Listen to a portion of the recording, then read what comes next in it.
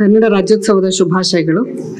ಇವತ್ತು ನಮ್ಮ ಜೊತೆ ಚೈತ್ರಿಕಾ, ದಾದಾಪೀರ್ ಮತ್ತು ಮುಸ್ತಫಾ ಮೂವರು ಅತ್ಯಂತ ಪ್ರತಿಭಾವಂತ ಮತ್ತೆ ಒಳದನ್ನಿಯನ್ನು ಜೀವಂತವಾಗಿ ಇಟ್ಕೊಂಡಂಥ ಯುವ ಬರಹಗಾರರು ನಮ್ಮ ಜೊತೆ ಇದ್ದಾರೆ.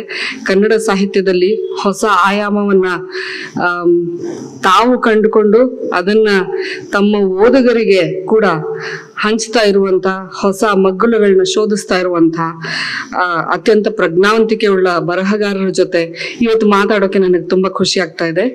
ಅವರ ಪರಿಚಯವನ್ನ ನಿಮಗೆ ಶೀಘ್ರದಲ್ಲೇ ಮಾಡಿಕೊಡ್ತೀನಿ. ಮುಸ್ತಫಾ, ದಾದಾಪೀರ್ ಮತ್ತು ಚೈತ್ರಿಕಾ ಅವರು ತಮ್ಮ ಪರಿಚಯವನ್ನ ಒಂದೊಂದು ಸಾಲಿನಲ್ಲಿ ತಾವೇ ಹೇಳ್ತಾರೆ. ತಮ್ಮ ಊರು ಮತ್ತು ಪ್ರಕಟವಾದ ಕೃತಿಗಳು ಮತ್ತೆ ಈಗ ಏನ್ ಮಾಡ್ತಾ ಇದ್ದಾರೆ ಅಂತ ಅನ್ನೋದು. ನನ್ನ ಹೆಸರು ಮುಸ್ತಫಾ KH, ಸಂಶೋಧನಾ ವಿದ್ಯಾರ್ಥಿ, SVP ಕನ್ನಡ ಅಧ್ಯಯನ ಸಂಸ್ಥೆ, ಮಂಗಳೂರು ವಿಶ್ವವಿದ್ಯಾನಿಲಯ. ನಾನು ಕನ್ನಡ ಸಾಹಿತ್ಯ ಸಂಸ್ಕೃತಿ ವಿಮರ್ಶೆ ಕಿರಂ ನಾಗರಾಜ್ ಮಾದರಿ ಅನ್ನುವಂತಹ ವಿಷಯದ ಬಗ್ಗೆ ಸಂಶೋಧನೆಯನ್ನು ಮಾಡ್ತಾ ಇದ್ದೀನಿ. ನನ್ನ ಹರಾಮ್ನ ಕಥೆಗಳು ಈ ಹೊತ್ತಿಗೆ ಕಥಾ ಪ್ರಶಸ್ತಿ ಪಡೆದುಕೊಂಡಿದೆ 2020ರಲ್ಲಿ. ಎಲ್ರಿಗೂ ನಮಸ್ಕಾರ. ನನ್ನ ಹೆಸರು ದಾದಾಪೀರ್ ಜಯಮನ್. ಮೂಲತಃ ಬಳ್ಳಾರಿ ಜಿಲ್ಲೆ ಹಗರಿಬೊಮ್ಮನಹಳ್ಳಿ. ಪರ್ದಾ ಅಂಡ್ ಪಾಲಿಗಾಮಿ ಅಂತ ಒಂದು ಅನುವಾದ ಪುಸ್ತಕ ಬಂದಿದೆ ಮತ್ತು ನೀಲಕುರುಂಜಿ ಅಂತ ರೀಸೆಂಟ್ ಆಗಿ ಒಂದು ಶಾರ್ಟ್ ಸ್ಟೋರಿ ಕಲೆಕ್ಷನ್ ಬಂದಿದೆ. ನನ್ನ ಹೆಸರು ಚೈತ್ರಿಕಾ ಅಂತ. ನಾನು ಉತ್ತರ ಕನ್ನಡದ ಸಿದ್ದಾಪುರದವಳು. ಆಕ್ಸಿಸ್ ವೆಂಟೇಜ್ ಅನ್ನೋ ಮೀಡಿಯಾ ಕಂಪ್ನಿಲಿ ಕೆಲಸ ಮಾಡ್ತೀನಿ. ಹಾಗೆ ನನ್ನ ಕತೆಗಳು ಟೋಟೋದಲ್ಲಿ ಶಾರ್ಟ್ ಲಿಸ್ಟ್ ಆಗಿದೆ 2019ನಲ್ಲಿ. ಕತೆಗಳು ಮತ್ತು ರಾಜಕೀಯ ಬರಹಗಳು ಹಾಗೆ ಎಲ್ಲ ಪ್ರಕಾರದ ಬರಹಗಳನ್ನು ನಾನು ಅನುವಾದವನ್ನು ಬರೀತಿದ್ದೇನೆ ಇವಾಗ. Thank you. ನನ್ನ ಹೆಸರು ಪ್ರೀತಿ ನಾಗರಾಜ್. ನಾನು ವೃತ್ತಿಯಿಂದ ಪತ್ರಕರ್ತೆ. ರಂಗಭೂಮಿ ಮತ್ತು ಮನೋವಿಜ್ಞಾನ ನನ್ನ ಆಸಕ್ತಿಯ ಕ್ಷೇತ್ರಗಳು. ಸಾಹಿತ್ಯ ಕೂಡ ತುಂಬಾ ಆಸಕ್ತಿಯ ಕ್ಷೇತ್ರ. ನಾನು ಇದರಲ್ಲಿ ತೊಡಗಿಸ್ಕೊಂಡಿದ್ದೀನಿ. ಇವತ್ತಿನ ಈ ಸೆಷನ್ನಿನ ನಿರ್ವಹಣೆಯನ್ನ ಅಂದ್ರೆ ಪ್ರಶ್ನೋತ್ತರಗಳನ್ನ ಹಾಗೂ ನಮ್ಮ Toto funds for arts long list ಹಾಗೂ ಶಾರ್ಟ್ ಲಿಸ್ಟ್ ಎರಡು ಬಗೆಯ ಲಿಸ್ಟ್ ನಲ್ಲಿ ಕೂಡ ಈ 3 ಜನ ಪ್ರತಿಭಾವಂತ ಬರಹಗಾರರು ಕಾಣಿಸ್ಕೊಂಡಿದ್ದಾರೆ ಹಿಂದಿನ ಕೆಲವು ವರ್ಷಗಳಲ್ಲಿ. ಈ ವರ್ಷದಲ್ಲಿ ಕೂಡ ಈ ಒಂದು ಸೆಷನ್ ಅನ್ನ ನಾನು ನಿರ್ವಹಿಸಿಕೊಡ್ತೀನಿ. ನಮಸ್ಕಾರ. ಮೊದಲಿಗೆ ಕೆಲವು ಪ್ರಶ್ನೆಗಳನ್ನ ನಾನು ಕೇಳ್ತೀನಿ. ಆಮೇಲೆ ಪ್ರೇಕ್ಷಕರಿಂದ ಮತ್ತು ಕೇಳುಗರಿಂದ ಈ ಪ್ರಶ್ನೆಯನ್ನ ಆಹ್ವಾನಿಸ್ತೀವಿ. ತಮಗೇನಾದ್ರೂ ಪ್ರಶ್ನೆಗಳಿದ್ರೆ ಖಂಡಿತ ಕೇಳಬಹುದು. ಈಗ ನನ್ನ ಮೊದಲನೇ ಪ್ರಶ್ನೆ, ಯುವ ಬರಹಗಾರರಿಗೆ ಅಂತ ಹೇಳಿ ಕೆಲವು ವೇದಿಕೆಗಳು ಇರ್ತಾ ಇತ್ತು ಹಿಂದೆಲ್ಲ. ಈಗ 20-30 ವರ್ಷದ ಹಿಂದಿನ ಒಂದು ಸಾಹಿತ್ಯ ಕ್ಷೇತ್ರವನ್ನ ನೋಡಿದ್ರೆ ಆಗಲೇ ದೊಡ್ಡ ಹೆಸರು ಮಾಡಿದವರು ಯುವಕರನ್ನ ಯುವತಿಯರನ್ನ ವಿಭಿನ್ನ ನೆಲೆಗಟ್ಟಿನಿಂದ ಪ್ರೋತ್ಸಾಹ ಕೊಡ್ಲಿಕ್ಕೆ ಅಂತಾನೆ ಅವರು ಎಸ್ಟಾಬ್ಲಿಷ್ ಮಾಡಿದಂತಹ ಒಂದಷ್ಟು ವೇದಿಕೆಗಳಿಂದ ಪ್ರೋತ್ಸಾಹ ಕೊಡ್ತಾ ಇದ್ರು. ಉದಾಹರಣೆಗೆ ಹೇಳೋದಾದ್ರೆ ಲಂಕೇಶ್ ಪತ್ರಿಕೆ, ವಾರಪತ್ರಿಕೆ, ಈ ತರದ ಕೆಲವು ಉದಾಹರಣೆಗಳು ನಮ್ಮ ಮುಂದೆ ಇದೆ ಕನ್ನಡದಲ್ಲಿ ವಿಶೇಷವಾಗಿ. ಇವತ್ತು ಆ ಥರದ ಒಂದು ಆಯಾಮದ, ಆ ಥರದ ಒಂದು ವೇದಿಕೆಯ ಕೊರತೆ ಕಾಣ್ತಾ ಇದೆಯಾ ಅಥವಾ ಹೊಸ ವೇದಿಕೆ ಸೃಷ್ಟಿಯಾಗಿದೆಯಾ? ನಿಮ್ಮ ಅಭಿಪ್ರಾಯ ಏನು? ಮೊದಲಿಗೆ ಮುಸ್ತಫಾ, ನೀವು ಹೇಳಿ. ಎಲ್ರಿಗೂ ನಮಸ್ಕಾರ. ನನಗೆ ವೈಯಕ್ತಿಕವಾಗಿ ಅನ್ಸೋದು, ಈಗ ನಾವು ಕನ್ನಡದ ಆರಂಭಿಕ ಹಂತದ ಯುವ ತಲೆಮಾರಿನ ಬರಹಗಾರರನ್ನ ಗುರುತಿಸುವಂತ ಕೆಲಸವನ್ನ ಲಂಕೇಶ್ ಪತ್ರಿಕೆಯ ಮೂಲಕ, ಅಡಿಗರು ತಮ್ಮ ಸಾಕ್ಷಿಯ ಮೂಲಕ, ಅನಂತಮೂರ್ತಿಯವರು ತಮ್ಮ ರುಜುವಾತಿನ ಮೂಲಕ, ನಮ್ಮ ವಿವೇಕ್ ಶಾನ್ಭಾಗ್ ಅವರು ದೇಶಕಾಲದ ಮೂಲಕ ಮಾಡ್ತಾ ಬಂದ್ರು. ಅದೇ ನೆಲೆಯ ಪ್ರಕ್ರಿಯೆಗಳು ಈಗಲೂ ಸಹ ಕನ್ನಡದಲ್ಲಿ ನಡೀತಾ ಇದೆ. ಆದ್ರೆ ಅದು ಹೆಚ್ಚು ಕಾಲ, ದೀರ್ಘಕಾಲಕ್ಕೆ ಸೀಮಿತಗೊಳ್ತಾ ಇಲ್ಲ ಅನ್ನುವಂತಹ ಒಂದು ಆತಂಕವು ನಮ್ಮ ನಡುವೆ ಇದೆ. ಉದಾಹರಣೆಗೆ ಬಳ್ಳಾರಿ ಅಥವಾ ಉತ್ತರ ಕನ್ನಡ ಭಾಗದ ಬರಹಗಾರರನ್ನ ಹೆಚ್ಚು ಅಂದ್ರೆ ಆ ಭಾಗದಲ್ಲಿ ಬರೀತಾ ಇರುವಂತಹ ಬರಹಗಾರರು ಅವರಿಗೆ ವೇದಿಕೆಗಳೇ ಇಲ್ಲ ಅನ್ನುವ ಅಷ್ಟರ ಮಟ್ಟಿಗೆ, ಈಗ ಮೈಸೂರು ಭಾಗನು ಅಥವಾ ಬೆಂಗಳೂರು ಕೇಂದ್ರ ನೆಲೆಯಲ್ಲಿರುವಂತಹವರಿಗೆ ಹೆಚ್ಚು ವ್ಯಾಪ್ತಿ ಇದೆ. ಆದ್ರೆ ಅಲ್ಲಿ ಬರೀತಾ ಇರುವಂತಹ ಬರಹಗಾರರಿಗೆ ಸಂಗಾತ ಆದಂತಹ ಒಂದು ಬಳಗ ಏನಿದೆ ಅದು ಕೆಲಸ ಮಾಡ್ತಾ ಇರುವಂತಹದ್ದು ಅನ್ನುವಂಥದ್ದನ್ನ ನಾವು ನೋಡಬಹುದು. ವಿದ್ಯಾರ್ಥಿಗಳನ್ನ ಹೆಚ್ಚು ಮುನ್ನೆಲೆಗೆ ತರಲಿಕ್ಕೆ ಶ್ರೀನಿವಾಸ ರಾಜು ಅವರು ಕಟ್ಟಿದಂತಹ ಕ್ರೈಸ್ಟ್ ಯೂನಿವರ್ಸಿಟಿಯಲ್ಲಿ ಕನ್ನಡ ಸಂಘ ಏನಿದೆ ಅದು ದೊಡ್ಡ ಮಟ್ಟದಲ್ಲಿ ಕೆಲಸ ಮಾಡ್ತಾ ಇತ್ತು. 2020ರವರೆಗೂ ಅಲ್ಲಿ ಬರೆದಂತಹ ಬರಹಗಾರರು, ದೊಡ್ಡ ದೊಡ್ಡ ಬರಹಗಾರರು, ವಿಕ್ರಮ್ ಮೀಸಾಜಿ ಆದಿಯಾಗಿ, ಅಬ್ದುಲ್ ರಶೀದ್ ಆದಿಯಾಗಿ ಎಲ್ಲರೂ ಸಹ ವಿದ್ಯಾರ್ಥಿ ನೆಲೆಯಲ್ಲಿ ಅಲ್ಲಿ ಬರೆಯಲಿಕ್ಕೆ ಶುರು ಮಾಡಿದಂತವ್ರು. ಅವರಿಗೆ ದೊಡ್ಡ ವೇದಿಕೆಯನ್ನು ಅದು ಕಲ್ಪಿಸ್ಕೊಟ್ಟಿದೆ. ಅದು ಈಗಲೂ ನಡೀತಾ ಇರುವಂತಹದನ್ನ ನಾವು ನೋಡಬಹುದು. ಮೂರನೇ ನೆಲೆ ಏನು ಅಂತ ಹೇಳಿದ್ರೆ, ನಮ್ಮಲ್ಲಿ ಸಾಮಾಜಿಕ ಜಾಲತಾಣಗಳೇನಿದೆ ಅವುಗಳು ಹೆಚ್ಚು ಅವಕಾಶಗಳನ್ನ ಕಲ್ಪಿಸ್ಕೊಡ್ತಾ ಇದೆ. ಕೆಂಡಸಂಪಿಗೆ ಅಂತಹ ಒಂದು ದೊಡ್ಡ ಪ್ಲಾಟ್ಫಾರ್ಮೇ ನಮಗಿದೆ. ಕೆಂಡಸಂಪಿಗೆ ಅದು ಒಂದು ಕಾಲಕ್ಕೆ ನಾನು ಅದೇ ಹೇಳ್ತಾ ಇರುವಂತದ್ದು, ಅದು ದೀರ್ಘಕಾಲಕ್ಕೆ ಮುನ್ನೆಲೆಗೆ ಬರ್ತಾ ಇಲ್ಲದೆ ಇರುವುದೇ ಒಂದು ದೊಡ್ಡ ಸಮಸ್ಯೆ ಕಾಡ್ತಾ ಇದೆ. ಕೆಂಡಸಂಪಿಗೆ ಇದೆ, ಅವಧಿಯಂತಹ ಒಂದು ವೆಬ್ಸೈಟ್ ಇದೆ, ಯುವ ತಲೆಮಾರಿಗೆ ಬರೀಲಿಕ್ಕೆ ಇರುವಂತಹದ್ದು. ಇತ್ತೀಚೆಗೆ ಬುಕ್ ಬ್ರಹ್ಮ ಅನ್ನುವಂತಹ ಒಂದು ವೇದಿಕೆಯು ಸಹ ನಮಗೆ ಸಿಗ್ತಾ ಇದೆ. ಈ ಎಲ್ಲ ನೆಲೆಯಿಂದಲೂ ನಾವು ನೋಡ್ಬೋದು. ಅದಲ್ಲದೆ ಟೋಟೋದಂತಹ ಒಂದು ಸಂಸ್ಥೆ ಏನಿದೆ ಅದು ಯುವ ಬರಹಗಾರರನ್ನ 30 ವರ್ಷದ ಒಳಗಡೆ ಇರುವಂತಹ ಬರಹಗಾರರನ್ನ ಮುನ್ನೆಲೆಗೆ ತರುವಂತಹ ಪ್ರಯತ್ನಕ್ಕಾಗಿ ಕಥೆಗಳನ್ನ ಆಹ್ವಾನಿಸಿ ಅಥವಾ ಬೇರೆ ಬೇರೆ ಪ್ರಕಾರ ಸೃಜನಶೀಲ ಪ್ರಕಾರದಲ್ಲಿ ಕೆಲಸ ಮಾಡುವಂತಹ ನೆಲೆಯೂ ನಾವು ಕಾಣ್ಲಿಕ್ಕೆ ಸಾಧ್ಯ ಆಗುತ್ತೆ. ಮತ್ತೆ ಇನ್ನೊಂದೇನು ಹೇಳ್ಬೋದು ಅಂತ ಹೇಳಿದ್ರೆ, ಈಗ ಚಂದಾದಂತಹ, ಈಗ ದಾದಾಫಿರ್ ಜೈಮನ್ನಿಗೆ ಗೊತ್ತಿದೆ ಅಥವಾ ನನಗೆ ಗೊತ್ತಿದೆ, ನಾವೆಲ್ಲರೂ ಸಹ ಚಂದ ಪುಸ್ತಕ ಬಹುಮಾನ ಬರ್ಲಿ ಅಂತ ಹೇಳ್ಬಿಟ್ಟು ಒಂದು ಹಸ್ತಪ್ರತಿಯನ್ನು ಕಳಿಸ್ಕೊಡ್ತೀವಿ. ಅದು ದೊಡ್ಡ ಮಟ್ಟದಲ್ಲಿ ಇಡೀ ಕರ್ನಾಟಕದಾದ್ಯಂತ ಅದಕ್ಕೊಂದು ಒಳ್ಳೆಯ ವೇದಿಕೆ ಚಂದ ಪುಸ್ತಕ ಪ್ರಶಸ್ತಿಗೆ. ಇತ್ತೀಚೆಗೆ ಈ ಹೊತ್ತಿಗೆ ಕಥಾ ಪ್ರಶಸ್ತಿ ಆಗಿರ್ಬೋದು, ಬೇರೆ ಬೇರೆ ವೇದಿಕೆಗಳು ಬರಹಗಾರರನ್ನ ಹೆಚ್ಚೆಚ್ಚು ಯುವ ತಲೆಮಾರಿನ ಬರಹಗಾರರಿಗೆ ಬರೀಲಿಕ್ಕಿರುವಂತಹ ವೇದಿಕೆಗಳಿದೆ. ಆದ್ರೆ ಅದನ್ನ ಬಳಸ್ಕೊಳ್ಳುವ ನೆಲೆಯಲ್ಲಿ ನಾವೆಲ್ಲೋ ಸೋತಿದ್ದೇವೆ ಅನ್ನುವಂತಹದ್ದು ಒಂದು ಆತಂಕದ ಸ್ಥಿತಿ ಅಂತಾನೆ ಹೇಳ್ಬೋದು. ಆ ಅಭಿಪ್ರಾಯವನ್ನ ಮುಂದುವರಿಸ್ತಾ ದಾದಾಪೀರ್, ನೀವೇನ್ ಹೇಳ್ತೀರಿ? ವೇದಿಕೆಗಳಿದ್ಯಾ? ಆ ವೇದಿಕೆಗಳು ಸಸ್ಟೈನ್ ಆಗುತ್ತಾ? ಮತ್ತೆ ಯುವ ಬರಹಗಾರರಿಗೆ ಬೇಕಾದಂತ ಪ್ರೋತ್ಸಾಹವಾಗ್ಲಿ, ಗುರುತನ್ನಾಗ್ಲಿ, ಅವರ ಮಹತ್ವಾಕಾಂಕ್ಷೆಗೆ ಬೇಕಾಗುವಂತಹ ಒಂದು ದಾರಿಯನ್ನಾಗ್ಲಿ ಮಾಡ್ಕೊಡೋಕ್ ಸಾಧ್ಯ ಇದೆಯಾ? ಬಹುಶಃ ಮುಸ್ತಫಾ ಬಿಟ್ಟಲಿಂದ ಎತ್ಕೊಳ್ಳೋದಾದ್ರೆ, ಮುಸ್ತಫಾ ಹೇಳ್ತಾ ಇದ್ರು ಅಂದ್ರೆ ಪತ್ರಿಕೆಗಳು, ಅಲ್ಲಿಂದ ವೆಬ್ ಪೋರ್ಟಲ್ ಹೇಳಿದ್ರು. ಇವಾಗ ಅಲ್ಲಿಂದ ಮುಂದುವರೆದು ಇವತ್ತಿನ ಯುವ ತಲೆಮಾರು ಅವರವರೇ ಗುಂಪುಗಳನ್ನ ಕಟ್ಕೋತಾ ಇದ್ದಾರೆ. That is because of Facebook ಮತ್ತು ಎಲ್ಲ ಸೋಷಿಯಲ್ ನೆಟ್ವರ್ಕಿಂಗ್ ಸೈಟ್ಸ್ ಗಳನ್ನ ಬಳಸ್ಕೊಂಡು ಅವ್ರವ್ರದೇ ಒಂದು ಗುಂಪು, ಒಂದು 10 ಜನ ಸಾಹಿತ್ಯ ಆಸಕ್ತರ ಗುಂಪು ಕಟ್ಕೊಳ್ಳುತ್ತೆ. ಸೊ ತಿಂಗಳಿಗೆ ಒಂದು ಪುಸ್ತಕ ತಗೋತಾರೆ, ಚರ್ಚೆ ಮಾಡ್ತಾರೆ.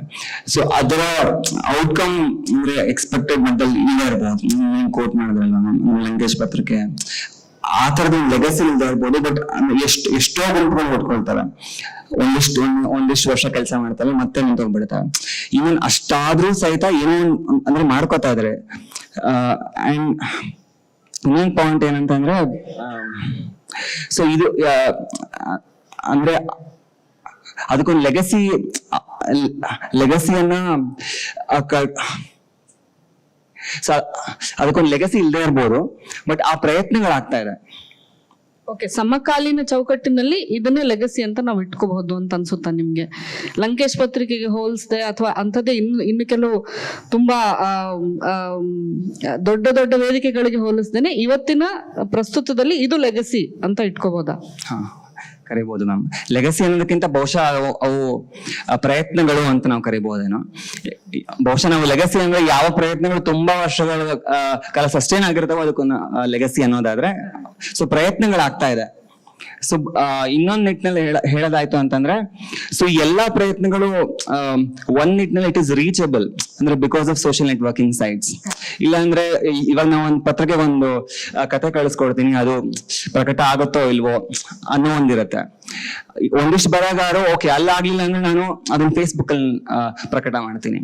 So I will get the views ಸಿಗತ್ತೆ, ಓದಿದ್ರು ಸಿಗ್ತಾರೆ ಅಂತ. ಸೊ ಅದ್ರ ಮುಂದೆ ಚೈತ್ರಿಕಾ, ನಿಮ್ಗೇನ್ ಅನ್ಸುತ್ತೆ? ದಾದಾಪೀರ್ ಹೇಳ್ತಾರೆ ಸಾಮಾಜಿಕ ಜಾಲತಾಣಗಳಲ್ಲಿ ಬಹುತೇಕ ಪ್ರೋತ್ಸಾಹ ಸಿಗುತ್ತೆ ಅಥವಾ ಒಬ್ಬ ಬರಹಗಾರರಿಗೆ ಬೇಕಾಗುವಂತಹ ಒಂದು ನೆಲೆ ಸಿಗುತ್ತೆ, ಅಲ್ಲಿಂದ ಜನ ಓದ್ತಾರೆ, ಅದು ತುಂಬಾ ಕ್ವಿಕ್ ಸಕ್ಸಸ್ ಅಂತ ನಿಮ್ಗೆ ಅನ್ಸುತ್ತಾ? ಅಥವಾ ಇವತ್ತು ಓದಿದ್ರು ಇವತ್ತು ಆ ಲೇಖನದ ಒಂದು ಲೈಫ್ ಸ್ಪ್ಯಾನ್ ಮುಗ್ದು ಹೋಯ್ತು ಅಂತ ಹಂಗೇನಾದ್ರೂ ಅನ್ನಿಸ್ತಾ ಇದೆ? ತುಂಬಾ ಶೀಘ್ರವಾಗಿ ಸಾಹಿತ್ಯ ಸೃಷ್ಟಿ ಮುಗ್ದೋಗ್ಬಿಡ್ತಾ ಇದೆ ಅಂತ ಅನ್ಸುತ್ತಾ? ಅಥವಾ ಇದು ಯುವ ಜನರಿಗೆ ಪರ್ಯಾಯ ವೇದಿಕೆಗಳು ಸಿಗ್ತಾ ಇರೋದು ಯುವ ಸಾಹಿತ್ಯ ಸೃಷ್ಟಿಯಲ್ಲಿ ಸಹಾಯ ಆಗ್ತಾ ಇದೆ ಅಂತ ಅನ್ಸುತ್ತಾ? ನೀವ್ ಹೇಳ್ದಾಗೇನೆ ಆ ಪ್ರಯೋಗಗಳು ನಡೀತಾ ಇದೆ. ಹಾಗೆ ಪ್ರಯೋಗಗಳು ಕೂಡ ಹೇಗಿದೆ ಅಂತಂದ್ರೆ, ಇವಾಗ ವೆಬ್ಸೈಟ್ಗಳನ್ನ ನೋಡಿದ್ರೆ ದಿನಕ್ಕೆ ಒಂದು ಹೊಸ ವೆಬ್ಸೈಟ್ಗಳೆಲ್ಲ ಹುಟ್ಕೋತವೆ. ಅದಕ್ಕೆ ಸಾಹಿತ್ಯಿಕ ಮತ್ತೆ ರಾಜಕೀಯ ಈ ತರದ ಹೆಸರುಗಳನ್ನ ಕೊಟ್ಕೋತಾರೆ. ಆದ್ರೆ ಶಿಸ್ತುಬದ್ಧವಾಗಿ ನಡೀತಿವ್ಯಾ ಅಂತ ಒಂದ್ ಪ್ರಶ್ನೆ ಕೇಳ್ಕೊಂಡ್ರೆ ಆವಾಗ ತುಂಬಾ ನಿರಾಸೆ ಮೂಡುತ್ತೆ. ಇವಾಗ ನಮ್ಗೆ ಒಂದು ಫೇಸ್ಬುಕ್ ಬರಹ ಯಾವತ್ತೂ ಕೂಡ ಒಂದು ಎಲ್ಲಾ ಸಂದರ್ಭದಲ್ಲೂ ಕೂಡ ಒಂದು ಪೇಪರಿಗೆ ಅಡಾಪ್ಟ್ ಮಾಡ್ಕೊಳ್ಳುವಂತಹ ಒಂದು ವೆಬ್ಸೈಟ್ಗೆ ಅದಕ್ಕೆ ಆದಂತಹ ಸ್ಟ್ಯಾಂಡರ್ಡ್ ಬೇಕಾಗುತ್ತೆ. ಈಗ ಪತ್ರಿಕೆಯ ಲೇಖನ ಮತ್ತೆ ವೆಬ್ಸೈಟ್ ಲೇಖನ ಮತ್ತೆ ಯಾವುದೇ ಪ್ರಕಾರದ ಲೇಖನಗಳನ್ನ ನೀವು ಅದಕ್ಕೆ ಒಂದು ಕ್ರಮ ಅಂತ ಇರುತ್ತೆ. ಆ ಕ್ರಮವನ್ನ ಇವತ್ತು ತುಂಬಾ ಆ ಹಾದಿ ತಪ್ಪೋಗಿದೆ. ಇವತ್ತು ಒಂದು ಪತ್ರಿಕೆಯವರು ನನ್ಗೆ ಸಡನ್ ಆಗಿ ಒಂದ್ ಇದನ್ನ ಕಳ್ಸಿದ್ರು. ಏನು ಅಂತಂದ್ರೆ ಅವ್ರದ್ದು ವೆಬ್ ಪೇಜ್ ಪೋರ್ಟಲ್ ಕಳ್ಸಿದ್ರು. ನಾನು ಮೊನ್ನೆ ಯಾವ್ದೋ ಒಂದು ಫೇಸ್ಬುಕ್ ಅಲ್ಲಿ ಬರೆದ ಬರಹವನ್ನ ಒಂದು ಕನ್ನಡದ ಹೆಸರಾಂತ ಪತ್ರಿಕೆನೆ ಅಂತ ಅನ್ಕೊಳ್ಳಿ, ಯಾವ್ದೇ ನನ್ಗೆ ಹೇಳಿಲ್ಲ ಅವರು. ಸೊ ತಕ್ಕೊಂಡು ಅದನ್ನ ಡೈರೆಕ್ಟ್ ಆಗಿ ಹಾಕೊಂಡ್ರು. ಸೊ ಇವಾಗ ನನಗ್ ಬಂದಿದೆ. ನನ್ಗೆ ಏನಂತ ಅನ್ಸುತ್ತೆ ಅಂದ್ರೆ, ನಾವೆಲ್ಲ ತುಂಬಾ ಧಾವಂತದಲ್ಲಿ ಈ ಶಿಸ್ತು ಕ್ರಮಗಳನ್ನ ಮೀರಿ ಬಿಟ್ಟಿದೀವಿ. ಮೀರಿ ಯಾವ್ಯಾವ್ದೋ ಒಂದು ಬರಹದ ತುಣುಕು ಸಿಕ್ಕರೆ ಸಾಕು ಅಂದ್ರೆ ಅವರಿಗೆ ಆತರ ಟಾರ್ಗೆಟ್ ಇರುತ್ತೋ ಸಹ ಸಂಪಾದಕರುಗಳಿಗೆ, ಅಥವಾ ಏನು ಗೊತ್ತಿಲ್ಲ. ಅಥವಾ ಇವಾಗ ವೆಬ್ಸೈಟ್ ಆರಂಭ ಮಾಡೋರಿಗೂ ಅಷ್ಟೇನೆ ಒಂದ್ ಬರಹ ಸಿಕ್ಕಿದ್ರೆ ಸಾಕು ಅಂತ. ಹಾಗೆ ನಮ್ ಯುವ ಪೀಳಿಗೆ ಕೂಡ ನನ್ನ ಬರಹ ಒಂದು ಇಲ್ಲಿ ಪ್ರಕಟ ಆಗ್ಬಿಟ್ರೆ ಸಾಕು ಅಂತ ಬರೆಯೋದಿದೆಯಲ್ಲ, ಅದು ತುಂಬಾ ಉತ್ತಮ ಬೆಳವಣಿಗೆ ಅಂತ ನಂಗೆ ಅನ್ಸಲ್ಲ. ಆಮೇಲೆ ಈ ಪತ್ರಿಕೆಗಳು ಈ ತರ ತಪ್ಪು ಕಲ್ಪನೆಗಳನ್ನು ಮೂಡಿಸ್ಬಿಡ್ತವೆ. ಅಂದ್ರೆ ಆ ಬರಹ ನನಗ್ ಗೊತ್ತಿಲ್ಲ ಅದು ಒಂದು ಪತ್ರಿಕೆಗೆ ಅರ್ಹನೋ ಅಂತ, ಅರ್ಹ ಇಲ್ವೋ ಅಂತ ನನಗ್ ಗೊತ್ತಿಲ್ಲ. ಬಟ್ ನನ್ ಫೇಸ್ಬುಕ್ ಅಲ್ಲಿ ನಾನು ಯಾಕೆ ಬರಿತೀನಿ ಅಂತಂದ್ರೆ, ನಾನ್ ವಿವಿಧ ಮಜಲುಗಳನ್ನ ಅಥವಾ ವಿವಿಧ ನೋಟಗಳನ್ನು ಕಂಡುಕೊಳ್ಳೋದಕ್ಕೆ, ಅಥವಾ ಅದ್ರಲ್ಲಿ ಕಮೆಂಟ್ಗಳು ಬರ್ತಾವೆ ನನ್ಗೆ, ಇದು ಹಿಂಗಲ್ಲ, ಇದು ಹಿಂಗ ಆಗ್ಬಾರ್ದು ಅಂತ. ನಾನು ಸಾಮಾಜಿಕ ಜಾಲತಾಣವನ್ನ ಒಂದು ವಿಮರ್ಶಾತ್ಮಕವಾಗಿ ನನಗೆ ವಿವಿಧ ನೋಟಗಳು ಸಿಗ್ತವೆ ಅನ್ನೋದಕ್ಕೆ ಯಾವ್ದಾರ ಬರಹನ ನಾನು ಬರಿತೀನಿ. ಆದ್ರೆ ಸಡನ್ ಆಗಿ ಈ ತರ ಇವರು ಪೇಪರಿಗೆ ಹಾಕೊಂಡಾವಾಗ ಅಥವಾ ಇನ್ನೇನದು ಬಳಸ್ಕೊಂಡಾವಾಗ ಎರಡು ರೀತಿಯ ಇದಾಗತ್ತೆ. ಒಂದು ಅಂತಂದ್ರೆ, ನಾನು ಪತ್ರಿಕೆಗಳಿಗೆ ಬರೆಯಬಹುದಾದಂತಹ ಮಟ್ಟವನ್ನು ನಾನು ತಲುಪಿಬಿಟ್ಟಿದ್ದೀನಿ ಅನ್ನೋ ಒಂದು ಫಾಲ್ಸ್ ನೋಷನ್ ನನಗೆ ಕ್ರಿಯೇಟ್ ಆಗುತ್ತೆ. ಇನ್ನೊಂದು ಅಂತಂದ್ರೆ, ಇದು ಇಷ್ಟೇ ಸುಲಭನಾ ಹಂಗಾದ್ರೆ ಈ ಬರವಣಿಗೆ ಅಂತ ನನ್ನ ಬರವಣಿಗೆನ ನಾನು ತುಂಬಾ ಸೀರಿಯಸ್ ಆಗಿ ತಗೊಳ್ಳದೆ ಇದ್ದಂತಹ ಪರಿಸ್ಥಿತಿ ಕೂಡ ಕ್ರಿಯೇಟ್ ಆಗ್ಬೋದು. ಇದು ಎಲ್ರಿಗೂ, ನನ್ನ ಉದಾಹರಣೆ ಕೊಟ್ಟಿದ್ದು ಎಲ್ರಿಗೂ ಈ ತರ ಆಗ್ತಿದೆ. ತುಂಬಾ ನಾನು ಫೇಸ್ಬುಕ್ ಅಲ್ಲಿ ಅಥವಾ ಯಾವ್ದೇ ಸಾಮಾಜಿಕ ಜಾಲತಾಣದಲ್ಲಿ ನೋಡೋ ಹಾಗೆ ನನ್ನ ಫೇಸ್ಬುಕ್ ಅಲ್ಲಿ ಬಂದ ಬರಹವನ್ನ ಇವರು ತಗೊಂಡಿದ್ದಾರೆ, ಅಂದ್ರೆ ಕರ್ಟಸಿ ಕೊಡ್ತಾರೆ, ಪೇಪರ್ ಅಲ್ಲಿ ಹಾಕೊಂಡಿದ್ದಕ್ಕೆ ಥ್ಯಾಂಕ್ಸ್ ಅಂತ. ತುಂಬಾ ಇದು ಒಳ್ಳೆ ಬೆಳವಣಿಗೆ ಅಲ್ಲ ಅಂತ ಅನ್ಸುತ್ತೆ. ನಮ್ಗೆ ಬರಹಗಳಿಗೆ ವೆಬ್ ಪೋರ್ಟಲ್ಗಳು ಸಿಗುತ್ತೆ, ಇನ್ನೊಂದು ಅವಕಾಶಗಳು ಸಿಗ್ತಾ ಇದೆ, ಹೌದು. ಆದ್ರೆ ನಮ್ ಯಾವ ಹಾದಿಲ್ ನಡೆಸ್ತಿದೆ, ಒಂದು ಕ್ರಮ ಇದೆ, ಆ ಕ್ರಮದಿಂದ ಹೊರತಾಗಿ ತುಂಬಾ ಯಾವ್ಯಾವ್ದೋ ಬರಹಗಳು, ಆಮೇಲೆ ಇನ್ನೊಂದು ಅಂತಂದ್ರೆ ಪ್ರಕಟ ಆಗ್ಬಿಡೋದು. ಆ ಪ್ರಕಟವಾದಂತ ಬರಹಗಳು ನಮ್ಗೆ ತುಂಬಾ ಅಲ್ಲಿ ಗಹನವಾಗಿ ಓದೋರಿರಲ್ಲ. ತುಂಬಾ ಜನ ತುಂಬಾ ಫ್ರೆಂಡ್ಸ್ ಲಿಸ್ಟ್ ಅಲ್ಲಿ ಇದೀವಿ, ಅಥವಾ ನಮ್ಗೆ ಯಾರೋ ಇವರಿಗೆ ಆತ್ಮೀಯರು ಅನ್ನೋ ಕಾರಣಕ್ಕೆ ತುಂಬಾ ಚೆನ್ನಾಗಿದೆ, ಇದು ಏನು ಇರಲ್ಲ ಅಲ್ಲಿ, ವಿಷಯ ಕಂಟೆಂಟ್ ಇರಲ್ಲ, ತುಂಬಾ ಚೆನ್ನಾಗಿದೆ. ಅದು ನಾನೇನು ಕಟ್ಟು ವಿಮರ್ಶೆ ಮಾಡಬೇಕು ಅಂತಿಲ್ಲ. ಆದ್ರೆ ವಿಮರ್ಶೆಗಳು ಬರಹಗಾರರನ್ನ ಅಥವಾ ಯುವ ಬರಹಗಾರರನ್ನ ತಿದ್ದಿ ಬೆಳೆಸುವ ರೀತಿಯಲ್ಲಿ ಇರ್ಬೇಕು. ಆ ತರದನ್ನ ನಾವು ಕಳ್ಕೊತಿದೀವಿ ಪೋರ್ಟಲ್ಗಳಿಂದ. ಒಂದು ನಮ್ಗೆ ಸರಿಯಾದ ಹಾದಿಲ್ ಕರ್ಕೊಂಡು ಹೋಗೋ ಮೆಂಟರ್ಗಳಾಗ್ಲಿ ಇರಲ್ಲ. ಆ ಮೆಂಟರ್ಗಳು ಸಿಗೋಕ್ಕಿಂತ ಮುಂಚೆನೆ ನಮ್ಗೆ ನಾವ್ ಯಾವ್ದೋ ಕಲ್ಪನೆಯಲ್ಲಿ ಬರಹಗಳನ್ನ ಕಟ್ಕೊಂಡು ಹೋಗ್ತೀವಿ. ಅದು ನಮ್ಗೆ ಯಾವ್ದೋ ಒಂದು ಹಂತದಲ್ಲಿ ನಮ್ ನಿರೀಕ್ಷೆಗಳನ್ನ ಸುಳ್ಳು ಮಾಡಬಹುದು. ಆದ್ರೆ ಅಲ್ಲಿವರೆಗಿನ ಹಾದಿ ಇದೆಯಲ್ಲ, ಹಾದಿ ನಾವು ತಪ್ಪು ಬಿಟ್ಟಿರ್ತೀವಲ್ಲ, ಅದ್ರ ಬಗ್ಗೆ ಖಂಡಿತ ಎಲ್ರು ಯೋಚನೆ ಮಾಡ್ಬೇಕಾದಿದ್ದೇನೆ. I just want add one point. Chaitrika ಹೇಳಿದ್ ನಾನು ಒಪ್ಕೋತೀನಿ, ಬಟ್ ಆದ್ರೆ ನಾವು ಒನ್ ಪಾಯಿಂಟ್ ನನ್ ಅಂದ್ರೆ ಏನ್ ಹೇಳ್ಬೋದು ಅಂತಂದ್ರೆ, ಚೈತ್ರಿಕಾ ಹೇಳಿದ್ ಸರಿ. ಅಂದ್ರೆ ಒಂದು ಶೀಘ್ರ ಸಾಹಿತ್ಯ ಸೃಷ್ಟಿ ಆ ತರ ಇದ್ರೂ ಕೂಡ ಅದು ಈ ಸೋಷಿಯಲ್ ನೆಟ್ವರ್ಕಿಂಗ್ ಸೈಟ್ಸ್ ಗಳಿಂದ ಫೇಸ್ಬುಕ್ ಅಲ್ಲಿ ಏನೋ ಒಂದು ಬರ್ದು ಹಾಕ್ತಾರೆ, ಅದರಿಂದ ನಂಗೆ ಅನ್ಸತ್ತೆ ಸೊ ಎಲ್ಲರೂ ಬರೀಬಹುದು. I can attempt to express my views. ಆ ನಿಟ್ಟಿನಲ್ಲಿ ನೋಡೋದಾದ್ರೆ ಅಂದ್ರೆ ಇಟ್ ಇಸ್ ಮೋರ್ ಡೆಮೋಕ್ರೆಟಿಕ್. ಇಲ್ಲ ಅಂತಂದ್ರೆ ನಾವು ಈ ಕಾನ್ಸ್ಟೆಂಟ್ ವ್ಯಾಲಿಡೇಷನ್ ಇರುತ್ತೆ. ಈ ಪತ್ರಿಕೆಗಳಿಂದ ಬರುವಂತ ವ್ಯಾಲಿಡೇಷನ್ ಆಗಿರ್ಬೋದು. ಇವಾಗಂತೂ ಒಂದೊಂದು ಪತ್ರಿಕೆ ಒಂದೊಂದು ಅಂದ್ರೆ ಪಕ್ಷಗಳ ಮುಖವಾಣಿ ಆಗಿರೋ ಹೊತ್ತಲ್ಲಿ ಸೊ ಅಂದ್ರೆ ನಾವು ಇದನ್ನು ಕೂಡ ಕನ್ಸಿಡರ್ ಮಾಡ್ಬೇಕು ಅಂತ ನಂಗೆ ಅನ್ಸುತ್ತೆ. ಅಂದ್ರೆ ಇವಾಗ ಯಾವುದೇ ಒಬ್ಬ ಸಾಮಾನ್ಯ ಮನುಷ್ಯ ಅವನು ಏನ್ ತಲೆಯಲ್ಲಿ ಇದೆಯೋ ಅದನ್ನ ಅವನು ಸೋಷಿಯಲ್ ನೆಟ್ವರ್ಕಿಂಗ್ ಸೈಟ್ ಅಲ್ಲಿ ಹೋಗಿ ಹಾಕ್ತಾನೆ. ಎವೆನ್ಚುಯಲಿ ಇಫ್ ದ ಸೀರಿಯಸ್ ಆಟೋಮೆಟಿಕ್ ಅವಾಗ ಅವರು ನೀವ್ ಹೇಳ್ತಾ ಇದ್ರಲ್ಲ, ಸೊ ಅಂದ್ರೆ ಅದ್ರದ್ದೇ ಆದಂತ ಒಂದು ಕ್ರಮ ಇದೆ. ಅದು ಮುಂದೆ ಅಂದ್ರೆ that person might reach that stage, but we should also consider that ಯಾರು ಬೇಕಾದ್ರೂ ಬರೀಬಹುದು ಅಂತ. ಈಗ ರೀಸೆಂಟ್ ಆಗಿ ಸೊ ವೀರಪ್ಪ ಮೊಯ್ಲಿ ಅವರು ಪುಸ್ತಕದ ಬಗ್ಗೆ ವಿವಾದ ಆಗ್ತಾ ಇತ್ತು. ಅವ್ರು ಹೆಂಗ್ ಬರೆಯಕ್ ಸಾಧ್ಯ, ಮೋಸ್ಟ್ಲಿ ಅಂದ್ರೆ ಗೋಸ್ಟ್ ರೈಟಿಂಗ್ ಹಂಗಿರುತ್ತೆ, ಆ ತರ ಎಲ್ಲ ಬಂತು.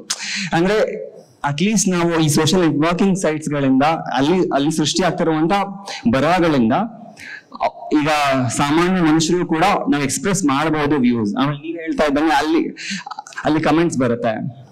ಸೊ ಅದರಿಂದ ಏನೋ ಅಂದ್ರೆ ಸಾಹಿತ್ಯದ ದೃಷ್ಟಿಯಿಂದ ಅಥವಾ ಒಂದು ಕೃತಿಯ ದೃಷ್ಟಿಯಿಂದ ಅದು ಒಂದು ಶ್ರೇಷ್ಠ ಮಟ್ಟದ ಅಲ್ಲದೆ ಇದ್ರು ಕೂಡ ಆ ಸ್ಪೇಸ್ ಅನ್ನ ಅದು ಕೊಡ್ತಾ ಇದೆ. ಅದನ್ನ ನಾವು ಅಂದ್ರೆ ಕನ್ಸಿಡರ್ ಮಾಡ್ತೀವಿ.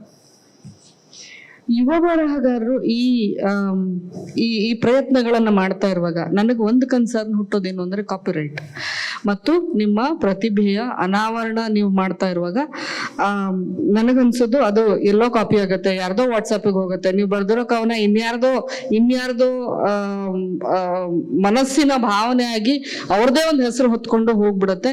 ಆದ್ರೆ ಇದು ಯಾವ್ದನ್ನು ನಾನು ತಪ್ಪು ಅಂತ ಹೇಳ್ತಲ್ಲ. ಅಕಾಡೆಮಿಕ್ ವಲಯ ಇದನ್ನ ನೀವು ಅಕಾಡೆಮಿಕ್ ವಲಯದಲ್ಲಿ ಇರೋದ್ರಿಂದ ಮುಸ್ತಫಾ ನಿಮಗಿದು ಪ್ರಶ್ನೆ, ಅಕಾಡೆಮಿಕ್ ವಲಯ ಇದನ್ನು ಹೆಂಗೆ ಪರಿಭಾವಿಸ್ತಾ ಇದೆ? ನನಗೇನು ಅನ್ಸುತ್ತೆ ಅಂತ ಹೇಳಿದ್ರೆ ಮ್ಯಾಮ್, ಈಗ ಇಂಗ್ಲಿಷ್ ಅಥವಾ ಅನ್ಯ ಭಾಷೆಗಳಲ್ಲಿ ಫ್ಲಗರಿಸಮ್ ನ ಕಲ್ಪನೆಗಳು ತುಂಬಾ ಚೆನ್ನಾಗಿದೆ. ಫ್ಲಗರಿಸಮ್ ಅದಕ್ಕೆ ಬೇಕಾದಂತಹ ತಂತ್ರಜ್ಞಾನಗಳು ತುಂಬಾ ಚೆನ್ನಾಗಿ ಅದನ್ನ ಇದು ಮಾಡ್ತಾರೆ. ಈವನ್ ನಾವು ಸಂಶೋಧನಾ ಬರಹಗಳು ಏನಿದೆ ಅದೆಲ್ಲವೂ ಅದಕ್ಕೆ ಹೋಗುತ್ತೆ. ಆದ್ರೆ ಸಾಹಿತ್ಯ ವಲಯದಲ್ಲಿ ಕನ್ನಡದಲ್ಲಿ ಏನು ಅಂತ ಹೇಳಿದ್ರೆ ಅಷ್ಟು ಸುಲಭಕ್ಕೆ ಕಾಪಿರೈಟ್ ನ ಸಮಸ್ಯೆಗಳು ಬರಲ್ಲ ಅಂತ ಅನ್ಸುತ್ತೆ. ಯಾಕೆಂತ ಹೇಳಿದ್ರೆ ತುಂಬಾ ಬೇಗ ಗೊತ್ತಾಗುತ್ತೆ.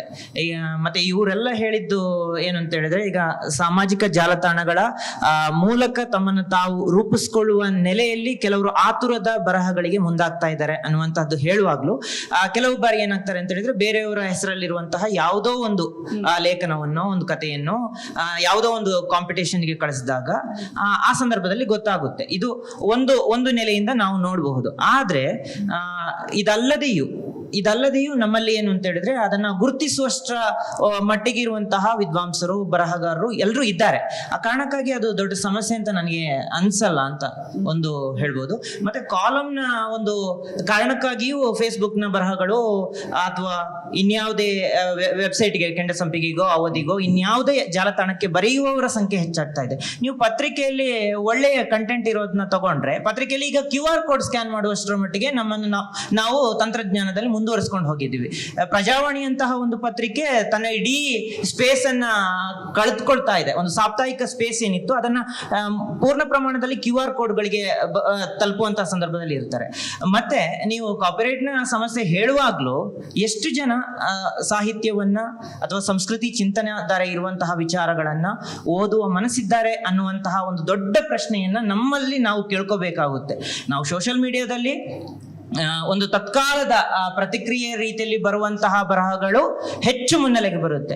ತುಂಬಾ ಎಫೆಕ್ಟಿವ್ ಆಗಿರುವಂತಹ ಒಬ್ಬ ಒಳ್ಳೆಯ ವಿದ್ವಾಂಸ, ಇವರು ವೀರಪ್ಪ ಮೊಯ್ಲಿ ಅವ್ರನ್ನ ಹೇಳಿದ್ರು, ಅವರ ಮಹಾಕಾವ್ಯ ಏನೇ ಇರ್ಬೋದು, ಆದ್ರೆ ಅವರ ಕಾದಂಬರಿಯನ್ನು ಓದಿದಾಗ ಅವರು ಒಬ್ಬ ಅದ್ಭುತ ಕಾದಂಬರಿಕಾರ ಅಂತಾನೆ ಅನ್ಸುತ್ತೆ. ಅವ್ರು ಅದರಲ್ಲೇ ಮುಂದುವರಿಬಹುದಿತ್ತು, ಆದ್ರೆ ಅದನ್ನು ಬಿಟ್ಟು ಅವ್ರು ಮುಂದುವರಿತು. ಹೀಗೆ ನಾವು ಓದುಗ ವಲಯ ಎಷ್ಟರ ಮಟ್ಟಿಗೆ ಓದ್ತಾ ಇದ್ದಾರೆ ಅಥವಾ ಓದುವ ಕ್ರಮ ಕನ್ನಡದ ಒಳಗಡೆ ಯಾವ ರೀತಿ ಇದೆ, ಇಂತಹ ಮೂಲಭೂತ ಅನ್ನುವಂಥ ಪ್ರಶ್ನೆಗಳನ್ನ ನಾವು ಕೇಳ್ಕೋಬೇಕಾಗುತ್ತೆ.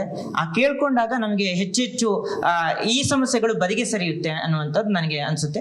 ಅಕಾಡೆಮಿಕ್ ವಲಯದಲ್ಲಿ ಈಗ ನಾವು ಸಂಶೋಧನಾ ಮಹಾಪ್ರಬಂಧ ಅಥವಾ ಇತರ ಯಾವುದೇ ಲೇಖನಗಳಿದ್ರು ಅದು ಫ್ಲಗರಿಸಮ್ಗೆ ಹೋಗುತ್ತೆ, ಇದಾಗುತ್ತೆ. ಬಟ್ ಇದರಲ್ಲಿ ಆ ಸಮಸ್ಯೆಗಳು ಬರ್ತಾ ಇಲ್ಲ. ಸಂಚಯ ಒಂದು ದೊಡ್ಡ ಕೆಲಸ ಮಾಡ್ತಾ ಇದೆ ಕಾಪಿರೈಟ್ನ ನೀನಾಸಂನ ಇದರಲ್ಲಿ. ಏನು ಅಂತ ಹೇಳಿದ್ರೆ ಹಳೆಯ ತಲೆಮಾರಿನ ರುಜುವಾತು, ಸಾಕ್ಷಿ, ಸಂಕ್ರಮಣ ಇಂತಹ ಪತ್ರಿಕೆಗಳನ್ನ ಆನ್ಲೈನ್ ಡಿಜಿಟಲ್ ಕಲ್ಪನೆಗಳ ಮೂಲಕ ಅದು ಬರ್ತಾ ಇದೆ.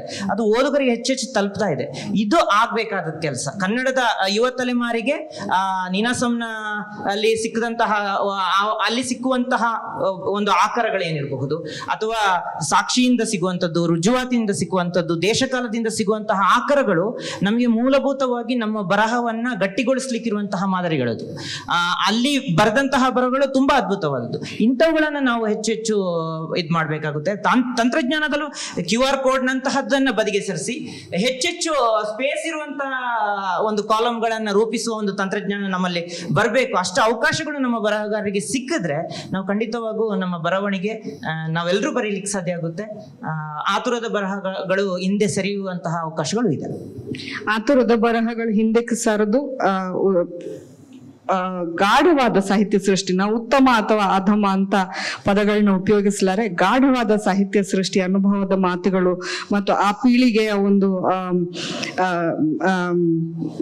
ರಿಫ್ಲೆಕ್ಷನ್ಸ್ ಅಂತ ಏನ್ ಕರಿಬಹುದು, ಅದೆಲ್ಲದನ್ನು ರೆಕಾರ್ಡ್ ಮಾಡ್ತಾ ಹೋಗುವಾಗ ನನಗೆ ವಿಶೇಷವಾಗಿ ಇವತ್ತಿನ ಹೆಣ್ಮಕ್ಳು, ಇವತ್ತಿನ ನಿಮ್ಮ ಪೀಳಿಗೆಯ ಹೆಣ್ಮಕ್ಳು ಯಾವ್ದ್ರ ಬಗ್ಗೆ ಬರೀತಾ ಇದ್ದಾರೆ ಅಂತ ಅನ್ಸುತ್ತೆ. ತಂತ್ರಜ್ಞಾನದಿಂದ ಆಗ್ತಾ ಇರುವ ಸಾಧ್ಯತೆಗಳು ಒಂದ್ ಕಡೆ, ಆದ್ರೆ ನಾವು ಹೆಣ್ಣು ಮಕ್ಕಳ ಸಾಹಿತ್ಯ ಸೃಷ್ಟಿಯನ್ನ ಸಾಕಷ್ಟು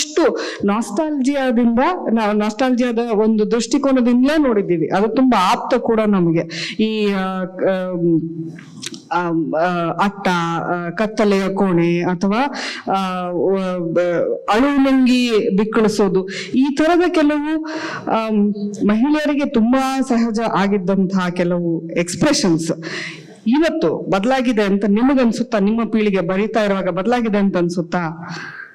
ಇವಾಗ ನೀವು ಕಾಲಮ್ಗಳನ್ನ ನೋಡ್ತಾ ಹೋಗ್ಬೋದು. ಎಸ್ಪೆಷಲಿ ನನಗೆ ಪ್ರಜಾವಾಣಿಯ ವಿಮೆನ್ ಕಾಲಮ್ ರೈಟರ್ಸ್ ಯಾರಿದ್ದಾರೆ ಅವರ ಬರಹಗಳನ್ನ ನೋಡಿದವಾಗ ಬೇರೆ ಪೇಪರ್ಗಳನ್ನ ನಾನು ಯಾಕೆ ಹೇಳಲ್ಲ ಅಂತಂದ್ರೆ, ಬೇರೆ ಪೇಪರ್ಗಳು ಸಾಂಸ್ಕೃತಿಕವಾಗಿ ಅನ್ನೋಕ್ಕಿಂತ ಇನ್ನೂ ಹೆಚ್ಚಾಗಿ ಮಹಿಳೆಯರನ್ನ ಬರೆಯೋಕೆ ಪ್ರೋತ್ಸಾಹಿಸೋದು, ನಿಮ್ಮ ವೈಯಕ್ತಿಕ ನೆಲೆಯನ್ನಿಟ್ಕೊಂಡು ನೀವು ಬರೀರಿ, ಈ ತರ ಹಿನ್ನೆಲೆಯಲ್ಲಿ ಕಟ್ಕೊಡಿ ಅಂತ ಹೇಳೋದಾಗ್ಲಿ, ಅಥವಾ ಧಾರ್ಮಿಕವಾಗಿ ಹಿನ್ನೆಲೆಯಲ್ಲಿ ಈ ಮಹಿಳಾ ಬದುಕನ್ನ ಕಟ್ಕೊಡೋದಾಗ್ಲಿ, ಆ ತರಹದ ಬರಹಗಳನ್ನ ಎಕ್ಸ್ಪೆಕ್ಟ್ ಮಾಡ್ತವೆ.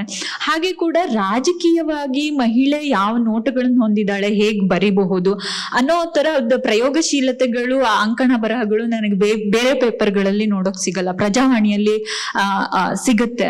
ಅದ್ರಲ್ಲೂ ಆ ಪ್ರಜಾವಾಣಿಯಲ್ಲಿ ನೋಡ್ದವಾಗ ಒಂದು ಪ್ರಮುಖ ಪತ್ರಿಕೆಯಲ್ಲಿ ಒಂದು ನೋಡುವಾಗೇನೆ ಬೇರೆ ಇರುತ್ತೆ.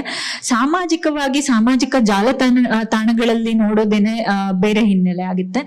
ಅದರ ಹೊರತಾಗಿ ಸಾಮಾಜಿಕ ಜಾಲತಾಣ ಮತ್ತೆ ಈ ಪತ್ರಿಕೆಗಳ ಹೊರತಾಗಿ ಇನ್ನೂ ಕೂಡ ತುಂಬಾ ರೈಟರ್ಸ್ ಇದ್ದಾರೆ, ವಿಮೆನ್ ರೈಟರ್ಸ್ ಇದ್ದಾರೆ. ಅವರುಗಳ ಹಿನ್ನೆಲೆಯಲ್ಲಿ ಬೇರೆ ಆಗುತ್ತೆ. ಇವಾಗ ನೀವು ಪತ್ರಿಕೆಗಳಲ್ಲಿ ನೋಡಿದ್ರೆ ಮಹಿಳೆ ಮತ್ತೆ ಮಹಿಳಾ ಸ್ವಾತಂತ್ರ್ಯವನ್ನ ರಾಜಕೀಯ ಹಿನ್ನೆಲೆಯಲ್ಲಿ ಮತ್ತೆ ಸಾಂಸ್ಕೃತಿಕ ಹಿನ್ನೆಲೆಯಲ್ಲಿ ಮತ್ತೆ ಕೌಟುಂಬಿಕ ಹಿನ್ನೆಲೆಯಲ್ಲಿ ಎಲ್ಲಾ ರೀತಿಯಿಂದಲೂ ನೋಡಿ ಒಂದು ಚಿತ್ರಣ ನಮ್ಗೆ ಕಟ್ಟಿಕೊಡೋದಕ್ಕೆ ಸಿಗುತ್ತೆ.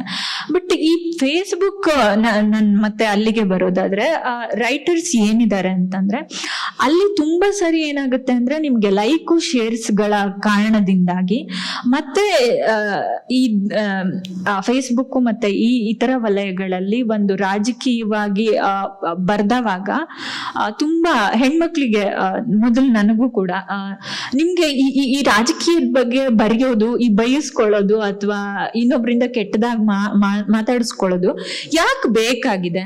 ಕವನ ಬರೀರಿ, ಕತೆ ಬರೀರಿ, ಉದಾಹರಣೆಗಳನ್ನ ಕೊಡ್ತಾರೆ. ಅವ್ರಿಲ್ವಾ, ಅಷ್ಟು ಪಾಪ್ಯುಲರ್ ಆಗಿಲ್ವಾ? ಅದನ್ನೇ ಬರೆಯೋದಕ್ಕೇನು, ಅದನ್ನೇ ಕಂಟಿನ್ಯೂ ಮಾಡೋದಕ್ಕೇನು? ಪ್ರವಾಸ ಕಥನಗಳನ್ನು ಬರೀರಿ, ಈ ತರ ತುಂಬಾ ಕಮೆಂಟ್ಗಳು ಬರ್ತವೆ. ಆ ಪೇಪರ್ ಇಂದ ಈಚೆಗೆ ಬಂದು ನೋಡಿದ್ರೆ ಇದು ತೀರಾ ಭಿನ್ನವಾದ ಜಗತ್ತು ಅನ್ಸ್ಬಿಡುತ್ತೆ. ಓಕೆ, ಅಲ್ಲಿ ಬರೆಯೋರಿಗೆ ಮಾತ್ರ ಹಂಗೆ ಏನು ಕಮೆಂಟ್ಸ್ ಬರಲ್ಲ, ಇಲ್ಲಿ ಬರೆಯೋರಿಗೆ ಏನಕ್ಕೆ ಪ್ರಾಬ್ಲಮ್ ಆಗುತ್ತೆ?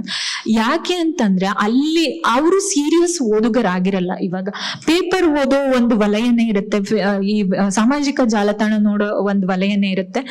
ಚರ್ಚೆಗಳಲ್ಲಿ ಅಥವಾ ಕಲ್ಚರಲ್ ಆಗಿ ಸೇರ್ಕೊಂಡು ಚರ್ಚೆ ಮಾಡಿ ಒಂದು ಅಭಿಪ್ರಾಯ ಮೂಡಿಸೋರ ಜಗತ್ತೇ ಬೇರೆ ಇರುತ್ತೆ. ಆದ್ರೆ ಈಗಿನ ಮಹಿಳಾ ಬರಹಗಾರರಿಗೆ ಎಲ್ಲಿಂದ ಆರಂಭ ಮಾಡಬೇಕು ಯಾವುದೇ ಬರಹಗಳನ್ನ ಅಂತಂದ್ರೆ, ಪ್ರಜಾವಾಣಿಯಲ್ಲಿ ಸ್ವಲ್ಪ ಸ್ಪೇಸ್ ಕಡಿಮೆ ಆಗಿದೆ ನಮ್ಗೆ ಈ ತರ ಪೇಪರ್ಗಳಲ್ಲಿ ಅಂದವಾಗ ಅಗೇನ್ ಸಾಮಾಜಿಕ ಜಾಲತಾಣದಿಂದನೇ ಅಥವಾ ವೆಬ್ ಪೋರ್ಟಲ್ಗಳಿಂದನೇ ಶುರು ಮಾಡ್ಬೇಕು. ಆವಾಗ ಆಗೋ ಅಟ್ಯಾಕ್ಗಳಿದೆಯಲ್ಲ, ಅದು ತುಂಬಾ ಅಂದ್ರೆ ನಿಮಗ್ ಗೊತ್ತಾಗಲ್ಲ. ಅಂದ್ರೆ ಮಹಿಳೆಯರೇ ಕೂತು ಚರ್ಚೆ ಮಾಡ್ತಾರೆ. ಒಂದು ಅವರ ವೈಯಕ್ತಿಕ ಬದುಕಿನಿಂದ ಹಿಡಿದು ಎಲ್ಲ ರೀತಿಯಿಂದಲೂ ಕಮೆಂಟ್ಗಳು ಬರ್ತವೆ.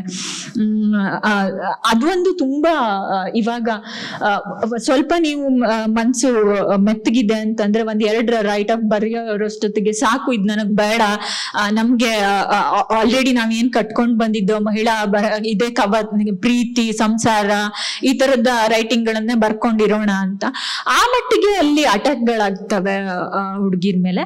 ಆದ್ರಿಂದ ನನ್ಗೆ ಇವಾಗ ಏನ್ ಕಾಣಿಸುತ್ತೆ, ನಾನ್ ಸ್ವಲ್ಪ ಪೊಲಿಟಿಕಲ್ಲಿ ವಿಷಯಗಳನ್ನ ಬರೆಯೋಕ್ಕಿಂತ ತುಂಬಾ ಅಂದ್ರೆ ತುಂಬಾ ಕಡಿಮೆ.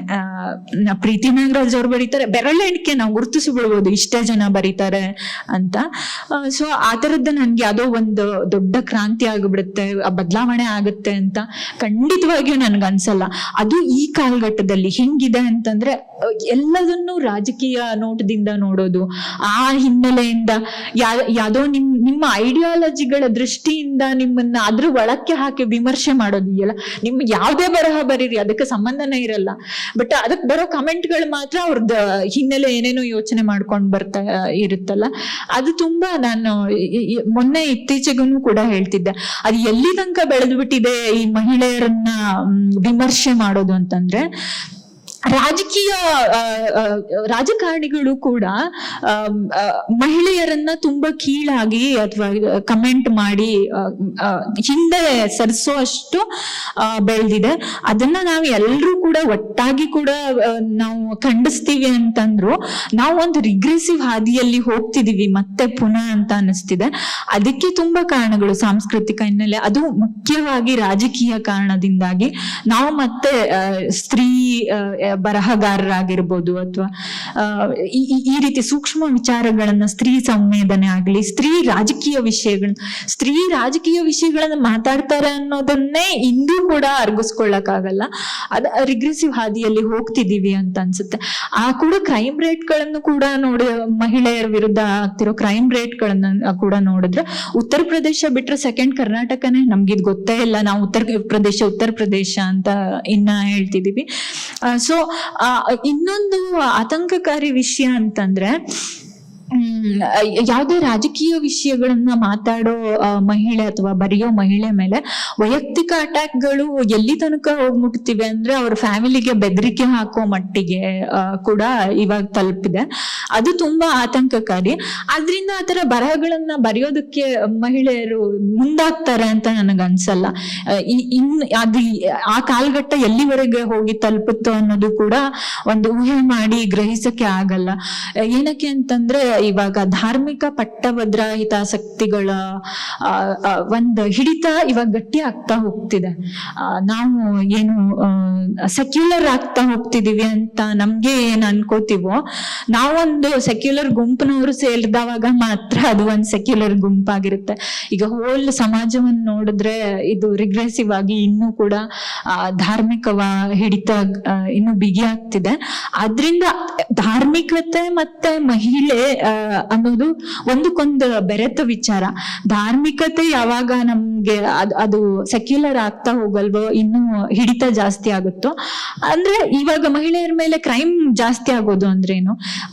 6 ಗಂಟೆಗೆ ಹೋಗ್ತಾ ಇದ್ದಿದ್ ಹುಡುಗಿ 5 ಗಂಟೆಗೆ ಬರ್ತಾಳೆ, ಇನ್ನು 4 ಗಂಟೆಗೆ ವಾಪಸ್ ಬರ್ಬೇಕು. ಅಥವಾ ಯಾವುದೇ ಮಹಿಳೆ ಪೊಲೀಸ್ ಸ್ಟೇಷನ್ಗೆ ಹೋಗಿ ಕಂಪ್ಲೇಂಟ್ ಕೊಡ್ಬೇಕು ಅಂದವಾಗ ನೀವು ಫ್ಯಾಮಿಲಿ ಜೊತೆಗೆ ಹೋಗಿ ಅಂತವಾಗ, ಅಥವಾ ನಿಮ್ ಯಾವ್ದೇ ಬರಹಗಳನ್ನ ಬರಿತೀರಿ ಅಂತ ಹೇಳ್ದವಾಗ, ಇಲ್ಲ ಇವ್ರಿಗೆ ಅವ್ರು ಒಪ್ಪತಕ್ಕಂತಹ ರೀತಿಯಲ್ಲೇ ಬರಿಬೇಕು, ಧಾರ್ಮಿಕವಾಗಿ ರಾಜಕೀಯವಾಗಿ ಅಂತ ಹೇಳಿದವಾಗ ಆಬ್ವಿಯಸ್ಲಿ ಇದೆಲ್ಲ ಒಂದು ಇದರಲ್ಲಿ ಕಟ್ಟಿ ಹಾಕಿ ನಮ್ಮನ್ನ ಹಿಂದಕ್ಕೇನೆ ಒಯ್ತಾ ಇದೆ ಅಂತ ನನಗನ್ನಿಸ್ತಿದೆ. ಇದು ಚೈತ್ರಿಕಾ ಅವ್ರು ಹೇಳ್ತಾ ಇರೋ ಅಭಿಪ್ರಾಯ ಸಾಕಷ್ಟು ಪದರಗಳನ್ನ ಹೊಂದಿದೆ.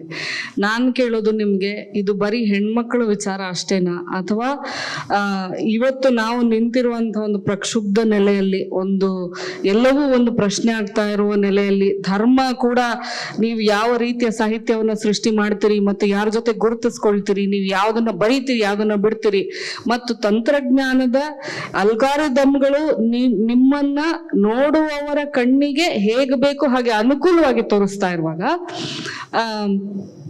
ಈ ಸವಾಲುಗಳನ್ನ ನೀವಿಬ್ರು ಹೇಗೆ ಎದುರಿಸ್ತೀರಿ? ನೀವು ಮತ್ತು ನಿಮ್ಮ ಪೀಳಿಗೆಯವರು, ನಿಮ್ಮ ಹಿನ್ನೆಲೆಯವರು, ಮತ್ತು ನೀವು ಸೃಷ್ಟಿ ಮಾಡುವ ಸಾಹಿತ್ಯದ ಮೂಲಕ ಹೇಗೆ ಇದಕ್ಕೊಂದು ಪರಿಹಾರ ಕಂಡುಕೊಳ್ತೀರಿ, ಅಥವಾ ಈ ಪ್ರಶ್ನೆಯನ್ನೇ ಎದುರುಗೊಳ್ತಿರೋ? ನಿಮಗೆ ಏನ್ ಗೊತ್ತಾ ಮ್ಯಾಮ್, ಈಗ 2000ನೇ ಇಸ್ವಿಯಲ್ಲಿ ಗುಜರಾತ್ ಹತ್ಯಾಕಾಂಡ ಆಯ್ತು. ಆ ಸಂದರ್ಭದಲ್ಲಿ ಆ ಹತ್ಯಾಕಾಂಡ ನಡೆದ ಕೆಲವಾರು ದಿನಗಳ ನಂತರ ಅಲ್ಲಿದ್ದಂತಹ ಅತ್ತಿಗೆ ಮೂಲಭೂತವಾಗಿ ಗುರಿಯಾದಂತಹ ಶೋಷಿತ ವರ್ಗ ಏನಿದೆ, ಯಾವ ಕಮ್ಯುನಿಟಿ ಅಂತ ನಾನು ಹೇಳಲ್ಲ, ಶೋಷಿತ ವರ್ಗ ಏನಿದೆ ಅತಿ ಹೆಚ್ಚು ಸಾಹಿತ್ಯ ಸೃಷ್ಟಿಯಲ್ಲಿ ತಮ್ಮನ್ನು ತಾವು ತೊಡಗಿಸ್ಕೊಳ್ತೀವಿ. ಅಂದ್ರೆ ಸಾಹಿತ್ಯ ಸೃಷ್ಟಿಗೆ ಒಂದು ಆತಂಕ ಮತ್ತು ಒಂದು ತಲ್ಲಣದ ಅಥವಾ ಒತ್ತಡದ ಒಂದು ಕಾಲಘಟ್ಟ ನಿರ್ಮಾಣ ಆದಂತ ಸಂದರ್ಭದಲ್ಲಿ ಅದು ತಂತಾನೆ ಅಂತಸತ್ವವಾದಂಥದ್ದು ಹೊರಗಡೆ ಬರುತ್ತೆ. ಅದು ಒಂದು ಪ್ರತಿಭಟನೆಯ ಧ್ವನಿಯಾಗಿಯೂ ಬರಬಹುದು. ಅದೇ ರೀತಿಯಲ್ಲಿ ನೀವು ಕರಾವಳಿ ಭಾಗವನ್ನ ತೆಗೆದುಕೊಂಡ್ರೆ, ಈಗ ಮಂಗಳೂರಿನಂತಹ ಅಥವಾ ದಕ್ಷಿಣ ಕನ್ನಡ, ಉಡುಪಿ, ಉತ್ತರ ಕನ್ನಡ ಈ ಭಾಗದಿಂದ ಹೆಚ್ಚು ಅದೇ ಕಮ್ಯುನಿಟಿಯಲ್ಲಿರುವಂತಹ ಹೆಚ್ಚು ಬರಹಗಾರರು ಬರ್ತಾ ಇದ್ದಾರೆ. ಕಾರಣ ಏನು ಅಂತ ಹೇಳಿದ್ರೆ, ಅದಕ್ಕೂ ಈ ಫ್ಯಾಸಿಸಂನ ಒಂದು ಕಾರಣ ಇರಬಹುದು, ಅಥವಾ ಮೂಲಭೂತವಾದ ಒಂದು ಪ್ರಕ್ಷುಬ್ಧ ಸ್ಥಿತಿನೂ ಇರಬಹುದು ಅಂತ ನನಗೆ ಹೆಚ್ಚೆಚ್ಚು ಪ್ರತಿ ಸಾರಿನೂ ಅನ್ಸುತ್ತೆ. ಬರುವಂತಹ ಎಲ್ಲ ಕವಿತೆಗಳ ಒಳಗಡೆನೂ ಆ ವಿಚಾರ ಎತ್ಕೊಳ್ತಾರೆ. ಬರುವಂತಹ ಎಲ್ಲ ಕಥೆಗಳ ಒಳಗಡೆನೂ ಅಂತಹ ವಿಚಾರಗಳು ಮತ್ತೆ ಮತ್ತೆ ಮುನ್ನೆಲೆಗೆ ಬರುವಂತದ್ದನ್ನು ನಾವು ಕಾಣ್ಲಿಕ್ಕೆ ಸಾಧ್ಯ ಆಗ್ತದೆ.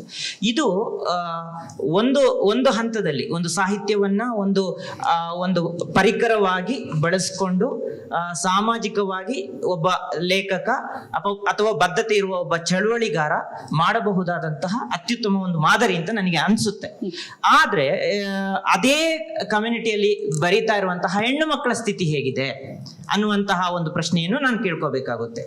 ಗಂಡು ಮಕ್ಕಳು ಹೆಚ್ಚೆಚ್ಚು ಮುನ್ನೆಲೆಗೆ ಬರ್ತಾ ಇದ್ದಾರೆ, ಅವರ ಧ್ವನಿಗಳು ಮುನ್ನೆಲೆಗೆ ಬರ್ತಾ ಇದ್ರೆ, ಅವರು ಬರೀತಾ ಇರುವಂತಹ ಎಲ್ಲಾ ವಿಚಾರಗಳು ಮುನ್ನೆಲೆಗೆ ಬರ್ತಾ ಇದೆ. ಅದೇ ಆ ಕಮ್ಯುನಿಟಿಯಲ್ಲಿ ಬರ್ತಾ ಇರುವಂತಹ ಹೆಣ್ಣು ಮಕ್ಕಳ ಸ್ಥಿತಿ ಹೇಗಿದೆ? ಒಂದು ಕವಿಗೋಷ್ಠಿ ನಡೆಸಿದ್ರು ಮಂಗಳೂರಿನಲ್ಲಿ, ಕರಾವಳಿ ಲೇಖಕಿಯರ ಸಂಘ ಎಲ್ಲ ಸಂಘದವರು ಇದ್ರು, ಹೆಣ್ಮಕ್ಳೇ ಹೆಚ್ಚಿದ್ರು. ಆ ಕವಿಗೋಷ್ಠಿಯಲ್ಲಿ ಒಬ್ಬ ಮಹಿಳೆ ತನ್ನ ಕವಿತೆ ಒಳ್ಳೆ ಅದ್ಭುತ, ಅವರ ಒಂದು ಕವನ ಸಂಕಲನ ಬಂದು ಕವಿತೆಯನ್ನ ಓದುವಂತಹ ಸಂದರ್ಭದಲ್ಲಿ ಅವರು ತನ್ನ ಮುಖವನ್ನೇ ತೋರಿಸದೇ ಇರುವಂತಹ ಸ್ಥಿತಿ ನಿರ್ಮಾಣ ಮಾಡಿಟ್ಟಂತಹ ಅಥವಾ ಆ ಸ್ಥಿತಿಯನ್ನ ಒಪ್ಪಿಕೊಂಡಂತಹ ಒಬ್ಬ ಲೇಖಕಿಯ ಮನಸ್ಥಿತಿಯ ಬಗ್ಗೆ ನಾನು ಏನು ಹೇಳೋದು ಅನ್ನುವಂತಹ ಪ್ರಶ್ನೆನೂ ನನ್ನನ್ನು ಕಾಡುತ್ತೆ.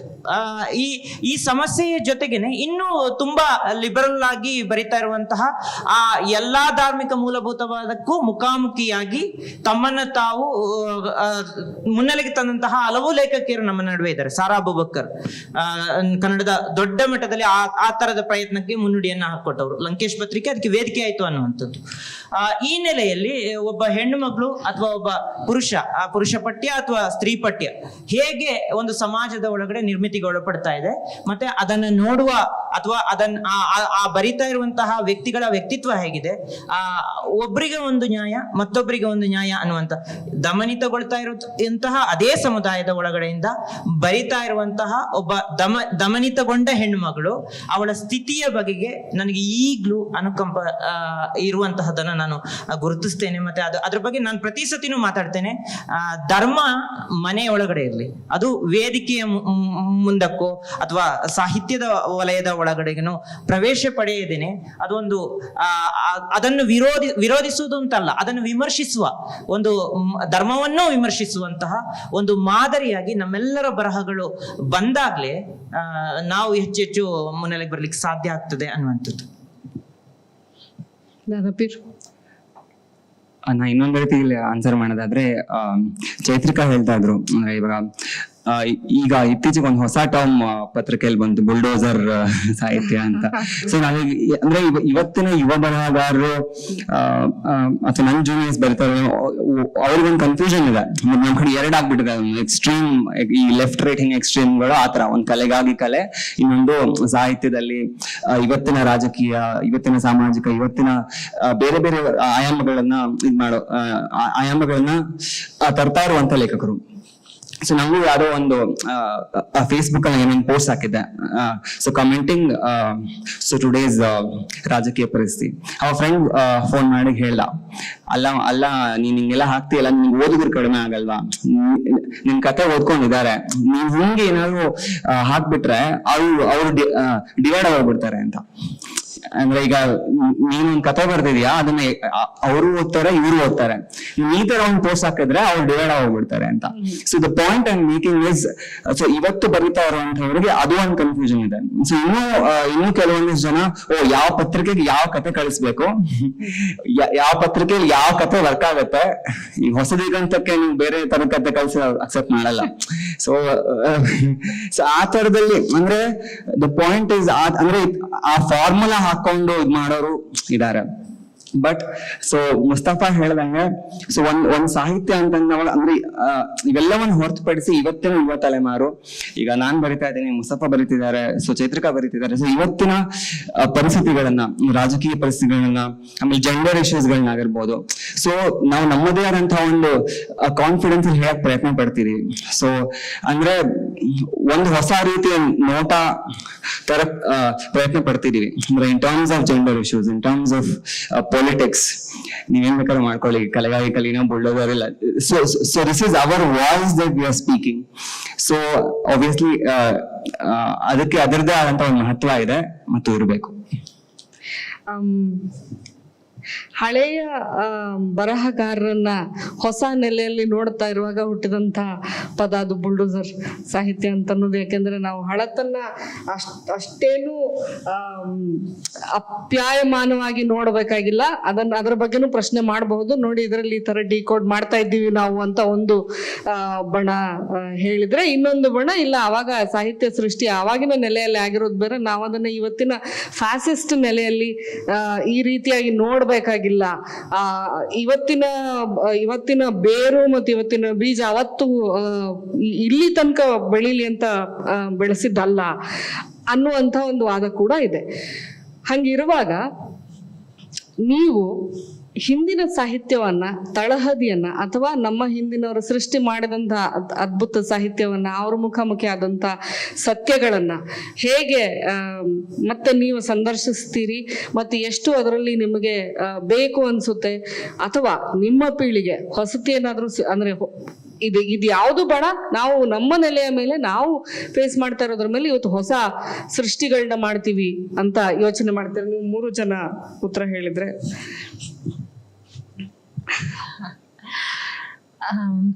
ಹೇಗೆ ಆಗುತ್ತೆ ಅಂತಂದ್ರೆ, ರಾಜಕೀಯ ಪಲ್ಲಟಗಳು ವಿಭಿನ್ನವಾಗಿರ್ತವೆ. ಇವಾಗ ಈ ರಾಜಕೀಯ ಸನ್ನಿವೇಶಗಳು ಬರಿತಾ ಹೋದಂಗೆ ನೀವು ಒಂದು ನಿಮ್ಮ ಕಥೆಯ ಅಥವಾ ಕವನದ ವಸ್ತು ರಾಜಕೀಯ ಆದವಾಗ ಖಂಡಿತ ಭಿನ್ನತೆ ಇರುತ್ತೆ. ಆವಾಗಿನ ರಾಜಕೀಯ ವ್ಯವಸ್ಥೆಯಲ್ಲಿ ನೀವು ಹೆಚ್ಚಾಗಿ ಭ್ರಷ್ಟಾಚಾರವನ್ನ, ವರದಕ್ಷಿಣೆಯನ್ನ, ಈ ಸಾಮಾಜಿಕ ಕುಡಿತವನ್ನ ನೀವು ಕಟ್ಟು ವಿಮರ್ಶೆಯಾಗಿ ಕಥೆಗಳು ಬಂದಿದ್ದಿದೆ. ಇವಾಗ ಉತ್ತರ ಕರ್ನಾಟಕದ ಈ ಮುತ್ತು ಕಟ್ಟಿಸುವ ಸಮಸ್ಯೆಗಳ ಕುರಿತಾಗಿ ಆ ಕಥೆಗಳು ಬಂದಿದೆ. ಆದ್ರೆ ಆ ಸಮಸ್ಯೆಗಳು ಇನ್ನೂ ಹಾಗೆ ಉಳ್ಕೊಂಡಿದೆ. ಆದ್ರೆ ನಾವು ಆ ಸಮಸ್ಯೆಯಿಂದ ನಮ್ಮನ್ನ ನಾವು ದೂರ ತಂದ್ಕೊಂಡ್ಬಿಟ್ಟಿದೀವಿ. ಈಗ ಆ ಕಥೆಗಳು ಮತ್ತೆ ಬರ್ಬೇಕು ಅಂತಂದ್ರೆ ಅದೇ ಸಮಸ್ಯೆಗೆ ಒಳಗಾದ ಅದೇ ಪ್ರದೇಶದ ಜನರೇ ಬರೀಬೇಕಾಗತ್ತೆ. ಈ ರಾಜಕೀಯ ವಿಷಯಗಳು ಬಂದಾವಾಗ ಕತೆ ವಸ್ತು ಮತ್ತೆ ವಿಷಯ ವಿಭಿನ್ನತೆ ಆಗುತ್ತೆ, ಬದಲಾಗ್ತಾ ಹೋಗುತ್ತೆ. ನಾವು ಯಾವುದೋ ರಾಜಕೀಯ ಸನ್ನಿವೇಶಕ್ಕೆ ಈಗ 10 ವರ್ಷ ಅಥವಾ 20 ವರ್ಷ ಹಿಂದೆ ಬರ್ದಿದ್ದಂತಹ ಯಾವುದೋ ಒಂದು ಲೇಖನವನ್ನ ಇವತ್ತಿಗೆ ವಿಮರ್ಶೆಗೆ ಒಳಪಡಿಸಿದ್ರೆ ಇವತ್ತಿನ ಸಂದರ್ಭವೇ ಬೇರೆ ಆಗತ್ತೆ, ಅದಕ್ಕೆ ಹೊಂದಾಣಿಕೆ ಆಗಲ್ಲ. ಇವಾಗ ನೀವು ಈ ಭ್ರಷ್ಟಾಚಾರದಂತ ವಿಷಯಗಳು ಆವಾಗ ಹೇಳ್ದಂಗೆ ಈ ವಿಷಯಗಳನ್ನ ಇಟ್ಕೊಂಡ್ರೆ ಇದು ಒಂದೇ ಆಗೂ ಇದೆ ಸಮಸ್ಯೆ, ಇವಾಗೂ ಇದೆ, ಅದೇ ರೀತಿನೇ ಇದೆ, ಬಟ್ ವಿಭಿನ್ನವಾಗಿ ಇರ್ಬೋದು. ಇನ್ನ ವಿವಿಧ ನೆಲೆಗಳಲ್ಲಿ ಅದು ವಿಸ್ತರಿಸ್ಕೊಂಡಿದೆ. ಸೊ ಆ ರೀತಿಯಾಗಿ ನೋಡ್ಬೋದು. ಬಟ್ ಎಲ್ಲಾ ಸಾಹಿತ್ಯದವನ್ನ ನೀವು ಕಟು ವಿಮರ್ಶೆಗೆ ಒಳಪಡಿಸ್ಬೇಕು, ಅಥವಾ ಇವಾಗ ಎಲ್ಲಾ ಮನುಷ್ಯನಿಗೂ ಕೂಡ ಅವನು ಯಾವುದೇ ಪ್ರಾದೇಶಿಕತೆ ಮತ್ತೆ ಆತನ ಧರ್ಮ ಮತ್ತೆ ವೈಯಕ್ತಿಕವಾಗಿ ಆತನ ಆಲೋಚನೆಗಳು ಅದ್ರ ಬಗ್ಗೆ, ಅದನ್ನ ನಾವ್ ಎಷ್ಟೇ ಸೆಕ್ಯುಲರ್ ಆಗ್ತೀವಿ, ಏನೇ ಇದಾಗ್ತೀವಿ ಅಂತಂದ್ರೆ, ಈಗ ಒಂದು ಹೆಣ್ಣಿನ ಸಮಸ್ಯೆಯನ್ನ ಬರ್ದ ಹಾಗೆ ಇನ್ನೊಬ್ಬ ಗಂಡು ಆ ನೆಲೆಯಲ್ಲಿ ನೋಡ್ಬೋದು, ಆ ಕಣ್ಣಲ್ಲಿ ನೋಡ್ಬೋದು, ಆದ್ರೆ ಮಹಿಳೆ ಬರ್ದಂಗಾಗೋದಿಲ್ಲ. ಅದೇ ರೀತಿಯಿಂದ ಯಾವುದೇ ಬರಹಗಳನ್ನ ಅಥವಾ ಇನ್ನೊಬ್ರು ಒಂದೇ ವಿಷಯಕ್ಕೆ ಸಂಬಂಧಿಸಿದಂತೆ ಇಬ್ರು ಲೇಖಕರು ಬರ್ದವಾಗ ಇದು ತುಂಬಾ ಮಹತ್ತರವಾದದ್ದು, ಇದು ಸ್ವಲ್ಪ ಕೀಳಾಗಿದ್ದು, ಹಾಗೇನಿರಲ್ಲ, ಎಲ್ಲವನ್ನೂ ಒಂದೇ ರೀತಿಯಲ್ಲಿ ನೋಡ್ಬೇಕಾಗತ್ತೆ. ಆಮೇಲೆ ಇನ್ನೊಂದು ಅಂತಂದ್ರೆ, ನೀವು ಹಳೆ ಸಾಹಿತ್ಯವನ್ನ ವಿಮರ್ಶೆ ಮಾಡಿ ಅದಕ್ಕಿನ್ನ ಇವಾಗ ಪ್ರಸ್ತುತದಲ್ಲಿ ಸಾಹಿತ್ಯ ಸೃಷ್ಟಿಗಳಾಗ್ತಿದೆ, ಇನ್ನೊಂದಿಷ್ಟು ಸಮಸ್ಯೆಗಳಿದೆ, ಆ ಬಗ್ಗೆ ಮಾತಾಡಿ ಅಂತ. ನನ್ನ ಈ ಬುಲ್ಡೋಜರ್ ಸಾಹಿತ್ಯ ಅದು ನಾನು ಆ ಕಡೆ ಗಮನನೇ ಕೊಟ್ಟಿಲ್ಲ. ಏನಕ್ಕೆ ಅಂತಂದ್ರೆ ಅದ್ರ ಹೊರತಾಗಿ ಇತ್ತೀಚೆಗೆ ತುಂಬಾ ಬರಹಗಳು ಬರ್ತಿವೆ, ಎಲ್ಲಾ ನೆಲೆಯಿಂದಲೂ ಬರ್ತಿವೆ, ಆ ಕಡೆ ಗಮನ ಕೊಡಿ ಅಂತ ನಾನು ಹೇಳ್ತೀನಿ. ಹಳೆ ಸಾಹಿತ್ಯವನ್ನ ಕೆದಕಿ ಮತ್ತೆ ಅದನ್ನ ವಿಮರ್ಶೆಗೆ ಒಳಪಡಿಸಿ ಅದ್ರ ಅಗತ್ಯಗಳಿಲ್ಲ ಅಂತ ಅನ್ಸುತ್ತೆ. ಮುಸ್ತಫಾ, ಅಕಾಡೆಮಿಕ್ ವಲಯದಿಂದ ನನಗೆ ಅನ್ಸುತ್ತೆ ಮ್ಯಾಮ್, ನಾವು ನಮ್ಮ ಪೂರ್ವಸೂರಿಗಳನ್ನ ಅರಿಯದೆ ಅಥವಾ ನಮ್ಮ ಪೂರ್ವಸೂರಿಗಳ ಸಾಹಿತ್ಯವನ್ನ ವಿಮರ್ಶಿಸದೆ ಅದರ ಬಗ್ಗೆ ತಿಳ್ಕೊಳ್ಳದೆ ನಾವು ಒಂದಡಿನೂ ಮುಂದಿಡ್ಲಿಕ್ಕೆ ಸಾಧ್ಯ ಇಲ್ಲ. ಈಗ ಕನ್ನಡದಲ್ಲಿ ಕುವೆಂಪುನೇ ಬಿಡ್ಲಿಲ್ಲ. ಅವರ ಮಲೆಗಳಲ್ಲಿ ಮದುಮಗಳು ಅಥವಾ ಕಾನೂರು ಸುಬ್ಬಮ್ಮಯ್ಯ ಗಡ್ತಿ ಎರಡೂ ಕೃತಿಯ ಒಳಗಡೆನು ಶೂದ್ರ ಮತ್ತು ದಲಿತ ಪ್ರಜ್ಞೆಯ ಬಗೆಗಿನ ದೊಡ್ಡ ಚರ್ಚೆ ಕನ್ನಡದ ಒಳಗಡೆ ಇದೆ. ಅಡಿಗರ ಮೊಳಗಲಿ ಪಾಂಚಜನ್ಯವನ್ನ ಇಟ್ಕೊಂಡೇ ದೊಡ್ಡ ಚರ್ಚೆಯನ್ನ ಎತ್ಕೊಂಡಂತಹ ಫೇಸ್ಬುಕ್ ಬರಹಗಾರರು ನಮ್ಮ ನಡುವೆ ಇದ್ದಾರೆ. ಈ ಎರಡು ವೈರುಧ್ಯಗಳನ್ನ ಇಟ್ಕೊಂಡಾಗ್ಲೂ ಸಹ ಅವರ ಒಂದೋ ಎರಡೋ ಬರಹಗಳನ್ನು, ಲೇಖನಗಳನ್ನು ಇಟ್ಟು ನಾವು ನೋಡ್ಬೇಕಾದದ್ದಿಲ್ಲ. ಆದ್ರೆ ಒಟ್ಟು ಅವರ ಪ್ರಜ್ಞೆಯಿಂದ, ಈಗ ನಾನು ಅದರಲ್ಲಿ ದಲಿತ ಮುಸ್ಲಿಂ ಪ್ರಜ್ಞೆ ಇಲ್ಲ ಅಥವಾ ದಲಿತರನ್ನ ಮುಸ್ಲಿಮರನ್ನ ತೀರಾ ಕೆಟ್ಟದಾಗಿ ಚಿತ್ರಿಸಿದ್ದಾರೆ ಅನ್ನುವಂತಹ ಅಂಶಗಳನ್ನೇ ಇಟ್ಕೊಂಡು ಕುವೆಂಪುವನ್ನ ವಿರೋಧಿಸ್ಲಿಕ್ಕೆ ಸಾಧ್ಯ ಇದೆಯಾ? ಅದು ಇಲ್ಲ. ಆದ್ರೆ ಆ ಅಂಶಗಳನ್ನು ನಾವು ಚರ್ಚೆಗೆ ಎತ್ಕೋಬೇಕಾಗುತ್ತೆ. ಅಂದ್ರೆ ಸಾಹಿತ್ಯ ಎರಡಕ್ಕೂ ಅವಕಾಶವನ್ನು ಕೊಡ್ತಾ ಇದೆ.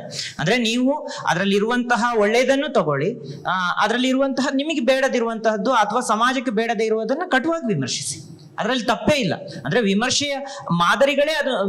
ವಿಮರ್ಶೆ ಅಂದ್ರೇನೆ ಅದು. ಅಂದ್ರೆ ನಮಗೆ ಏನು ಅಂತ ಹೇಳಿದ್ರೆ ಅದರಲ್ಲಿ ಇರುವಂತಹ ಸರಿ ತಪ್ಪುಗಳು ನಿರ್ಣಯಿಸಿ ಅಂತ ಹೇಳ್ತಾ ಇಲ್ಲ, ಅದನ್ನ ಮೌಲ್ಯಮಾಪನಕ್ಕೆ ಒಳಪಡಿಸಿ. ಅದು ಮೌಲ್ಯಮಾಪನಕ್ಕೆ ಒಳಪಟ್ಟಾಗ್ಲೇ ಅದರಲ್ಲಿರುವಂತಹ ಅವರು ಲೇಖಕ ಹೇಳಿದಂತಹ ಮೂಲಭೂತವಾದಂತಹ ವಿಷಯಗಳು ಮುನ್ನೆಲೆಗೆ ಬರುತ್ತೆ. ಅದು ನೀವು ಬರೀ ಒಂದ್ರ ಕಡೆಗೇನೆ ನಿಂತಾಗ ಸಮಸ್ಯೆಗಳಾಗುತ್ತೆ. ಹಾಗಂತ ಹೇಳಿ ನೀವು ನನ್ನ ಮಧ್ಯಮ ಪಂಥಕ್ಕೆ ಸೇರಿಸಬೇಕಾದದ್ದು ಇಲ್ಲ. ಅದು ದೊಡ್ಡ ಸಮಸ್ಯೆ. ಹೀಗ್ ಮಾತಾಡೋರ್ನ, ಸಾಹಿತ್ಯವಾಗಿಯೇ ಮಾತಾಡೋರ್ನ ಅವ್ರು ಏನ್ ಮಾಡ್ತಾರೆ ಅಂತ ಹೇಳಿದ್ರೆ, ನೀವು ಎಡನೂ ಅಲ್ಲ ಬಲನೂ ಅಲ್ಲ, ಹಾಗಾದ್ರೆ ಮಧ್ಯಮ ಪಂಥ ಅನ್ನುವಂಥದ್ದು ಗಾಂಧಿಯ ದೊಡ್ಡ ಮಾರ್ಗ ಅದು. ಆಯ್ತಾ? ಗಾಂಧಿಯನ್ನ ಅಭ್ಯಾಸ ಮಾಡಿದವರಿಗೆ, ಓದ್ದವರಿಗೆ ಅದು ನಿಜವಾದ ಒಂದು ಮಾರ್ಗ. ಆದ್ರೆ ಸಮಸ್ಯೆ ಇರೋದು ಏನು ಅಂತ ಹೇಳಿದ್ರೆ, ನಾವು ಆ ಪಂಥಗಳನ್ನ ಅರ್ಥೈಸ್ಕೊಳ್ಳುವ ಅಥವಾ ನಾವು ಸಾಹಿತ್ಯವನ್ನ ಅರ್ಥ ಮಾಡ್ಕೊಳ್ಳುವ, ವಿಮರ್ಶೆಯನ್ನ ಅರ್ಥ ಮಾಡ್ಕೊಳ್ಳುವ ಈ ವಿಚಾರಗಳಲ್ಲೇ ದೊಡ್ಡ ಸಮಸ್ಯೆ ಇದೆ ಅಂತ ನನಗೆ ಅನ್ಸುತ್ತೆ. ಮತ್ತೆ ಹಾಗ್ ನೋಡಿದ್ರೆ, ಈಗ ರಾಘವಾಂಕನ ಕೃತಿಯ ಒಳಗಡೆ ಅಲ್ಲಿ ಹೊಲತಿ ಅಂತ ಹೇಳಿದ ಒಂದು ಪದವನ್ನು ಬಳಸಿದ್ದಾನೆ ಅಂತ ಹೇಳ್ಬಿಟ್ಟು ನಾವು ರಾಘವಾಂಕನನ್ನ ರಿಜೆಕ್ಟ್ ಮಾಡ್ಲಿಕ್ಕೆ ಸಾಧ್ಯನಾ? ಅಥವಾ ಇಡೀ ಪಂಪನ ಕೃತಿಯ ಒಳಗಡೆ ಏನ್ ಮಾಡ್ತಾನೆ ಅಂತ ಹೇಳಿದ್ರೆ, ಒಂದು ರೀತಿಯಲ್ಲಿ ಆ ಒಂದು ಜಾತಿಯ ಪ್ರಜ್ಞೆಯನ್ನ ಕರ್ಣನ ಮೂಲಕ ಕಟ್ಕೊಡುವಂತಹ ಸಂದರ್ಭದಲ್ಲಿ ಅದೇ ಶ್ರೇಷ್ಠ ಅಂತ ಹೇಳಿ ನಾವು ಮುನ್ನೆಲೆ ತೆಗೆದುಕೊಳ್ಳಿಕ್ಕೂ ಸಾಧ್ಯ ಇಲ್ಲ. ಈ ಎರಡೂ ವೈರುಧ್ಯಗಳನ್ನು ನಾವು ಒಪ್ಕೋಬೇಕು. ಕನ್ನಡದ ಒಳಗಡೆ ಎರಡೂ ವೈರುಧ್ಯಗಳು ಸಂಭವಿಸಿದೆ. ಆ ಸಂಭವಿಸಿರುವಂತಹದನ್ನು ಒಪ್ಕೋಬೇಕಾಗುತ್ತೆ. ನಮ್ಮ ಓದು, ನಮ್ಮ ಅಧ್ಯಯನಗಳು ಇದನ್ನ ಹೆಚ್ಚು ವಿಸ್ತಾರ ಮಾಡುತ್ತೆ ಅಂತ ನನಗನ್ಸುತ್ತೆ. ಇನ್ನೂ ಒಂದು ಏನು ಅಂತ ಹೇಳಿದ್ರೆ, ನನಗೆ ದೊಡ್ಡ ಸಮಸ್ಯೆ ಇರುವಂತದ್ದು, ರಾಜಕೀಯವಾಗಿ ಬರೆಯೋರ್ನೂ ಜನ ಹೆಚ್ಚು ಇಷ್ಟಪಡಲ್ಲ. ಇನ್ನು ಈ ಲೈಂಗಿಕ ಸಂಬಂಧಗಳ ಬಗೆಗೆ, ಅದು ಮನಃಶಾಸ್ತ್ರೀಯವಾಗಿರ್ಲಿ ಅಥವಾ ಅದು ಬೇರೆ ಬೇರೆ ಆಯಾಮಗಳಲ್ಲಿ ಇದನ್ನು ಹೆಚ್ಚು ಇಷ್ಟಪಡಲ್ಲ. ನನಗೆ ತುಂಬಾ ಇಷ್ಟ. ಈಗ ಅಲ್ಲಿ ವಿವೇಕ್ ಶಾನ್ಭಾಗ್ ಸರ್ ಇದ್ದಾರೆ, ಅವರ ಊರ್ಭಂಗ ಕೃತಿಯಲ್ಲಿ ಆ ಹೆಣ್ಣು ಮಗಳ ತುಟಿಯ ಇದರಲ್ಲಿ ಅವಳು ಬೆಳಗ್ಗೆ ಎದ್ದ ಸಂದರ್ಭದಲ್ಲಿ ಅವಳ ತುಟಿ ಆ ಜೊಲ್ಲೇನಿದೆ ಅದು ಇದೆ ಅನ್ನುವಂತ ಇರುವಂತಹದ್ದನ್ನೇ ಅದ್ಭುತವಾಗಿ ಕಟ್ಕೊಡ್ತಾರೆ. ಇಂಥದ್ದನ್ನ ಪಂಪನು ಕಟ್ತಾನೆ. ಅವನು ಸೂಳೆಗೇರಿಗೆ ಹೋಗುವಂತಹ ಅದ್ಭುತವಾದ ಸಂದರ್ಭಗಳನ್ನ ನಿರ್ಮಾಣ ಮಾಡ್ಕೊಡ್ತಾನೆ. ಕನ್ನಡದಲ್ಲಿ ಇಂತಹ ಲೈಂಗಿಕತೆಯ ಬಗ್ಗೆ ಬರೆಯುವಂಥದ್ದು ಅಥವಾ ಸಲಿಂಗಕಾಮದ ಬಗ್ಗೆ ಬರೆಯುವಂಥದ್ದು ಅಥವಾ ಇದು ಏನು ಲೆಸ್ಬಿಯನ್ ಬಗ್ಗೆ ಬರೆಯುವಂತಹದ್ದು ಅಥವಾ ಇದನ್ನೆಲ್ಲವನ್ನು ಮೀರಿ ವಿಭಿನ್ನವಾಗಿ ಏನನ್ನೋ ಬರಿತಾ ಇದ್ದಾನೆ ಅನ್ನುವಾಗ ಅವನನ್ನ ಒಂದು ಬ್ರ್ಯಾಂಡ್ ಮಾಡಿ ನಿಲ್ಸ್ತಾರಲ್ವಾ, ಆ ನೆಲೆ ಕಳ್ಚ್ಕೋಬೇಕು ಕನ್ನಡದಿಂದ. ಐ ಥಿಂಕ್ ಮಧ್ಯಮ ಪಂಥ ಅಂತ ಗಂಡಸರಿಗೆ ಹೇಳಿದ್ರೆ, ಹೆಂಗಸರಿಗೆ ಮಾಡರ್ನ್ ವಿಮೆನ್ ಅಂತ ಹೇಳಿದ್ರೆ ಸಾಕಲ್ವಾ ಚೈತ್ರಿಕ? ಮಾಡರ್ನ್ ವಿಮೆನ್ ಅಂದ್ರೆ ಸಾಕು. ಅದು ಎರಡೂ ಒಂದೇ ತೂಕದ ಅಬ್ಯೂಸ್ ಆಗಿದೆ ಇವಾಗ. ನೀವು ಮಿಡಲ್ ಪಾತ್ ಅಂತ ಹೇಳಿದ್ರೆ, ನೀವು ಮಾಡರ್ನ್ ವಿಮೆನ್ ಅಂತ ಹೇಳಿದ್ರೆ ಸಾಕು. ಎಲ್ಲದನ್ನು ಮೀರಿ ನಿಂತವರು. ನಿಮ್ಗೆ ಯಾವ ಕಟ್ಟಳೆಗಳಿಲ್ಲ, ನಿಮ್ಗೆ ನಿಮ್ಮನ್ನ ಹದ್ಬಸ್ತಲ್ಲಿ ಇಡಬೇಕು. ಈಗ ಸದ್ಯಕ್ಕೆ ಒಂದು ಪಂಥಕ್ಕೆ ಸೇರಿಸ್ಬೇಕು ಅಂತ. ರಾಧಾಪೀರ್, ನೀವೇನ್ ಹೇಳ್ತೀರಿ ಇದ್ರ ಬಗ್ಗೆ?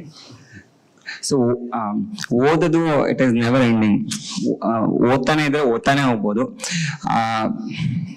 ನಮ್ಮ ಪರಂಪರೆಯೊಟ್ಟಿಗೆ ಒಂದು ಜೀವಕಾರುಣ್ಯ ಸಂಬಂಧವನ್ನ ಇಟ್ಕೊಳ್ದೇನೆ ಯಾವುದೇ ಹೊಸ ಲೇಖಕ ಮತ್ತೇನೋ ಸೃಷ್ಟಿ ಮಾಡ್ತಾನೆ ಅಂತ ಹೇಳಕ್ ಆಗಲ್ಲ. ಅದನ್ನೇ ಮುಸ್ತಫಾ ಹೇಳ್ತಾ ಇದ್ರು. ಆಮೇಲೆ ಅದೆಷ್ಟು ಸತ್ಯವೋ ಇದು ವಿಮರ್ಶೆಗೆ ಅತೀತ ಅನ್ನೋ ಮಾತು ಕೂಡ ಅಷ್ಟೇ ಸುಳ್ಳು. ಸೊ ಯಾವುದನ್ನು ಕೂಡ ನಾವು ವಿಮರ್ಶೆ ಮಾಡಬಹುದು. ಅಂದ್ರೆ ಇದ್ರಲ್ಲಿ ನನಗೆ ಈ ಸಮಸ್ಯೆ ಕಾಣ್ತಾ ಇದೆ ಅಥವಾ ನನಗೆ ಇದು ಒಪ್ಪಿತವಲ್ಲ ಅಂತ ಹೇಳ್ಬೋದು. ಬಟ್ ಇವತ್ತಿನ ಸಮಸ್ಯೆ ಅಂದ್ರೆ ದ ಲ್ಯಾಂಗ್ವೇಜ್.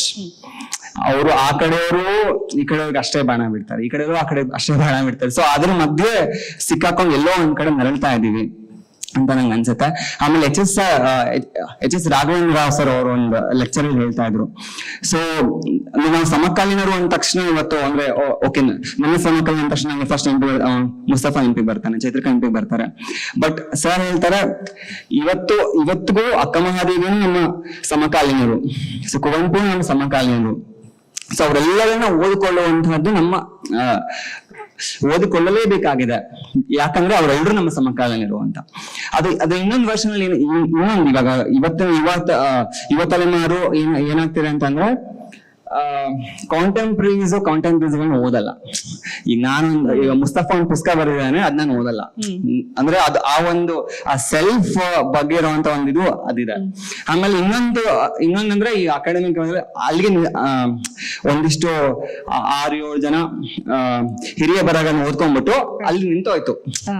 ಸೊ ಅಲ್ಲಿಂದ ಮುಂದೆ ಬರ್ತದೆ. ಸೊ ಈ ತರ so many junction point create ಆಗಿದೆ. ಈ ಅಕಾಡೆಮಿಷನ್ಗಳಿಗೆ ಹೋದ್ರೆ ಅವ್ರನ್ನೇ ಕೋಟ್ ಮಾಡ್ತಾರೆ ಇರ್ತಾರೆ. ಅದನ್ನ ನೀರಿನ ಸಾಹಿತ್ಯ ಮುಂದೆ ಬಂದ್ಬಿಟ್ಟಿರ್ತಾರೆ.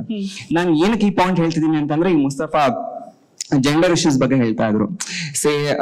For example queer issues.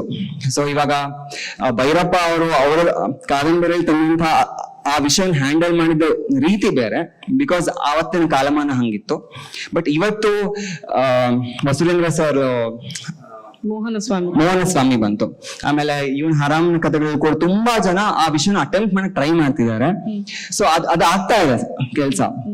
ಆಮೇಲೆ ಇನ್ನೊಂದು ಇವತ್ತೇನಾಗಿದೆ, ಚೈತ್ರಿಕಾ ಹೇಳ್ತಾ ಇದ್ರು, ಇವತ್ತು ದಲಿತ ಇಶ್ಯೂಸ್ ಅನ್ನ ಇವತ್ತಿನ ಕಣ್ಣಲ್ಲಿ ಹೆಂಗೆ ಅಲ್ಲಿಂದ ಇವತ್ತಿಗೂ ಕೂಡ ಹಳ್ಳಿಗಳಲ್ಲಿ ತುಂಬಾ ಅದೇ ತರ ಪ್ರಾಬ್ಲಮ್ಸ್ ಇದ್ರೂ ಕೂಡ ಸಿಟಿಲಿ ಬೇರೆ ತರ ಅದು ಟ್ರಾನ್ಸ್ಫಾರ್ಮ್ ಆಗಿರುತ್ತೆ. ಸೊ ಅದು ಬೇರೆ ರೂಪದಲ್ಲಿ ಬಂದು ನಮ್ಮಲ್ಲಿ ನಿಂತಿರುತ್ತೆ. ಸೊ ಅದನ್ನ ನಾವು ಬಹುಶಃ ಯುವ ತಲೆಮಾರು ಆ ನಿಟ್ಟಿನಲ್ಲಿ ನೋಡಿ ಅದಕ್ಕೆ ನಾವು ಅಂದ್ರೆ ಕನ್ನಡಿ ಹಿಡಿಯೋ ಅಂತ ಕೆಲಸ ಮಾಡ್ಬೇಕು. ಸೊ ಅದೆಲ್ಲ ಬಹುಶಃ ಒಂದು ಬ್ಯಾಲೆನ್ಸ್ಡ್ ಆಗಿರುವಂತ ಸೂಕ್ಷ್ಮ ದೃಷ್ಟಿಯಿಂದ ಅದು again it's like a brushing a teeth. ದಿನ ಆಗ್ಬೇಕು, ಇಲ್ಲಾಂದ್ರೆ ನಮ್ಗೆ ಎಷ್ಟೊಂದು ವರ್ಷನ್ಸ್ ಬರುತ್ತೆ. ಅದ್ ಹಂಗಾಗಿದೆ, ಇವ್ರು ಹೆಂಗ್ ಮಾಡಿದ್ರು. ಇವತ್ತು ಒಂದ್ ಪತ್ರಿಕೆ ಓದ್ತೀನಿ, ಒಂದ್ ಪತ್ರಿಕೆ ಓದ್ತಾ ಹಂಗೆ ಆಗೋಗುವಂತ ಅಂದ್ರೆ ಒಂದೇ ವರ್ಷನ್ ಸಿಗುವಂತ ಚಾನ್ಸ್ ಇದೆ. ಹೊಸದಿಗಂತಾನೆ ಓದೋರು ಅದೇ ತರದ ದೃಷ್ಟಿಕೋನವನ್ನು ಬಳಸ್ಕೊಳ್ಳುವಂತ ಚಾನ್ಸ್ ಇದೆ. ಸೊ ಆ ತರ ಒಂದು ಎಲ್ಲವನ್ನೂ ನೋಡಿ, ಸೊ ಈ ವಿಷಯಕ್ಕೆ ನನ್ನ ಅಭಿಪ್ರಾಯ ಏನು, that is first I should decide that. ಆಮೇಲೆ ಅದಕ್ಕೆ ಇಂಟ್ರೋಸ್ಪೆಕ್ಟ್ ಮಾಡ್ಕೊಂಡು ಆ ತರದ ಒಂದು ಸೂಕ್ಷ್ಮ ದೃಷ್ಟಿ ಇದ್ರೆ, ಸೊ ಇವತ್ತಿನ ಯುವ ತಲೆಮಾರು ಆಸ್ ಯು ಅಂದ್ರೆ ನಿಮ್ಮ ಮೊದಲನೇ ಪ್ರಶ್ನೆ ಕೇಳಿದಂಗೆ, ಸೊ ಅದು ಶೀಘ್ರ ಸಾಹಿತ್ಯ ಸೃಷ್ಟಿ ಅನ್ಸ್ಕೊಳಲ್ಲ. ಅವರು ಅಲ್ಲಿಂದ ಅದು ಅಂದ್ರೆ ಎಲಿವೇಟ್ ಆಗ್ತಾ ಹೋಗುತ್ತೆ. ಅವರು ಫೇಸ್ಬುಕ್ ಅಲ್ಲಿ ಒಂದು ಪೋಸ್ಟ್ ಇಂದಾನೆ ಶುರು ಮಾಡಿರ್ಬೋದು. ಒಬ್ಬ ಸಾಮಾನ್ಯ ಓದುಗರು ಏನೋ ಒಂದು ಪೋಸ್ಟ್ ಬರ್ ಹಾಕಿರ್ಬೋದು, ಮೋದಿನ್ ಬೈತಾನೋ ಹೊಗಳ್ತಾನೋ ಏನೋ ಹಾಕಿರ್ಬೋದು. ಅಲ್ಲಿಂದ ಅಂದ್ರೆ ಒಂದೊಂದೇ ಮೆಟ್ಲು ಹತ್ಕೊಳ್ತಾ ಅಲ್ಲಿ ಹೋಗುತ್ತೆ. ಬಿಕಾಸ್ ನಮ್ಮ ಸಾಹಿತ್ಯ ಪರಂಪರೆ ದೊಡ್ಡದಿದೆ. ಸೊ ಹಿರಿಯರು ಆಗ್ಲೇ ಇಷ್ಟೊಂದು ವಿಷಯಗಳನ್ನ ಅವ್ರು ಅಟೆಂಪ್ಟ್ ಮಾಡಿದ್ದಾರೆ. ಇದು ನಾವೀಗ ಏನ್ ಮಾಡ್ತಿದೀವಿ ಅಂದ್ರೆ ವಿ ಆರ್ ಜಸ್ಟ್ ಅದನ್ನ ಮುಂದುವರ್ಸ್ಕೊಂಡು ಹೋಗ್ತಾ ಇದೀವಿ. ಅದಷ್ಟು. ಸೊ ಅದನ್ನ ನಮ್ಗೆ ಇರ್ಬೇಕು. ಆಮೇಲೆ ಇನ್ನೊಂದು ಹೇಳ್ತಾ ಇದ್ದ ಅಂದ್ರೆ ಇವತ್ತಿನ ಯುವ ತಲೆಮಾರು ನಾನೇ ಏನೋ ಹೊಸದಾಗಿ ನಾನು ಈ ವಿಷಯ ಫಸ್ಟ್ ಅಟೆಂಡ್ ಮಾಡ್ಬಿಟ್ಟಿದೀನಿ, ನಾನು ಫಸ್ಟ್ ತಂದ್ಬಿಟ್ಟಿದೀನಿ ಅಂತ. ಅದು ಹಂಗಿರಲ್ಲ. ಬಿಕಾಸ್ ಏನಕ್ಕೆ ಅಂದ್ರೆ ನಾವು ಹಳಬ್ರು ಅಂದ್ರೆ ಹಿರಿಯ ಸಾಹಿತಿಗಳನ್ನ ಅವ್ರ ಪುಸ್ತಕಗಳನ್ನ ಓದ್ಕೊಂಡಿರಲ್ಲ. So whatever we are doing is ನಾವು ಅದೇ ಸಮಸ್ಯೆಗಳನ್ನ ಇವತ್ತು ದಲಿತ್ ಇಶ್ಯೂಸ್ ಅನ್ನ, ವಿಮೆನ್ ಇಶ್ಯೂಸ್ ಅನ್ನ, ಕ್ವಿಯರ್ ಇಶ್ಯೂಸ್ ಅನ್ನ ನಾವು ಇವತ್ತಿನ ಕಾಲಘಟ್ಟಕ್ಕೆ ಇವತ್ತು ಹೆಂಗ್ ಕಾಣ್ತಾ ಇದೆ ಸಮಸ್ಯೆಗಳು, ಸೊ ಯಾವ ಟ್ರಾನ್ಸ್ಫಾರ್ಮೇಶನ್ ಆಗಿದೆ ಆ ಸಮಸ್ಯೆಗಳಿಗೆ, ಅದನ್ನ ನೋಡಿ ನಾವು ಅದನ್ನ ಎಕ್ಸ್ಪ್ರೆಸ್ ಮಾಡಕ್ ಟ್ರೈ ಮಾಡಿರ್ತೀವಿ. ಸೊ ಇವತ್ ನಾನು ತಗೊಂಡ್ ಸ್ಟ್ಯಾಂಡ್ ಅನ್ನ ಮುಂದೆ ನನ್ನ ನೆಕ್ಸ್ಟ್ ಜನರೇಷನ್ ಓ ಇವ್ರು ಹಿಂಗ್ ಬರ್ದಿದ್ರು ಇದು ತಪ್ಪು ಅಂತ ಹೇಳ್ಬೋದು. That is always possible. Okay, ಒಂದು ರಾಜಕೀಯ ಪ್ರಜ್ಞೆ ಇಟ್ಟುಕೊಂಡು ನೀವು ಸಮಸ್ಯೆಗಳಿಗೆ ಮುಖಾಮುಖಿ ಆಗುವಾಗ ಮತ್ತು ಸವಾಲುಗಳಿಗೆ ಮುಖಾಮುಖಿ ಆಗುವಾಗ ದಕ್ಷಿಣ ಕನ್ನಡದ ಮುಸ್ತಫಾ, ಬಹುತೇಕ ಉತ್ತರ ಕರ್ನಾಟಕ ಅಂತ ಹೇಳ್ಬೋದಾದ ದಾದಾಪೀರ್ ಮತ್ತು ಉತ್ತರ ಕನ್ನಡದ ಚೈತ್ರಿಕಾ, ನೀವು 3 ಜನ ಒಂದು ಪಾಯಿಂಟ್ ಅಲ್ಲಿ ಮೀಟ್ ಆಗ್ತೀರಾ ಅಥವಾ ಪ್ರಾಂತೀಯತೆ ಮತ್ತು ಭಾಷಾ ವ್ಯತ್ಯಾಸಗಳು ಇವತ್ತು ಕಡಿಮೆ ಆಗಿದೆ ಅಂತ ಅನ್ಸುತ್ತಾ, ಅಥವಾ ಇನ್ನೂ ಎಕ್ಸ್ಕ್ಲೂಸಿವ್ ಈಕೋ ಚೇಂಬರ್ಸ್ ತರ ಆಗಿದೆ ಅಂತ ನಿಮ್ಗೆ ಅನ್ಸುತ್ತಾ? ಇಲ್ಲ, ನನಗೆ ಹಾಗೆ ಅನ್ಸಲ್ಲ ಮ್ಯಾಮ್. ಯಾಕೆಂತ ಹೇಳಿದ್ರೆ ಈಗ ನಾವು ಸಮಕಾಲೀನ ಸಂದರ್ಭದಲ್ಲಿ ಕತೆಗಳ ಒಳಗಡೆನೇ ಆಗಿರ್ಬೋದು ಅಥವಾ ಕಥನದ ಯಾವುದೇ ಪ್ರಕಾರದ ಒಳಗಡೆನೇ ಆಗಿರಬಹುದು, ನಾವೆಲ್ಲರೂ ಯಾವುದೋ ಒಂದು ವಿಚಾರಕ್ಕೆ ಮುಖಾಮುಖಿ ಆಗ್ತಾ ಇದ್ವಿ, ಹೆಚ್ಚು ಮುಖಾಮುಖಿ ಆಗ್ತಾ ಇದ್ವಿ. ಒಂದು ಫ್ಯಾಸಿಸಮ್ ಅಥವಾ ಮಹಿಳಾ ಸಮಸ್ಯೆ ಅಥವಾ ಲಿಂಗತ್ವ ಸೂಕ್ಷ್ಮ ವಿಚಾರಗಳನ್ನ ಇಟ್ಕೊಂಡು ನಾವು ಬರಿತಾ ಇರುವಂತಹ ಸಂದರ್ಭದಲ್ಲಿ ಭಾಷೆಯ ದೃಷ್ಟಿಯಿಂದ ಅದು ಭಿನ್ನವಾಗಿರಬಹುದು. ಒಬ್ರು ಕಟ್ಟುವ ಭಾಷೆ ಇನ್ನೊಬ್ಬರು ಕಟ್ಟುವ ಭಾಷೆಗಿಂತಲೂ ಭಿನ್ನವಾಗಿರಬಹುದು. ಆದ್ರೆ ಎತ್ತಿಕೊಳ್ಳುವಂತಹ ವಿಚಾರಗಳು ಹೆಚ್ಚೆಚ್ಚು ಅದು ಈ ಸಂದರ್ಭಕ್ಕೆ ಅಗತ್ಯ ಇರುವಂತದ್ದೇ ಆಗಿರುತ್ತೆ ಅಂತ ಅನ್ಸುತ್ತೆ ನನಗೆ. ಇವರೆಲ್ಲ ಮಾತಾಡುವಾಗ ಒಂದು ಅನಿಸ್ತು, ಅಂದ್ರೆ ಏನು ಅಂತ ಹೇಳಿದ್ರೆ ಕೆಲವು ಬಾರಿ ಏನ್ ಮಾಡ್ತಾರೆ ಅಂತ ಹೇಳಿದ್ರೆ ಲೇಖಕನ ರಾಜಕೀಯ ವಿಚಾರಗಳನ್ನೇ ಇಟ್ಕೊಂಡು, ಆತ ಯಾವ ರಾಜಕೀಯ ಐಡಿಯಾಲಜಿಯನ್ನ ಒಪ್ಕೊಂಡಿದ್ದಾನೆ ಅನ್ನುವಂತಹದ್ದನ್ನ ಇಟ್ಕೊಂಡೇ ಆತನ ಇಡೀ ಸಾಹಿತ್ಯವನ್ನ ಗಮನಿಸುವಂತಹ ಮಾದರಿಗಳಿದೆಯಲ್ಲ, ಇದು ಯಾಕೋ ತೀರಾ ಅಪಾಯಕಾರಿ ಅಂತ ನನಗೆ ಅನ್ಸುತ್ತೆ. ಯಾಕೆಂತ ಹೇಳಿದ್ರೆ ಕಾರಂತರು ಬಾಬರ್ ಮಸ್ಜಿದ್ ಧ್ವಂಸ ಆದಂತ ಸಂದರ್ಭದಲ್ಲಿ ಅಲ್ಲಿ ರಾಮ ಮಂದಿರ ಕಟ್ಟಬೇಕು ಅಂತ ಹೇಳ್ಬಿಟ್ಟು ಅದಕ್ಕೊಂದು ಸೈನ್ ಹಾಕೊಡ್ತಾರೆ ಆ ಒಂದು ಇದಕ್ಕೆ. ಹಾಗೆ ನೋಡಿದ್ರೆ ನಮ್ಮ ಇವರು ಯಾರಪ್ಪ ಶಂಕರ್ ಪುಣೇಕರ್ ಮುಕಾಶಿ ಅವರು ತೀರಾ ಭಾರತೀಯ ಪ್ರಜ್ಞೆಯಿಂದ ಭಾರತೀಯತೆಯನ್ನು ಅವರ ಅವಧೇಶ್ವರಿ ಅನ್ನ ಓದಿದ್ರೆ ಅಥವಾ ಗಂಗಮ್ಮ ಏನೋ ಓದು ಭಾರತೀಯ ಪ್ರಜ್ಞೆ ತೀರಾ ಅವರಲ್ಲಿ ಹೆಚ್ಚು ಕಾಣುವಂಥದ್ದನ್ನ ನಾವು ನೋಡ್ತೀವಿ. ಅಥವಾ ಅಡಿಗರನ್ನು ಓದಿದಾಗ ಅವರು ಜನಸಂಘದ ಜೊತೆಗೆ ಹೊಂದಾಣಿಕೆ ಮಾಡ್ಕೊಂಡಿದ್ರು ಅನ್ನುವಂಥದ್ದು. ಆದ್ರೆ ಅವರ ಬೇರೆ ಬೇರೆ ಸಾಹಿತ್ಯ ಪ್ರಕಾರಗಳನ್ನ ನೋಡಿದಾಗ ಅದು ತೀರಾ ವಿಶಿಷ್ಟವಾಗಿ ನಮಗೆ ಕಾಣಿಸುತ್ತೆ ಅಲ್ವಾ. ಈ ಎಲ್ಲ ಕಾರಣಕ್ಕಾಗಿ ನಾವು ಒಬ್ಬ ಲೇಖಕನ ರಾಜಕೀಯ ವಿಚಾರಗಳಿಗಿಂತಲೂ ಆತನ ಸಾಹಿತ್ಯ ವಿಚಾರಕ್ಕೆ ಹೆಚ್ಚು ಪ್ರಾಧಾನ್ಯತೆಯನ್ನು ಕೊಡಬೇಕಾಗುತ್ತೆ ಅನ್ನುವಂಥದ್ದು. ಈಗ ಎಸ್.ಎಲ್. ಭೈರಪ್ಪನವರು ಕನ್ನಡದ ಅತ್ಯಂತ ಶ್ರೇಷ್ಠ ಕಾದಂಬರಿಕಾರ. ಆದ್ರೆ ಅವರ ರಾಜಕೀಯ ವಿಚಾರ ಏನೇ ಇರಲಿ, ಅವರ ಕೃತಿಯ ಒಳಗಡೆ ಹೆಣ್ಣಿನ ಬಗ್ಗೆ ಇರುವಂತಹ ಆ ಹೆಣ್ಣಿನ ಬಗ್ಗೆ ತಾಳದಂತಹ ವಿಚಾರಕ್ಕಾಗಿ ಅವರನ್ನು ನಾವು ವಿರೋಧಿಸ್ತೇವೆ. ಅಥವಾ ಅವರು ಆ ಕೃತಿಯ ಒಳಗಡೆ ಬೇರೆ ಬೇರೆ ಸಮುದಾಯಗಳನ್ನ ಕಟ್ಟಿಕೊಟ್ಟಂತಹ ವಿಚಾರಕ್ಕಾಗಿ ನಾವು ಅವರನ್ನು ವಿರೋಧಿಸ್ತೇವೆ ಹೊರತು ಅವರ ರಾಜಕೀಯ ವಿಚಾರಕ್ಕಾಗಿ ನಾವು ಅವರನ್ನು ವಿರೋಧಿಸಬೇಕಾದಿಲ್ಲ ಅನ್ನುವಂಥದ್ದು. ಅನಂತಮೂರ್ತಿ ಅವರ ವಿಚಾರದಲ್ಲೂ ಇದೇ ಆಯ್ತು. ಅವರ ಒಟ್ಟು ಸಾಹಿತ್ಯವನ್ನು ಓದಿದಾಗ ಅದು ಬೇರೆಯೇ ಜಗತ್ತನ್ನ ನಮಗೆ ಕಟ್ಟಿಕೊಡುತ್ತೆ. ಅವರನ್ನು ಪಾಕಿಸ್ತಾನಕ್ಕೆ ಹೋಗಿ ಟಿಕೆಟ್ ಕಳ್ಸಿಕೊಡ್ತೀವಿ ಅನ್ನುವಷ್ಟರ ಮಟ್ಟಿಗೆ ನಮ್ಮ ಇದ್ ಮಾಡುತ್ತೆ. ಅದಕ್ಕಾಗಿ ಅವರು ಮಾತು ಸೋತ ಭಾರತ ಅಂತ ಹೇಳೋದು. ಈ ಎಲ್ಲ ಕಾರಣಕ್ಕಾಗಿ ಒಬ್ಬ ಲೇಖಕನ ರಾಜಕೀಯವನ್ನು ಬಿಟ್ಟು ಅವನ ಕೃತಿಗಳನ್ನ ಗಮನಿಸುವ ಅವಶ್ಯಕತೆ ಇವತ್ತಿನ ಒಂದು ದೊಡ್ಡ ಸಾಹಿತ್ಯದ ಒಂದು ಅವಶ್ಯಕ ವಿಚಾರವಾಗಿ ನನಗಂತೂ ಕಾಣಿಸುತ್ತೆ. ಚೈತ್ರಿಕಾ, ನಿಮಗೆ ಏನ್ ಅನ್ಸುತ್ತೆ? ಇದನ್ನ ಆರ್ಟ್ ಫಾರ್ ಆರ್ಟ್ ಸೇಕ್ ಮೀರಿ ನೋಡ್ಬೇಕು ಅಥವಾ ಒಬ್ಬ ಲೇಖಕಿಯ ಎಲ್ಲಾ ಧೋರಣೆಗಳನ್ನ ಸೇರಿಸಿ ಒಬ್ಬ ಅವರ ಕೃತಿಗಳನ್ನ ಪರಿಗ್ರಹಿಸಬೇಕು, ಹೇಗೆ ಅನ್ಸುತ್ತೆ ನಿಮ್ಗೆ? ನನ್ಗನ್ಸೋ ಹಾಗೆ ಸೇಮ್ ಮುಸ್ತಫಾ ಅವ್ರಿಗೆ ಏನ್ ಅನಿಸ್ತಾ ಇದೆಯೋ ಹಾಗೇನೆ. ಇವಾಗ ನೋಡಿ, ಈಗ ಶಿವರಾಮ್ ಕಾರಂತರು ಅವರ ಮೂಕಜ್ಜಿಯ ಕನಸುಗಳು ಜ್ಞಾನಪೀಠ ಪ್ರಶಸ್ತಿ ಪುರಸ್ಕೃತ ಕೃತಿ, ಅದರಲ್ಲಿ ಈ ಗೇ ಒಂದು ರಿಲೇಶನ್ಶಿಪ್ ಬರುತ್ತೆ. ಅದನ್ನ ಆ ಕಾಲಕ್ಕೆ ಅದು ತುಚ್ಛವಾಗಿರ್ಬಹುದು, ಯಾವುದೇ ಕಾನೂನುಗಳಿರಲಿಲ್ಲ, ಒಂದು ಗಂಡಿನ ಜೊತೆಗೆ ಸಂಪರ್ಕ ಬೆಳೆಸೋದು, ಅವ್ರಿಗೆ ಆ ಕಾಲಕ್ಕೆ ಸರಿ ಕಾಣ್ದಾಗಿರ್ಬೋದು. ಇವತ್ತು ನಾವು ಅದೇ ಪರಿಸ್ಥಿತಿ ಸ್ಥಿತಿಯನ್ನು ಇಟ್ಕೊಂಡು ನಾವು ಆ ಕಾಲದಿಂದ ಈಚೆ ಬಂದ, ನಾವು ಆ ಕಾಲದಲ್ಲಿ ಇದ್ರೆ ಹಂಗೆ ಯೋಚನೆ ಮಾಡ್ತಿದ್ವೇನು. ಈ ಕಾಲಘಟ್ಟದಲ್ಲಿ ನೋಡಿ ನಿಂತು ಅದೊಂದೇ ವಿಷಯವನ್ನಿಟ್ಕೊಂಡು ಶಿವರಾಮ್ ಕಾರಂತರ ಎಲ್ಲಾ ಕೃತಿಗಳನ್ನು ಆಡ್ಕೊಳ್ಳೋದು ಅದು ಸರಿಯಾದದ್ದಲ್ಲ. ಅದು ಒಂದು ವಿಚಾರ ಅಷ್ಟೇ, ಅಲ್ಲಿ ಬಂದಿದೆ ಅದಷ್ಟೇ. ಆಮೇಲೆ ಶಿವರಾಮ್ ಕಾರಂತರು ಮೀಸಲಾತಿಯನ್ನ ವಿರೋಧಿಸಿದ್ರು ಅಂತ ಇನ್ನೊಂದು ಮಾತು. ಆಮೇಲೆ ಎಮರ್ಜೆನ್ಸಿ ಟೈಮ್ ಅಲ್ಲಿ ಅವರು ಇಂದಿರಾ ಗಾಂಧಿ ಅವರಿಗೆ ಪತ್ರ ಬರೀತಾರೆ. ಇವಾಗ ಯಾರೋ ಇಂದಿರಾ ಗಾಂಧಿ ಅವ್ರನ್ನ ತುಂಬಾ ಇಷ್ಟಪಟ್ಟಿರ್ಬೋದು, ಆ ಕಾಲಕ್ಕೆ ಅದನ್ನ ಸಮರ್ಥಿಸ್ಕೊಳ್ಳೋಕೆ ಅವ್ರಿಗೆ ಏನೇನೋ ಯೋಚನೆಗಳಿರ್ಬೋದು. ಆಮೇಲೆ ಈ ಸಂದರ್ಭಗಳನ್ನೆಲ್ಲ ಇಟ್ಕೊಂಡು ಶಿವರಾಮ್ ಕಾರಂತರ ಎಲ್ಲಾ ಕೃತಿಗಳನ್ನು ನೀವು ಒಂದು ಸರಿಯಾದಿದ್ದಲ್ಲ, ಅವ್ರು ಇಂಥ ಮನಸ್ಥಿತಿ ಇಟ್ಕೊಂಡೇ ಬರೆದ್ರು ಅಂದ್ಮೇಲೆ ಇದೇ ವಿಚಾರ ಪ್ರಧಾನತೆಯನ್ನೇ ಇರುತ್ತೆ ಅವ್ರ ಮನ್ಸಲ್ಲಿ ಅನ್ನೋದನ್ನ ಒಂದು ತಲೆಗೆ ತುಂಬ್ಕೊಂಡ್ಬಿಟ್ರೆ ನಿಮ್ಗೆ ಅವ್ರು ಯಾವ ಕೃತಿಗಳು ಸರಿಯಾಗಿ ಕಾಣಲ್ಲ, ಅವ್ರ ಬರಹಗಳನ್ನ ಆಸ್ವಾದಿಸಕ್ಕಾಗಲ್ಲ. ಬಟ್ ಅವ್ರು ಎಂತೆಂತಹ ಕೃತಿಗಳನ್ನ ಬರೆದಿದ್ದಾರೆ, ಅವ್ರ ಕಾದಂಬರಿಗಳು ತುಂಬಾ ಶ್ರೇಷ್ಠವಾದದ್ದು ಎಲ್ಲದನ್ನು. ಆ ನೆಲೆಯಿಂದ ನೋಡೋದಾದ್ರೆ ಎಲ್ಲ ಸಾಹಿತ್ಯ, ಈ ರಾಜಕೀಯ ವಿಚಾರ ಐಡಿಯಾಲಜಿ ಅನ್ನೋದು ಅದು ಎಲ್ಲಾ ವಸ್ತು ವಿಷಯದಲ್ಲಿ ಕಾದಂಬರಿಯಲ್ಲಿ ತರೋಕ್ಕಾಗಲ್ಲ. ಇವಾಗ ನೀವು ಪ್ರೀತಿ ಬಗ್ಗೆ ಬರೀತಾ ಇದ್ದೀರಿ ಅಂದ್ರೆ ಅಲ್ಲಿ ರಾಜಕೀಯ ವಿಷಯದ ಏನ್ ತರ್ತೀರಾ, ಏನ್ ಐಡಿಯಾಲಜಿ ತರ್ತೀರಾ ನೀವಲ್ಲಿ? ಹಾಗೆ ಯಾವುದೇ ಕಾದಂಬರಿಗಳು ಕೂಡ ಆ ಪಾತ್ರಗಳಲ್ಲಿ ನೀವು ಒಂದು ನೆಲೆ ಎಲ್ಲೋ ಕಂಡುಕೋಬಹುದು ರಾಜಕೀಯ ವಿಚಾರಗಳನ್ನ. ಆ ರೀತಿ ಸಂಪೂರ್ಣ ಅದ್ ಹಂಗಿರಲ್ಲ. ಆದ್ರಿಂದ ಈ ರಾಜಕೀಯವಾಗಿ ಒಬ್ಬ ರಾಜಕೀಯ ಯಾವುದೋ ಒಂದು ಪಕ್ಷವನ್ನು ಅಥವಾ ಯಾವುದೋ ಒಂದು ವ್ಯಕ್ತಿಯನ್ನು ಬೆಂಬಲಿಸ್ತಾರೆ ಸಾಹಿತಿಗಳು ಅನ್ನೋ ಕಾರಣಕ್ಕಾಗಿ ಅವ್ರನ್ನ ಆ ಪಂಥಕ್ಕಾಗ್ಲಿ ಸೇರಿ ಅವ್ರನ್ನ ವಿಮರ್ಶೆ ಮಾಡೋದು ಇವಾಗ ಆಗ್ತಿರೋದನ್ನೇ. ಅದು ಎಲ್ಲೋ ಒಂದ್ ಕಡೆ ಬ್ರ್ಯಾಂಡ್ ಮಾಡಿ ಬಿಟ್ಬಿಡ್ತಾರೆ, ಇವನು ಬಲಪಂಥೀಯ, ಇವನು ಎಡಪಂಥೀಯ, ಇವನ್ ವಿಚಾರಧಾರೆಗಳ ಎಲ್ಲಾನು ಹಿಂಗೆ ಇರುತ್ತೆ, ಅದ್ ಹಂಗೆ ಇರುತ್ತೆ ಅಂತ. ಅದ್ ಆತರ ಇರಲ್ಲ, ಆತರ ವಿಮರ್ಶೆನೂ ಮಾಡಬಾರ್ದು. ಆ ನೆಲೆಯಲ್ಲಿ ನಾವು ಯುವ ಪೀಳಿಗೆಯವರು ಎಲ್ಲರೂ ಸಮಾನರು, ಎಲ್ಲರ ಕೃತಿಯನ್ನು ಓದ್ಬೇಕು, ಎಲ್ಲರ ಕೃತಿಯನ್ನು ಕೂಡ ಆರೋಗ್ಯಕರವಾದ ರೀತಿಯಲ್ಲಿ ವಿಮರ್ಶೆ ಮಾಡಬೇಕು ಅನ್ನೋದನ್ನ ಕಲ್ತ್ಕೊಬೇಕು. ಹಾಗೆ ಈ ಆರಂಭದ ಕೃತಿಗಳಿಗೆ ಅಥವಾ ಈ ತರದ ಕೃತಿಗಳಿಗೆ ಕಟು ವಿಮರ್ಶೆಯ ಅಗತ್ಯವೇ ಇಲ್ಲ ಅಂತ ನನ್ಗೆ ಯಾವತ್ತೂ ಅನ್ಸುತ್ತೆ.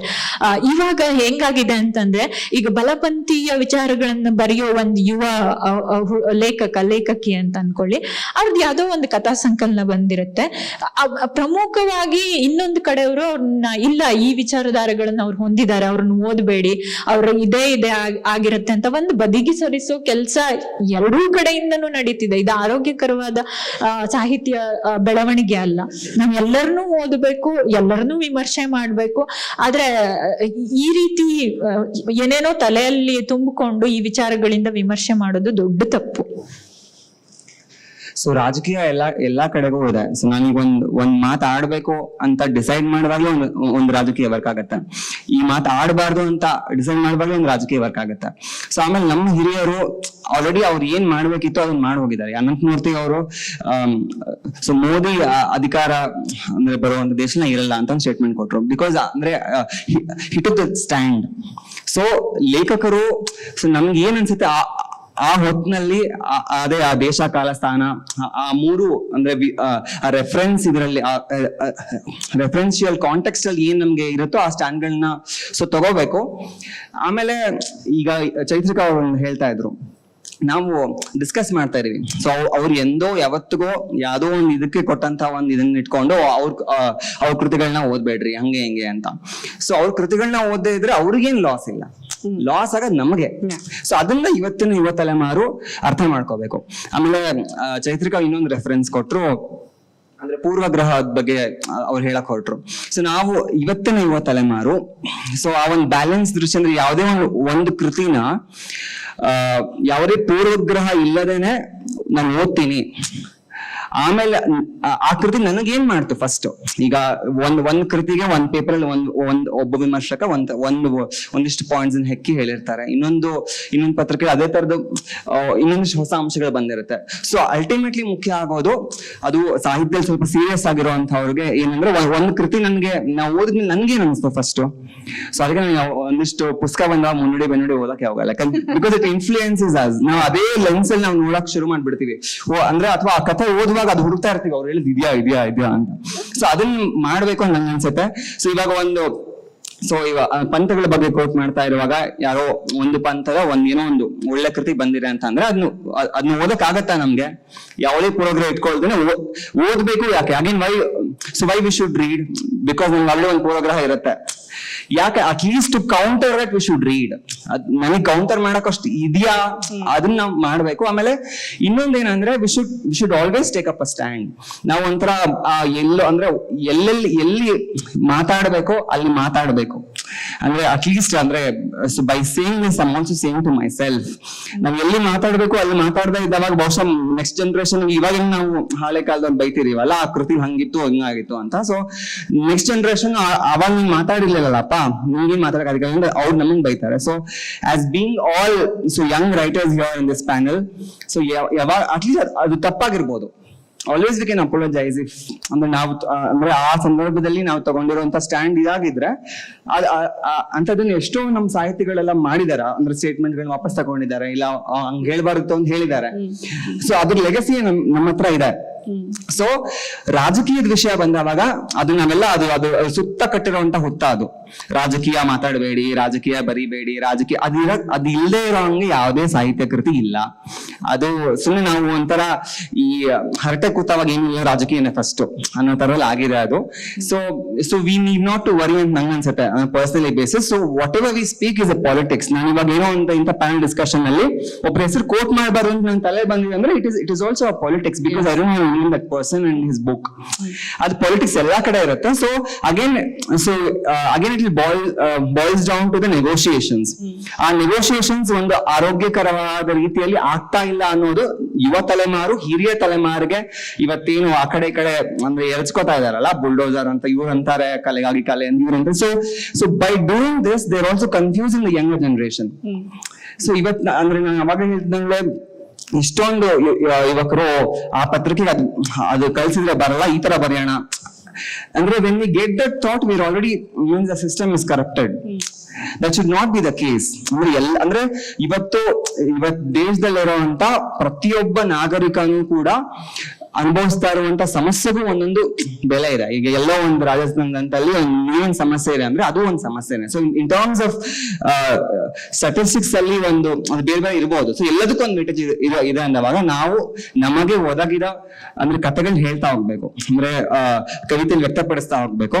ಸೊ ಇನ್ನೊಂದು ಜಸ್ಟ್ ನೆನಪಿಗೆ ಬರ್ತಿರೋದು ಆಂಗ್ರಿ ಇಂಡಿಯನ್ ಗಾಡೆಸ್ ಅಂತ ಒಂದು ಸಿನಿಮಾ ಇದೆ. ಅದ್ರಲ್ಲಿ ಲಾಸ್ಟಿಗೆ ಅವಳು ಒಂದ್ ಪಾತ್ರ ಮಾತಾಡುತ್ತೆ. ನಾನು ಅಂದ್ರೆ ಸ್ತ್ರೀ ವಿಮೋಚನೆ ಬಗ್ಗೆ ತುಂಬಾ ಕೆಲಸ ಮಾಡಿರ್ತಾಳೆ ಅವಳು, ಆಕ್ಟಿವಿಸ್ಟ್ ಆಗಿ. ಅವಳು ಹೇಳ್ತಾಳೆ, ನನ್ಗೆ ಇಲ್ಲಿವರೆಗೂ ನನ್ ಬೇರೆಯವ್ರ ಕಥೆಗಳನ್ನ ಹೇಳಿ ಸಾಕಾಗಿದೆ, ಇನ್ಮೇಲೆ ನಿಮ್ಮ ಕಥೆಗಳು ನೀವೇ ಹೇಳ್ಕೊಳ್ಳಿ ಅಂತ. So that dialogue made me think. ಅಂದ್ರೆ ಏನ್ ಹೇಳ್ತಾ ಇದೆ ಡೈಲಾಗ್ ಅಂತ ಅಂದ್ರೆ, ಇವಾಗ ಚೈತ್ರಿಕ ಕೂಡ ಅದ ಹೇಳ್ತಾ ಇದ್ರು. ಅಂದ್ರೆ ಒಬ್ಬ ಹೆಣ್ಮಕ್ಳು ಸಮಸ್ಯೆಯನ್ನ ಬರ್ದವಾಗ ಒಬ್ಬ ದಲಿತ ಇಶ್ಯೂಸ್ ನ ಬರ್ದವಾಗ ಒಬ್ಬ ಕ್ವಿಯರ್ ಆಗಿದ್ದುಕೊಂಡು ಖುದ್ದಾಗಿ ಸೊ ಅವರು ಆ ವಿಷಯಗಳನ್ನ ಹೇಳಿದವಾಗ ಅದಕ್ಕೊಂದು ವೇಟೇಜ್ ಇರುತ್ತೆ. ಸೊ ಆ ತರದಲ್ಲಿ ಎಲ್ಲರಿಗೂ ಇಟ್ ಶುಡ್ ಬಿ ಅವೈಲಬಲ್. ನನ್ ಏನಕ್ಕೆ ಫಸ್ಟ್ಗೆ ನಂಗೆ ಅನ್ಸಂದ್ರೆ, ನಾವು ಎಲ್ಲೋ ಒಂದ್ ಕಡೆ ತುಂಬಾ ವಿಪರೀತ ಕ್ರಮಗಳು ಅದು ಇದು ಮಾಡಿ ಒಂದು ದಂತಗೋಪಾಲ ಯಾವತ್ತು ಇಡ್ತೀವಲ್ಲ ಅವತ್ತು it is not reachable to the common people. Ultimately we are living in the common, ಅಂದ್ರೆ ಅದೇ ಮುಖ್ಯ ಆಗ್ತಿರೋ ಅಂದವಾಗ. ಸೊ ಅಷ್ಟೇ. So to keep it simple, ರಾಜಕೀಯ ಎಲ್ಲಾ ಕಡೆ ಇದೆ, should not be very. ನೀವು ಬರೀತೀರಿ ಅಂತ ಅನ್ನೋದು ಒಂದು ರಾಜಕೀಯ. ನೀವು ಬರೆಯಕ್ ಶುರು ಮಾಡ್ತೀರಿ, ನೀವು ಒಂದ್ ಯಾವ್ದಕ್ಕೂ ಪ್ರತಿಕ್ರಿಯೆ ಕೊಡ್ತೀರಿ ಅಥವಾ ಪ್ರತಿಕ್ರಿಯೆ ಕೊಡೋದಿಲ್ಲ ಅಂತ ಅನ್ನೋದು ಕೂಡ ಒಂದು ರಾಜಕೀಯನೇ. ಅದನ್ನ ರಾಜಕೀಯ ಅಂತಂದ್ರೆ ಬರೀ ಒಂದ್ ಪಕ್ಷದ ಬಗ್ಗೆ ಮಾತಾಡೋದು ಅಥವಾ ಒಬ್ಬ ನಾಯಕನನ್ನ ಫಾಲೋ ಮಾಡೋದು ಅಥವಾ ಒಂದು ನಾಯಕಿಯನ್ನ ವಿರೋಧಿಸೋದು ಇದಷ್ಟೇ ಆಗೋದಿಲ್ಲ. ನೀವು ಒಂದು ಕಾಲಮಾನಕ್ಕೆ ಸ್ಪಂದಿಸ್ತಾ ಇದ್ದೀರಿ ಅಂತ ಅನ್ನೋದು, ನೀವು ಬರೀತಿರೋ ಬಿಡ್ತಿರೋ ಅದು ಕೂಡ ರಾಜಕೀಯ ಆಗುತ್ತೆ. ಆ ನಿಟ್ಟಿನಲ್ಲಿ ಹೇಳೋದಾದ್ರೆ ರಾಜಕೀಯ ಎಲ್ಲರಲ್ಲೂ ಇದೆ, ಇರಬೇಕು, ಆ ಪ್ರಜ್ಞೆ ಇರಬೇಕು. ಆದ್ರೆ ರಾಜಕೀಯ ಅಂತ ಅನ್ನೋದಕ್ಕೆ ನಮಗೆ ಬೇರೆ ಇಂಟರ್ಪ್ರಿಟೇಷನ್ ಸಿಕ್ಕಿದೆ. ಇವತ್ತಿನ ಬರಹಗಾರರು ಯಾವ್ದಾದ್ರು ಒಂದು ಆಯಾಮವನ್ನ ಎಕ್ಸ್ಪ್ಲೋರ್ ಮಾಡದೆ ಅನ್ವೇಷಿಸದೆ ಬಿಟ್ಟಿದಾರ. ನನಗೆ ನನ್ನ ಮಟ್ಟಿಗೆ ಅನ್ಸೋದಾದ್ರೆ ರಂಗಭೂಮಿಯಲ್ಲಿ ಹೆಚ್ಚು ಯುವ ಬರಹಗಾರರು ಮತ್ತು ಹೊಸ ಸ್ಕ್ರಿಪ್ಟ್ಗಳು ಬರ್ತಾ ಇಲ್ಲ. ಇದಕ್ಕೆ ನನಗೆ 2 ಕಾರಣ ಕಾಣಿಸೋದು. ಒಂದು, ರಂಗಭೂಮಿ ಬಹುಶಃ ಅವರನ್ನ ಅಷ್ಟೊಂದು ಆಕರ್ಷಿಸಿಲ್ವೇನೋ ಅಂತ ಅನ್ನೋದು ಒಂದು. ಎರಡನೇದು, ರಂಗಭೂಮಿಯ ಸಾಧ್ಯತೆಗಳನ್ನ ಯುವ ಬರಹಗಾರರು ಕಂಡುಕೊಂಡಿಲ್ಲ ಅಂತ ಅನ್ನೋದು ಇನ್ನೊಂದು. ಆಮೇಲೆ ಇವತ್ತು ನನಗೆ ತುಂಬಾ ಕಳಕಳಿಯ ವಿಚಾರ ಅನ್ನಿಸ್ತಾ ಇರೋದು ಏನು ಅಂತಂದ್ರೆ, ಹಿಂದೆ ಮಹಿಳಾ ಕೇಂದ್ರಿತ ಬರಹಗಳನ್ನ ಅಥವಾ ಮಹಿಳೆಯ ಮನದಾಳದ ಮಾತುಗಳನ್ನ ಹಿಂಗಿರಬಹುದು ಅಂತ ಕಾಳಿದಾಸನಿಂದ ಮೊದಲುಗೊಂಡು ಹೆಂಗೆ ಗಂಡಸರು ಬರಿಬಾರದು ಅಂತ ಹೇಳ್ತಲ್ಲ, ಆದ್ರೆ ಅದು ಅವರ ಮನಸ್ಸಿನಲ್ಲಿರುವ ಹೆಣ್ಣು ಅಬ್ಸಲ್ಯೂಟ್ ಹೆಣ್ಣು ಅಂದ್ರೆ ಪಕ್ಕಾ ಹೆಣ್ಣು ಹಿಂಗೇ ಯೋಚನೆ ಮಾಡ್ತಾಳೆ ಅಂತ ಅನ್ನುವಂಥ ಒಂದು ಅಭಿವ್ಯಕ್ತಿ ಅಲ್ಲ. ಇವತ್ತು LGBTQ ಮತ್ತು ಕ್ವಿಯರ್ ಇಶ್ಯೂಸ್ ಬಗ್ಗೆ ಆ ಥರದ ಒಂದು ತುಂಬಾ ಸಾಕಷ್ಟು ಸಲಿಗೆಯ ವ್ಯಾಖ್ಯಾನಗಳು ಆಗ್ತಾ ಇದ್ದಾವೆ. ಅದು ತಪ್ಪು ಅಂತ ಹೇಳಲಾರೆ, ಆದ್ರೆ ಸೂಕ್ಷ್ಮತೆ ಇಲ್ಲದೆ ಇರುವಂತ ವ್ಯಾಖ್ಯಾನಗಳು ಆಗ್ತಾ ಇದ್ದಾವೆ. ಆ ಒಂದು ಕಮ್ಯುನಿಟಿಯನ್ನ ರೆಪ್ರೆಸೆಂಟ್ ಮಾಡುವಲ್ಲಿ ತುಂಬಾ ಭರದಲ್ಲಿ ಹೋಗ್ತಾ ಹೊಸ್ತೇನು ಬರೀತೀನಿ ಅಂತ ಹೇಳೋಕ್ ಹೋಗಿ ಸೋಲ್ತಾ ಇದ್ದೀವೇನೋ ಅಥವಾ ತಪ್ಪು ಸೃಷ್ಟಿ ಮಾಡ್ತಾ ಇದ್ದೀವೇನೋ, ಯುವ ಬರಹಗಾರ ಸೃಷ್ಟಿ ಮಾಡ್ತಾ ಇರ್ಬೋದು ಅಂತ ನನಗನ್ಸುತ್ತೆ. ಇದಕ್ಕೆ ನೀವು ಯಾರು ಪ್ರತಿಕ್ರಿಯೆ ಕೊಡೋಕೆ ಆಯ್ಕೆ ಮಾಡ್ಕೊಳ್ತೀರಿ, ನೀವು ಹೇಳ್ಬೋದು. ಇದು ನನ್ನ ಕೊನೆಯ ಪ್ರಶ್ನೆ ಆಗುತ್ತೆ. ನಮಗೆ 25 ನಿಮಿಷಗಳ ಕಾಲಾವಕಾಶ ಇದೆ. ಪ್ರೇಕ್ಷಕರಲ್ಲಿ ಯಾರಿಗಾದ್ರೂ ಪ್ರಶ್ನೆ ಇದ್ರೆ ಕೇಳಬಹುದು. ಇದಾದ್ಮೇಲೆ ಇದಕ್ಕೆ ಉತ್ತರ ಬಂದ ಮೇಲೆ ಕೇಳಬಹುದು. ಒಂದ್ ಕವಿಗೋಷ್ಠಿಯಲ್ಲಿ ರೂಮಿ ಹರೀಶ್ ಇದ್ರು. ರೂಮಿ ಹರೀಶ್ ಅಧ್ಯಕ್ಷತೆ ವಹಿಸ್ಕೊಂಡಿದ್ರು. ಅಂದ್ರೆ ಇಟ್ಸ್ ಬೇಸಿಕಲಿ ಆನ್ ಕ್ವಿಯರ್ ಪೋಯಿಟ್ರಿ. ತುಂಬಾ ಹೊಸ ಹೊಸ ಹುಡುಗರುಗಳು ಅಂದ್ರೆ ಕವಿತೆ ಬರ್ಕೊಂಡ್ ಬಂದಿದ್ರು. ಸೊ ಅವ್ರು ಬರ್ದಿರುವಂತ ಎಲ್ಲಾ ಕವಿತೆಗಳಲ್ಲೂ ಕೂಡ ಒಂದಿಷ್ಟು ಸ್ಟೀರಿಯೋಟೈಪ್ಗಳಿತ್ತು. ಅಂದ್ರೆ ಇವಾಗ ಟ್ರಾನ್ಸ್ ಅಂದ ತಕ್ಷಣ ಒಂದು ಅಂದ್ರೆ ಅವರು ರೋಡಲ್ಲಿ ಇದ್ ಮಾಡ್ತಾರೆ, ಅಂದ್ರೆ ಬೆಗ್ ಮಾಡ್ತಾರೆ, ಚಪ್ಪಾಳೆ ತಟ್ತಾರೆ. ಆಮೇಲೆ ಅವ್ರದ್ದು ಈ ಕಮರ್ಷಿಯಲ್ ಸಿನಿಮಾಗಳಲ್ಲಿ ತೋರಿಸ್ತಾರಲ್ಲ, ಅಂದ್ರೆ ಈಗ ಅವ್ರ ಸಾವಿನ ರಿಚುವಲ್ಸ್ ಗಳಾಗಿರ್ಬೋದು, ಆ ತರದ ಒಂದು ಸ್ಟೀರಿಯೋಟೈಪ್ ಇಟ್ಕೊಂಡ್ಬಿಟ್ಟು ಅವರು ಕವಿತೆ ಬರ್ದಿದ್ರು. ರೂಮಿ ಹರೀಶ್ ಹೇಳಿದ್ರು, ನಿಮಗೆ ಒಂದು ವಿಷಯವನ್ನ ಅಂದ್ರೆ ಶಿವನ ವೆರಿ ವ್ಯಾಲಿಡ್ ಪಾಯಿಂಟ್ ದಟ್ ಈಗ ನನಗೆ ಅನ್ಯವಾಗಿರುವಂತ ಒಂದು ವಿಷಯವನ್ನ, ನನಗೆ ಒಂದು ಏಲಿಯನ್ ಆಗಿರುವಂತ ವಿಷಯದ ಬಗ್ಗೆ ನಾನು ಏನಾರು ಅಂದ್ರೆ ಬರಿತಾ ಇದ್ದೀನಿ ಅಂತಂದ್ರೆ ಅಟ್ಲೀಸ್ಟ್ ಅವ್ರನ್ನು ನಾವು ಹೋಗಿ ಮಾತಾಡಿಸ್ಬೇಕು. ಅಟ್ಲೀಸ್ಟ್ ನಾವು ಅದಾದ್ರೂ ಮಾಡ್ಬೇಕು. ತುಂಬಾ ಇಲ್ಲ ಅಂದ್ರೆ ಏನಾಗುತ್ತೆ, ಅದೇ ಸ್ಟೀರಿಯೋಟೈಪ್ಗಳನ್ನ ನಾವು ಅಂದ್ರೆ ಹಿಂದಿನ ಕಾಲಮಾನ ಹೆಂಗಿತ್ತು ಅದನ್ನೇ ನಾವು ಮುಂದುವರ್ಸ್ಕೊಂಡು ಹೋಗ್ತಾ ಇರ್ತೀವಿ. ಸೊ ಅದು ಒಂದು. ಆಮೇಲೆ ಈಗ ಮ್ಯಾಮ್ ನೀವು ಇದ್ರ ಬಗ್ಗೆ ಹೇಳ್ತಾ ಇದ್ರಿ, ಅಂದ್ರೆ the way they treat the ಅಂದ್ರೆ ಕ್ವಿಯರ್ ಕಮ್ಯುನಿಟಿ. ಅಂದ್ರೆ ವೆನ್ ಇಟ್ ಕಮ್ಸ್ ಟು ಇವಾಗ ಒಂದು ಅವ್ಯಾಚ್ಯವಾಗಿ ಬೈಬೇಕು ಅಂತಂದ್ರೆ ಆ ಕಮ್ಯುನಿಟಿ ಒಂದು ಎಲ್ಲಾ ಪಕ್ಷಗಳಿಗೂ ಸೋ ಕಾಲ್ಡ್ ಸೆಕ್ಯುಲರಿಸ್ಟಿಕ್ ಪಕ್ಷ ಕೂಡ ಏನೋ ಬೇರೆ ಪಕ್ಷದವ್ರನ್ನ ಬೈಬೇಕು ಅಂದ್ರೆ ಚಕ್ಕ ಅಂತಾನೆ ಬೈತಾರೆ, 9 ಅಂತಾನೆ ಬೈತಾರೆ. ಸೊ ಇವರು ಒಂದು ಸೆಕ್ಯುಲರಿಸ್ಟಿಕ್ ಆಗಿರುವಂತ ಪಕ್ಷದ ಒಂದು ನೇತಾರರು, ಮುಖಂಡರು ಎಲ್ಲ ಸಪೋರ್ಟ್ ಮಾಡುವಂತವ್ರು. ಆ ಕಡೆಯವರು ಅದೇ ಶಬ್ದ, ಈ ಕಡೆ ಅದೇ ಶಬ್ದ. ಸೊ ಅವರು ಏನೋ ಅಂದ್ರೆ ಆ ಸಮುದಾಯವೇ ಒಂದು ಬಿಟ್ಟಿ ಬಿದ್ದಿದೆ. ಅವ್ರು ಅಂದ್ರೆ again it comes to language. So ಆ ಭಾಷೆಯನ್ನು ಬಳಸೋದ್ರಲ್ಲಿ ನಾವೆಲ್ಲೋ ಇದಾಗ್ತಿದೀವಿ ಅಂತ. ಅಗೇನ್ ಈ ಸಾಹಿತ್ಯ ದೃಷ್ಟಿಯಿಂದ ನೋಡೋದಕ್ಕೂ we express through language. So language makes the things beautiful. ಅದು ನಾವು ಅಂದ್ರೆ ಮತ್ತೆ ನೀವು ಕೇಳಿದ ಪ್ರಶ್ನೆಗೆ ನಾನು ಕನೆಕ್ಟ್ ಮಾಡೋದಾದ್ರೆ ಭಾಷೆಯನ್ನು ಹೆಂಗ್ ಬಳಸ್ತೀವಿ ಅನ್ನೋದು ಕೂಡ ತುಂಬಾ ಮುಖ್ಯ ಆಗುತ್ತೆ. ಅದು ಸಾರ್ವಜನಿಕ ಜೀವನದಲ್ಲೂ ಆಗಿರ್ಬೋದು, ಸಾಹಿತ್ಯದಲ್ಲೂ ಆಗಿರ್ಬೋದು. ಸೊ ಒಂದು ಕೃತಿಯನ್ನ ಅದ್ರ ಭಾಷೆನೇ ಡಿಸೈಡ್ ಮಾಡುತ್ತೆ. ಇಲ್ಲ ಒಂದಿಷ್ಟು ಕತೆ ಬಹುಶಃ ಮುಸ್ತಫನ್ಗೂ ಆಗಿರ್ಬೋದು. ಸೊ ಒಂದಿಷ್ಟು ಕತೆ ನಮ್ ತಲೆ ಐಡಿಯಾ ಇರುತ್ತೆ, ಅದ್ರ ಎಷ್ಟೇ ಪ್ರಯತ್ನ ಪಟ್ರು ಅಂದ್ರೆ ಅದು ಆ ಕತೆ ಬರೆಯಕ್ ಆಗಲ್ಲ. Because may be that story wants to come in that particular language. ಈಗ ನಾನು ಸಿಟಿ ಭಾಷೆನೇ ಬಳಸಿದ್ರು ಅಲ್ಲಿಯ ಪಾತ್ರಗಳಿಗೆ ಅದರದೇ ಅಂತ ಒಂದು ಸೀಕ್ರೆಟಿವ್ ಲ್ಯಾಂಗ್ವೇಜ್ ಇರ್ಬೋದು. ಅದಕ್ಕೋಸ್ಕರ ತುಂಬಾ ಸಮಯ ಹಿಡಿಯುತ್ತೆ ಅಂತ ನಂಗೆ ಅನ್ಸುತ್ತೆ. ನೀವು ಮೊದಲು ಕೇಳಿದ ಪ್ರಶ್ನೆ, ರಂಗಭೂಮಿಯ ಸಾಧ್ಯತೆಗಳನ್ನ ಬಳಸ್ಕೊಳ್ತಾ ಇಲ್ಲ ಯುವ ತಲೆಮಾರು ಅನ್ನುವಂಥದ್ದು. ರಂಗಭೂಮಿ ಮಾತ್ರ ಅಲ್ಲ, ಕಾದಂಬರಿ ಪ್ರಕಾರಗಳ ಕಡೆಗೂ ಯುವ ತಲೆಮಾರು ಲಾಂಗ್ ಫಾರ್ಮ್ ಪರಿಶ್ರಮ ಬೇಡುವಂತಹ ಯಾವುದೇ ಪರಿಶ್ರಮ ಕೇಳುವಂತ ಪ್ರಕಾರಗಳ ಕಡೆಗೆ ಯುವ ತಲೆಮಾರು ಹೋಗ್ತಾ ಇಲ್ಲ. ಅಂದ್ರೆ ಅದು ಏನು ಅಂತ ಹೇಳಿದ್ರೆ, ಒಂದು ಪಾಪ್ಯುಲಾರಿಟಿ ಯಾವ್ದ್ರಲ್ಲಿ ಸಿಗುತ್ತೆ ಅಂದ್ರೆ ನಮ್ಮಲ್ಲಿ ಕನ್ನಡದಲ್ಲಿ ಏನಾಗ್ತಾ ಇದೆ ಅಂತ ಹೇಳಿದ್ರೆ ತುರ್ತು ತತ್ಕ್ಷಣಕ್ಕೆ ಸಿಗುವಂತಹ ಬರುವಂತಹ ಯಾವುದೇ ಅವಕಾಶಗಳಿಗಾಗಿ ಕಾಯುವ ಒಂದಿಷ್ಟು, ನನ್ನನ್ನೂ ಸೇರಿ ನಾನು ಹೇಳ್ತಾ ಇರುವಂತದ್ದು, ನನ್ನನ್ನೂ ಸೇರಿ ಕಾಯುವಂತಹ ಒಂದಿಷ್ಟು ಮನಸ್ಥಿತಿಗಳು ನಮ್ಮ ನಡುವೆ ಇದ್ದೇವೆ ನಾವೆಲ್ಲರೂ ಸಹ. ಅದು ಗೊತ್ತಿಲ್ಲ ಎಷ್ಟರ ಮಟ್ಟಿಗೆ ಅಂತ. ಎರಡನೇದು ಏನು ಅಂತ ಹೇಳಿದ್ರೆ, ರಂಗಭೂಮಿಯ ಸಾಧ್ಯತೆ ಅನ್ನುವಂತಹದ್ದು ಒಂದು, ಅದು ಈಗ ಗಿರೀಶ್ ಕಾರ್ನಾಡ್ ಒಂದು ನಾಟಕವನ್ನ ಬರೀತಾರೆ ಅಂತ ಹೇಳಿದ್ರೆ, ಅಥವಾ ಸಂಸಾ ಒಂದು ನಾಟಕವನ್ನ ಬರೀತಾರೆ ಅಂತ ಹೇಳಿದ್ರೆ, ಅಥವಾ ದೊಡ್ಡ ದೊಡ್ಡ ನಾಟಕಕಾರರು ಏನಿದ್ದಾರೆ ಅವರೆಲ್ಲರೂ, ಅಥವಾ ಚಂದ್ರಶೇಖರ್ ಕಂಬಾರರು ಒಂದು ನಾಟಕವನ್ನ ಬರೀತಾರೆ ಅಂತ ಹೇಳಿದ್ರೆ ಅದಕ್ಕೆ ಪರಿಶ್ರಮದ ಕೆಲಸಗಳಿದೆ. ಸಂಶೋಧನೆ ಮಾಡಬೇಕು. ಅಥವಾ ಐತಿಹಾಸಿಕ ನಾಟಕಗಳಿಗಂತೂ ಅದು ತೀರಾ ಅದು ಏನಾಗುತ್ತೆ ಅಂತ ಹೇಳಿದ್ರೆ ತುಂಬಾ ಪರಿಶ್ರಮದ ಕೆಲಸ, ಓದ್ಬೇಕಾಗುತ್ತೆ, ಇತಿಹಾಸದ ಪ್ರಜ್ಞೆಗಳು ನಮ್ಮನ್ನ ಆವರಿಸ್ಕೋಬೇಕಾಗುತ್ತೆ, ಎಲ್ಲವೂ ಬೇಕು. ಎರಡನೇದು ಏನು ಅಂತ ಹೇಳಿದ್ರೆ, ಸಾಮಾಜಿಕ ನಾಟಕಗಳು ಕನ್ನಡದಲ್ಲಿ ತುಂಬಾ ಒಂದು ಹಂತದವರೆಗೆ ಏನು ಅಂತ ಹೇಳಿದ್ರೆ ಅದು ಅಷ್ಟರ ಮಟ್ಟಿಗೆ ಸಶಕ್ತವಾದಂತಹ ಮಾದರಿಗಳಾಗಿ ನಮ್ಮ ಮುಂದೆ ಬರಲಿಲ್ಲ ಅನ್ನುವಂತಹ ಒಂದು ಬೇಸರದ ಸಂಗತಿಯೂ ಇದೆ. ನಮ್ಮಲ್ಲಿ ನಾವು ಹೆಚ್ಚೆಚ್ಚು ಕೋಟ್ ಮಾಡುವಂಥದ್ದು ಐತಿಹಾಸಿಕ ನಾಟಕಗಳು, ಅಥವಾ ಆ ನಾಟಕಗಳೇ ಹೆಚ್ಚು ರಂಗಪಠ್ಯವಾಗಿ ರಂಗಭೂಮಿಯಲ್ಲಿ ಪ್ರಯೋಗಶೀಲತೆಯನ್ನ ದುಡಿಸ್ಕೊಳ್ಳುವಂಥದ್ದು. ಕೀರಂ ಈ CGK ಬಗ್ಗೆ ಹೇಳಿದೆ, ಆಗ್ಲೇ ನಾವು ಮಾತಾಡುವಾಗ ಹೇಳಿದ್ವಿ, ಅಂದ್ರೆ ಒಂದು ನಾಟಕ ರಂಗಪಠ್ಯವಾಗಿಯೇ ಯಶಸ್ಸನ್ನು ಸಾಧಿಸಬೇಕು. ಅದು ಕೇವಲ ಒಂದು ಪಠ್ಯವಾದ್ರೆ ಲೈಬ್ರರಿ ರ್ಯಾಕ್ ನ ಮಧ್ಯದಲ್ಲಿ ಒಂದು ಪುಸ್ತಕವಾಗಿ ಇರುತ್ತೆ ಹೊರತು, ಒಂದು ನಾಟಕ ಅಂತ ಹೇಳಿ ಇರುತ್ತೆ ಹೊರತು, ಅದು ಜನಮಾನಸದ ಒಳಗಡೆ ಬರಲ್ಲ ಅನ್ನುವಂಥದ್ದು. ಆ ಕಾರಣಕ್ಕಾಗಿ ಈ ಎಲ್ಲ ತಾಲೀಮುಗಳಾಗಬೇಕಾಗುತ್ತೆ. ರಂಗಭೂಮಿಯ ಜೊತೆ ಒಡನಾಟ ಇರಬೇಕು, ಸಂಶೋಧನೆ ಮಾಡಬೇಕು, ಸಂಶೋಧನೆ ಮಾಡಿದಂತಹದನ್ನ ಬರವಣಿಗೆ ರೂಪಕ್ಕೆ ಇಳಿಸ್ಬೇಕಾಗುತ್ತೆ, ಬರೆದದ್ದನ್ನ ಮತ್ತೆ ಪ್ರಯೋಗಶೀಲತೆಗೆ ಒಡ್ಬೇಕಾಗುತ್ತೆ, ಅದರಲ್ಲಿರುವಂತಹ ಎರರ್ಸ್ ಗಳನ್ನ ಮತ್ತೆ ಕ್ಲಿಯರ್ ಮಾಡ್ತಾ ಹೋಗ್ಬೇಕಾಗುತ್ತೆ. ಈ ಸಾಧ್ಯತೆಯ ಕಡೆಗೆ ಯುವ ತಲೆಮಾರು ಗಮನ ಹರಿಸ್ತಾ ಇಲ್ಲ ಅನ್ನುವಂಥದ್ದು ಇತ್ತು ಒಂದು ಕಾಲಕ್ಕೆ. ನ್ಯಾಷನಲ್ ಡ್ರಾಮಾ ಅಕಾಡೆಮಿ ಆಗಿರ್ಬೋದು, ಅಥವಾ ನೀನಾಸಂ ಆಗಿರ್ಬೋದು, ಅದರ ಮೂಲಕ ಬರೆಯುವಂತವ್ರು, ಅಥವಾ ರಂಗಶಂಕರ ಆಗಿರ್ಬಹುದು, ಅಥವಾ CGK ಅವರ ಗುಂಪಿನ ಸಮುದಾಯ ಮಾಡ್ತಾ ಇತ್ತು ಆ ಕೆಲಸವನ್ನ. ಕನ್ನಡದಲ್ಲಿ ಆ ಸಮುದಾಯ ದೊಡ್ಡ ಮಟ್ಟದಲ್ಲಿ ಆ ಕೆಲಸಗಳನ್ನ ಮಾಡ್ತಾ ಇತ್ತು. ಆ ಕೆಲಸಗಳು ಇನ್ನು ಆಗ್ಬೇಕಾಗಿದೆ. ರಂಗಭೂಮಿಯ ಕಡೆಗೆ ಯುವ ತಲೆಮಾರು ಹೆಚ್ಚು ಬರಬೇಕಾಗಿರುವಂತದ್ದು ಇದೆ. ಕಾದಂಬರಿ ಪ್ರಕಾರಗಳನ್ನು ಹೆಚ್ಚು ಕೈಗೆತ್ಕೋಬೇಕು. ಪ್ರಬಂಧವು ತೆರೆಮರೆಗೆ ಸರಿತಾ ಇದೆ, ಅದನ್ನು ನಾವು ಹೆಚ್ಚು ಮುನ್ನೆಲೆಗೆ ತರಬೇಕಾಗುತ್ತೆ. ಕಥೆಯೊಂದೇ ಅಲ್ಲ, ಕಾವ್ಯವೊಂದೇ ಅಲ್ಲ ಕನ್ನಡದ್ದು, ಬೇರೆ ನೆಲೆಯಲ್ಲೂ ನಾವು ಪ್ರಯೋಗಶೀಲತೆಗೆ ದುಡಿಸ್ಕೋಬೇಕಾಗುತ್ತೆ. ಈಗೊಂದು ಟ್ರೆಂಡ್ ಇದೆ, ಏನಂತ ಹೇಳಿದ್ರೆ ಅನುವಾದ ಆತ್ಮಕಥೆ. ಕನ್ನಡದಲ್ಲಿ 2-3 ವರ್ಷದಿಂದ ಅನುವಾದ ಆತ್ಮಕಥೆಗಳಿಗೆ ಬೇಕಾದಷ್ಟು ಇದಾಗ್ತಾ ಇದೆ. ಅನುವಾದ ಆದ ಆತ್ಮಕಥೆಗಳು ಅಥವಾ ಅನುವಾದ ಮತ್ತು ಆತ್ಮಕಥೆಗಳು ಎರಡೂ ಸಹ ಇರುವಂತಹದ್ದನ್ನು ನಾವು ಗಮನಿಸಬಹುದು.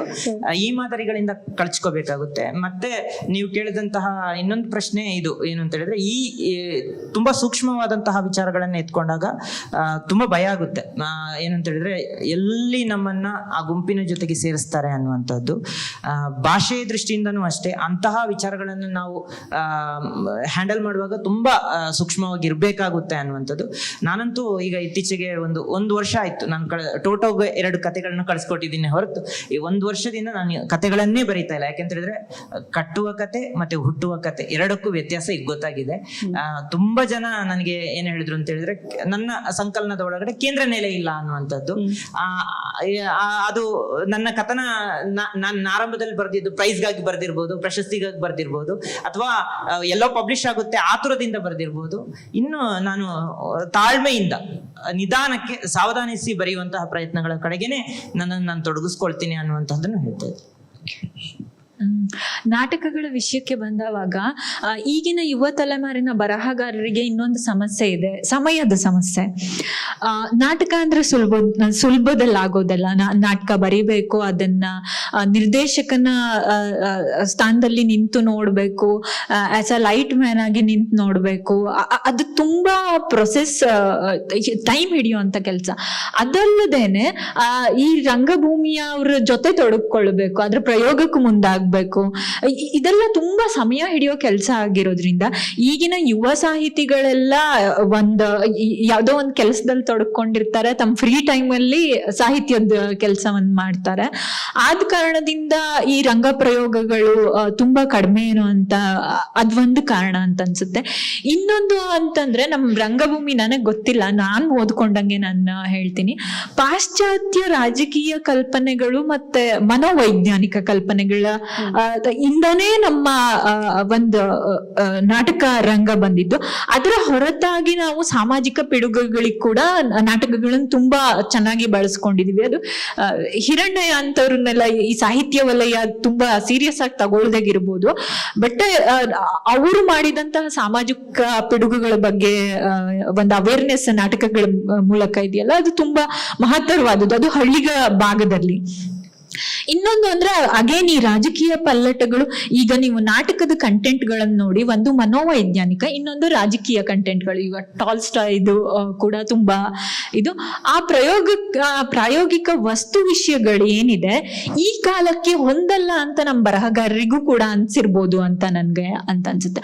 ಗಿರೀಶ್ ಕಾರ್ನಾಡರ ನಾಟಕಗಳನ್ನ ನೋಡಿದ್ರೆ ಅವು ತುಂಬಾ ಮನೋವೈಜ್ಞಾನಿಕವಾಗಿ ಹಿನ್ನೆಲೆಯಿಂದ ಕಥೆಗಳು ಹುಟ್ಕೊಂಡು ಆ ರೀತಿಯಲ್ಲಿ ಹೋಗೋ ಅಂಥದ್ದು. ನಮ್ಮ ಇತ್ತೀಚಿನ ಯುವ ಬರಹಗಾರರಲ್ಲಿ ಆತರ ಸೈಕಾಲಜಿಕಲ್ ಥ್ರಿಲ್ಲರ್ಗಳು ಮತ್ತೆ ಈ ರೀತಿ ಬಹುಮುಖ ಆಲೋಚನೆಗಳನ್ನ ಇಟ್ಕೊಂಡು ಬರೆಯೋದು ತುಂಬಾ ಕಡಿಮೆ ಆಗಿದೆ ಅಂತಾನು ನನ್ಗನ್ಸುತ್ತೆ. ಆ ಕಾರಣದಿಂದ ನಾಟಕ ಒಂದು ಸಮಯವನ್ನ ಜಾಸ್ತಿ ಬೇಡೋ ಒಂದು ಕಲಾ ಪ್ರಕಾರ ಆಗಿರೋದ್ರಿಂದ ತುಂಬಾ ಜನ ತೊಡಗಿಕೊಳ್ಳಲ್ಲ ಅಂತ ಒಂದ್ ನನ್ಗನ್ಸುತ್ತೆ. ಇನ್ನೊಂದು ಅಂತಂದ್ರೆ ಈ ಸೂಕ್ಷ್ಮತೆಯ ವಿಚಾರಗಳು ಅಂತಂದ್ರೆ, ಈ ಸೂಕ್ಷ್ಮತೆ ವಿಚಾರಗಳನ್ನು ನಾವು ಯಾರನ್ನೇ ಬೈಯೋದಕ್ಕಾಗ್ಲಿ ಅಥವಾ ಹೀಯಾಳಿಸೋದಕ್ಕಾಗ್ಲಿ ಬಳಸುವಂತವು ಸ್ತ್ರೀ ಸಂಬಂಧಿತ ಪದಗಳು ಮತ್ತೆ ಈ ದಮನಿತ ಒಂದು ವರ್ಗಕ್ಕೆ ಸೇರಿದ ಪದಗಳೇ ಆಗಿರುತ್ತೆ. ಎಲ್ಲಿಯವರೆಗೂ ನಾವು ರಾಜಕೀಯವಾಗಿ ಅಥವಾ ಸಾಮಾಜಿಕವಾಗಿ ಅವ್ರನ್ನ ಮುನ್ನೆಲೆಗೆ ತರೋದಿಲ್ವೋ ಅಲ್ಲಿವರೆಗೂ ಇದ್ದೇ ಇರುತ್ತೆ ಅಂತ ಅನ್ಸುತ್ತೆ. ಆದ್ರೆ ಬರಹಗಾರರಲ್ಲಿ ಆ ಪ್ರಜ್ಞೆ ಯಾವಾಗ್ಲೂ ಜಾಗೃತವಾಗಿರ್ಬೇಕು. ಯಾವ್ದನ್ನ ಹೇಳ್ಬಾರ್ದು, ಯಾವ್ದನ್ನ ಹೇಳ್ಬೇಕು, ಯಾವ್ದನ್ನ ಹೇಳಿದ್ರೆ ಸರಿಯಾಗತ್ತೆ, ಸರಿಯಾಗಲ್ಲ ಅಂತ. ಹಾಗೆ ಕೂಡ ಈ ಪ್ರಜ್ಞೆ ತಕ್ಷಣಕ್ಕೆ ಬರುವಂತದ್ದಲ್ಲ. ಓದಬೇಕು, ನೋಡ್ಬೇಕು, ಕೇಳ್ಬೇಕು, ಇದು ಎಲ್ಲಾ ರೀತಿಯಿಂದ ನಾವು ಜಾಗೃತರಾಗಿದ್ದಾವಾಗ ಮಾತ್ರ ಈ ಪ್ರಜ್ಞೆಗಳು ನಮ್ಗೆ ಒಲಿಯುತ್ತವೆ. ಇಲ್ಲ ಅಂತಂದ್ರೆ ಒಂದು ಬರಹಗಾರ ಹೇಗಿರ್ಬೇಕು ಅಂತಂದ್ರೆ, ಬರಹ ಅನ್ನೋದು ಬದುಕು ಅನ್ನೋದೇ ಒಂದು ರಾಜಕೀಯ. ನಾನು ಅಡ್ಮಿನಿಸ್ಟ್ರೇಷನ್ ಲೆವೆಲ್ ಅಲ್ಲಿ ಅಥವಾ ವೋಟಿಂಗ್ ಅಲ್ಲಿ ಹೇಳ್ತಿಲ್ಲ. ನಮ್ ಬದುಕಿನ ನಾನು ಈ ಚೇರ್ ಮೇಲೆ ಕೂತ್ರೆ ಕೂಡ ಇದಕ್ಕೆ ಎಷ್ಟು ಟ್ಯಾಕ್ಸ್ ಬೀಳುತ್ತೆ, ಈ ಕರೆಂಟ್ಗೆ ಎಷ್ಟು ಟ್ಯಾಕ್ಸ್ ಬೀಳುತ್ತೆ ಅನ್ನೋದು ರಾಜಕೀಯ ವಿಷಯ. ಆದ್ರಿಂದ ಈ ಎಲ್ಲಾ ನೆಲೆಗಳಿಂದ ಯೋಚನೆ ಮಾಡಿ ಈ ಪ್ರಜ್ಞೆಯನ್ನ ಬೆಳೆಸ್ಕೊಂಡು ಬರಿಬೇಕು ಅಂತ ಹೇಳ್ತಿಲ್ಲ. ನಾವು ಬರಿತಾನಾದ್ರೂ ಈ ಪ್ರಜ್ಞೆಗಳನ್ನ ಬೆಳೆಸ್ಕೊಂಡು ಆ ಎಲ್ಲಾ ನೆಲೆಗಳನ್ನ ಮುಟ್ಟೋ ಪ್ರಯತ್ನ ಮಾಡ್ಬೇಕು ಅಂತ ಅನ್ಸುತ್ತೆ. ಇಲ್ಲಿಗೆ ನಮ್ಮ ಪ್ರಶ್ನೆಗಳು ಮುಗ್ದಿದೆ. ನಿಮ್ಮಲ್ಲಿ ಯಾರಿಗಾದ್ರೂ ಬರಹಗಾರರಿಗೆ ಪ್ರಶ್ನೆ ಕೇಳಬೇಕಾಗಿದ್ದಲ್ಲಿ ಕೇಳಬಹುದು.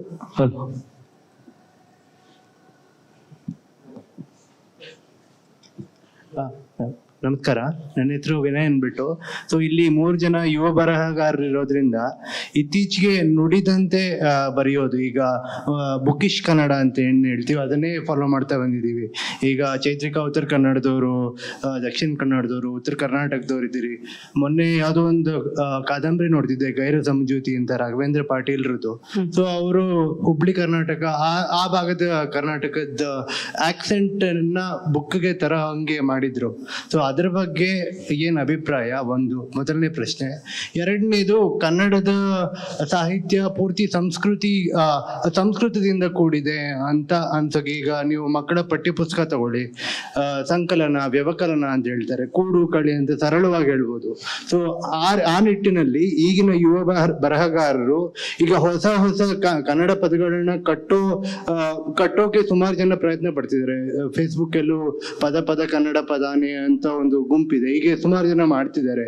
ಆ ನಿಟ್ಟಿನಲ್ಲಿ ಕನ್ನಡವನ್ನ ಸರಳೀಕರಣಗೊಳಿಸೋದಕ್ಕೆ ಯಾವ ರೀತಿ ಒತ್ತು ಕೊಡ್ತಾರೆ ಅಂತ, ಇವೆರಡು ನನ್ನ ಪ್ರಶ್ನೆ. ಭಾಷೆಯನ್ನ ಬೆಳೆಸ್ತಾ ಇದ್ದೀರಾ ಯುವ ಬರಹಗಾರರು ಅಥವಾ ಹಿಂದಿದ್ದಷ್ಟೇ ಕ್ಲಿಷ್ಟವಾಗಿ ಮುಂದುವರಿಸ್ಕೊಂಡು ಹೋಗ್ತಾ ಇದ್ದೀರಾ? ನೀವು ಈ ಪ್ರಶ್ನೆ ಮೊದ್ಲೇ ಕೇಳಿದ್ರಿ, ನಾವು ಮಿಸ್ ಮಾಡಿದ್ವಿ. ಅಂದ್ರೆ ಪ್ರಾಂತೀಯ ಇದು, ಈ ಪ್ರಾಂತೀಯ ಭಾಷೆ ಅನ್ನೋದು ಎಲ್ಲರನ್ನೂ ಸೆಳೆಯುತ್ತೆ. ಇವಾಗ ನನ್ಗೆ ಫಸ್ಟ್ ಓದ್ಬೇಕಾದ್ರೆ ನನಗೆ ನೆನ್ಪು ಬರೋದು ಉತ್ತರ ಕನ್ನಡ ಕನ್ನಡದ ಬರಹಗಾರರು ವಿವೇಕ್ ಶಾನ್ಭಾಗ್ ಸರ್ ಇರ್ಬಹುದು, ಇವಾಗ ಜಯಂತ್ ಕಾಯ್ಕಿಣಿ ಅವರಾಗಿರ್ಬಹುದು, ಹಾಗೇನೆ ಮಹಿಳಾ ಬರಹಗಾರರಿದ್ದಾರೆ ತುಂಬಾ ಜನ. ಫಸ್ಟ್ ನನ್ ತಲೆಗೆ ಬರೋದು ಅಂತಂದ್ರೆ ಇವ್ರುಗಳೇನೆ. ನನ್ಗೆ ಅದನ್ನ ಓದ್ಬೇಕಾದ್ರೆ ತುಂಬಾ ರಿಲೇಟ್ ಆಗುತ್ತೆ. ಏನಕ್ಕೆ ಅಂತಂದ್ರೆ ನಾವು ಮನೆಯಲ್ಲಿ ಬಳಸೋ ಪದಗಳನ್ನೇ ಅವ್ರು ಬಳಸಿರ್ತಾರೆ, ಅದು ಹೆಚ್ಚು ಇಷ್ಟ ಆಗುತ್ತೆ ಓದೋದಕ್ಕೆ. ಯಶವಂತ ಚಿತ್ತಾಲ್ ಅವ್ರದ್ದು ಆಗಿರ್ಬೋದು, ಆ ಕಾರಣದಿಂದ ನಾವು ಓದ್ತೀವಿ. ಆದ್ರೆ ನಾನು ಧಾರವಾಡದಲ್ಲಿ ಓದಿರೋದ್ರಿಂದ, ಬೆಂಗಳೂರಲ್ಲಿ ಇರೋದ್ರಿಂದ ನನ್ಗೆ ಮೈಸೂರು ಭಾಗದ ಕನ್ನಡ ಗೊತ್ತು, ಕರಾವಳಿ ಕನ್ನಡ ಗೊತ್ತು, ಮಲೆನಾಡು ಕನ್ನಡ ಗೊತ್ತು. ಯಾವುದೇ ಕನ್ನಡಗಳು ನನ್ಗೆ ಕಷ್ಟ ಅಂತ ಅನ್ಸಲ್ಲ. ಇನ್ನೊಂದು ಅಂತಂದ್ರೆ ನಾವು ನಮ್ಮ ಪ್ರದೇಶಗಳು ಬೇರೆ ಆಗ್ತಾ ಹೋದಂಗೆ ನಾವು ಒಂದು ಪಾಲಿಶ್ಡ್ ಕನ್ನಡ ಯೂಸ್ ಮಾಡಕ್ಕೆ ಸ್ಟಾರ್ಟ್ ಮಾಡ್ತೀವಿ. ಬಟ್ ನನ್ನ ಬರಹಗಳಲ್ಲಿ ಏನಿದೆ ಅಂತಂದ್ರೆ ನನ್ಗೆ ನನ್ನ ಕತೆಗೆ ನಾನು ಎಲ್ಲಿ ಇಂದ ಯೋಚನೆ ಮಾಡಿದೀನೋ ಅದಕ್ಕೆ ಬೇಕಾದಂತಹ ಪದಗಳನ್ನೇ ಬಳಸ್ತಾ ಹೋಗ್ತೀನಿ ಹೊರತು ಶಾಸ್ತ್ರೀಯವಾಗಿ ಅಥವಾ ಕನ್ನಡ ಸಾಹಿತ್ಯ ತುಂಬಾ ಒಗ್ಗಿಸಿಕೊಂಡ ಕನ್ನಡವನ್ನ ನಾನು ಯಾವತ್ತೂ ಬಳಸಿಲ್ಲ. ಹಾಗೇನೆ ಇವತ್ತಿಗೂ ದೇವನೂರು ಮಹಾದೇವರ ಕುಸುಮ ಬಾಲೆ ಕೂಡ ಇಷ್ಟ ಆಗೋದು ಅದು ಪ್ರಾಂತೀಯ ಕನ್ನಡ ಕಾರಣಕ್ಕೇನೆ. ಸೊ ನಾನು ಗುರುತಿಸಿದಂಗೆ ಇತ್ತೀಚಿನ ಯುವ ಲೇಖಕರು ಕೂಡ ಇವಾಗ ಮುಸ್ತಫಾ ಅವರ ಕಥಾ ಸಂಕಲನವನ್ನ ನೋಡಿದ್ರೆ ಅಲ್ಲಿ ಹೆಚ್ಚಾಗಿ ಮುಸ್ಲಿಂ ಕೇಂದ್ರಿತ ಮತ್ತೆ ಆ ಸಮಸ್ಯೆಗಳ ಸುತ್ತದ್ದು ಕಥೆಗಳು ಬರುತ್ತವೆ. ಆ ಕಥೆಗಳನ್ನ ನೀವು ಓದುವಾಗ ಅವ್ರು ಮೂಲತಃ ಕೊಡಗಿನವರ ಆಗಿರೋದ್ರಿಂದ ನಿಮ್ಗೆ ಈ ಮುಸ್ಲಿಂ ಸಂಸ್ಕೃತಿಯ ಪದಗಳು ಅದಕ್ಕೆ ಸಂಬಂಧಿಸಿದ್ದೇ ಜಾಸ್ತಿ, ಆ ಭಾಷೆನೂ ಕೂಡ ಅದೇ ಆಗಿ ಕಾಣಿಸುತ್ತೆ. ಆಮೇಲೆ ನಾನು ದಾದಾಪೀರ್ ಅವ್ರ ಕಥೆಗಳನ್ನು ನೋಡಿದವಾಗ ಕೂಡ ಆತರ ಪಾಲಿಶ್ಡ್ ಕನ್ನಡ, ಒಂದು ನಗರ ಕೇಂದ್ರಿತ ಕನ್ನಡ ಅಂತ ನಿಮ್ಗೆ ಎಲ್ಲೂ ಅನ್ಸಲ್ಲ. ಇತ್ತೀಚಿನ ಯುವ ಬರಹಗಾರರು ಅದೊಂದು ಮಾದರಿಯನ್ನ ತುಂಬಾ ಪ್ರಚುರ ಪಡಿಸ್ತಿರೋದು, ತಮಗೆ ಕಲೆ ಒಗ್ಗಿದ ರೀತಿಯಲ್ಲಿ ಅದನ್ನ ಬರಿತಾ ಇರೋದು ನನ್ಗೆ ತುಂಬಾ ಖುಷಿ ಕೊಡೋ ಸಂಗತಿ. ಅದು ಅವ್ರಿಗೆ ಯಾವ್ದೇ ಕೀಳರಿಮೆ ಇಲ್ಲ, ನಾನು ಆ ವರ್ಗಕ್ಕೆ ಸೇರಿದೀನಿ, ಈ ವರ್ಗಕ್ಕೆ ಸೇರಿದೀನಿ, ಅದೊಂದು ಪ್ರಜ್ಞೆ ಇದೆಯಲ್ಲ, ಅದು ತುಂಬಾ ಖುಷಿ ಕೊಡುತ್ತೆ. ಅದು ಏನು ಪಾಸಿಟಿವ್ ಬೆಳವಣಿಗೆ ಕನ್ನಡ ಸಾಹಿತ್ಯ ಕ್ಷೇತ್ರದಲ್ಲಿ ಅಂತ ನನ್ಗನ್ಸುತ್ತೆ. ಆ ತರದ ಕೀಳರಿಮೆಗಳನ್ನ ನಾವು ದಾಟಬೇಕಾಗಿದೆ ಇವತ್ತು ಅಂತ. ಅದು ಕೀಳರಿಮೆನ ಅಂತ ಅನ್ನೋದ್ರ ಬಗ್ಗೆ ನನಗೆ ಅನುಮಾನ ಇದೆ. ನನಗನ್ಸೋದು ಬರಹಗಾರರಿಗೆ ಇನ್ನೊಬ್ಬರಿಗೆ ಅಂದ್ರೆ ಪ್ರಾಂತೀಯ ನುಡಿಗಟ್ಟುಗಳನ್ನ ಭಾಷೆನ ಉಪಯೋಗಿಸುವಾಗ ನನಗೆ ಕೀಳರಿಮೆ ಅನ್ನೋದಕ್ಕಿಂತ ನಾನು ಇನ್ನೊಬ್ಬರಿಗೆ ದಾಟ್ತಾ ಇದ್ದೀನಿ, ಒಬ್ರು ಓದ್ತಾ ಇರೋರಿಗೆ ನನ್ನ ವಿಚಾರಗಳು ದಾಟ್ತಾ ಇದೆಯಾ ಅಂತ ಅನ್ನುವ ಬಗ್ಗೆ. ಆದ್ರೆ ನೀವು ಹೇಳ್ತಾ ಇರೋದು ಕೀಳರಿಮೆ, ನೀವು ಹೇಳ್ತಾ ಇರೋದು ನನಗೆ ಅರ್ಥ ಆಗ್ತಾ ಇದೆ. ಇದು ಗ್ರಾಂಥಿಕ ಕನ್ನಡ, ತುಂಬಾ ಭೂಯಿಷ್ಠ ಕನ್ನಡ ಉಪಯೋಗಿಸೋ ಅನಿವಾರ್ಯ ಆಗ್ಬೇಕಾಗಿಲ್ಲ. ತುಂಬಾ ಕ್ಲಿಷ್ಟ ಪದಗಳನ್ನ ಅಥವಾ ತುಂಬಾ ಓದುಗ ಒಂದು 4 ಡಿಕ್ಷನರಿ ಇಟ್ಕೊಂಡು ಓದಬೇಕಾದ ಪುಸ್ತಕ ಓದಿ ಮಧ್ಯದಲ್ಲಿ ಡಿಸ್ಟರ್ಬ್ ಆಗ್ಬೇಕಾದಂತ ಕನ್ನಡವನ್ನ ಉಪಯೋಗಿಸದೆ ಬರೀಬಹುದು, ಉತ್ತಮ ವಿಚಾರಗಳನ್ನ ಕೂಡ ತಿಳಿಸಬಹುದು ಅಂತ ಅನ್ನೋದು. ನೀವು ಈ ಪ್ರಶ್ನೆಗೆ ಉತ್ತರ ಹೇಳೋಕೆ ಇಷ್ಟಪಡ್ತೀರಾ? ಅದೇ ಅಂದ್ರೆ ನೀವು ಲ್ಯಾಂಗ್ವೇಜ್ ಬಗ್ಗೆ ಹೇಳ್ತಾ ಇದ್ರಿ, ಅಂದ್ರೆ ರಾಘವೇಂದ್ರ ಪಾಟೀಲ್ ಸರ್ ಅವರ ಯಾವುದು ಗೈರ ಸಮಜೋತಿ. ಸೊ ನಂಗೆ ಅನ್ಸುತ್ತೆ ಈಗ ನಾವಾಗ್ಲೂ ಹೇಳ್ದಂಗೆ ಒಂದ್ ಲ್ಯಾಂಗ್ವೇಜ್, ಈಗ ನಮ್ ಕನ್ನಡದಲ್ಲಿ ಎಷ್ಟೊಂದು ಸ್ಲ್ಯಾಂಗ್ಸ್ ಇದೆ. ಸೊ ಅಂದ್ರೆ ಒಂದು ಕೃತಿಯನ್ನ, ಒಂದು ಕಥೆನ ಅದರದ್ದೇ ಆದ ಒಂದು ಸ್ಲ್ಯಾಂಗ್ ಅಲ್ಲಿ ಹೇಳಿದ್ರೆ ಅದಕ್ಕೊಂದು ಪಲ್ಸ್ ಇರುತ್ತೆ. ಸೊ ಆ ಭಾಷೆಯ ಮೂಲಕ ಅಲ್ಲಿರುವಂತ ಜನಗಳ ಒಂದು ಇಡೀ ಒಂದು ನಾಡಿ ಮಿಡಿತ ಹಿಡಿಬಹುದು. ಸೊ ಅದಕ್ಕೋಸ್ಕರ ನಾವು ಯೂಶಲಿ ಅಂದ್ರೆ ಪ್ರಾದೇಶಿಕತೆ, ಸ್ಥಳೀಯತೆ ಅದಕ್ಕೆ ಒತ್ತು ಕೊಡ್ತಾರೆ. ಈಗ ಆ ಕಥೆಯನ್ನು ನಾನು ಸಿಟಿ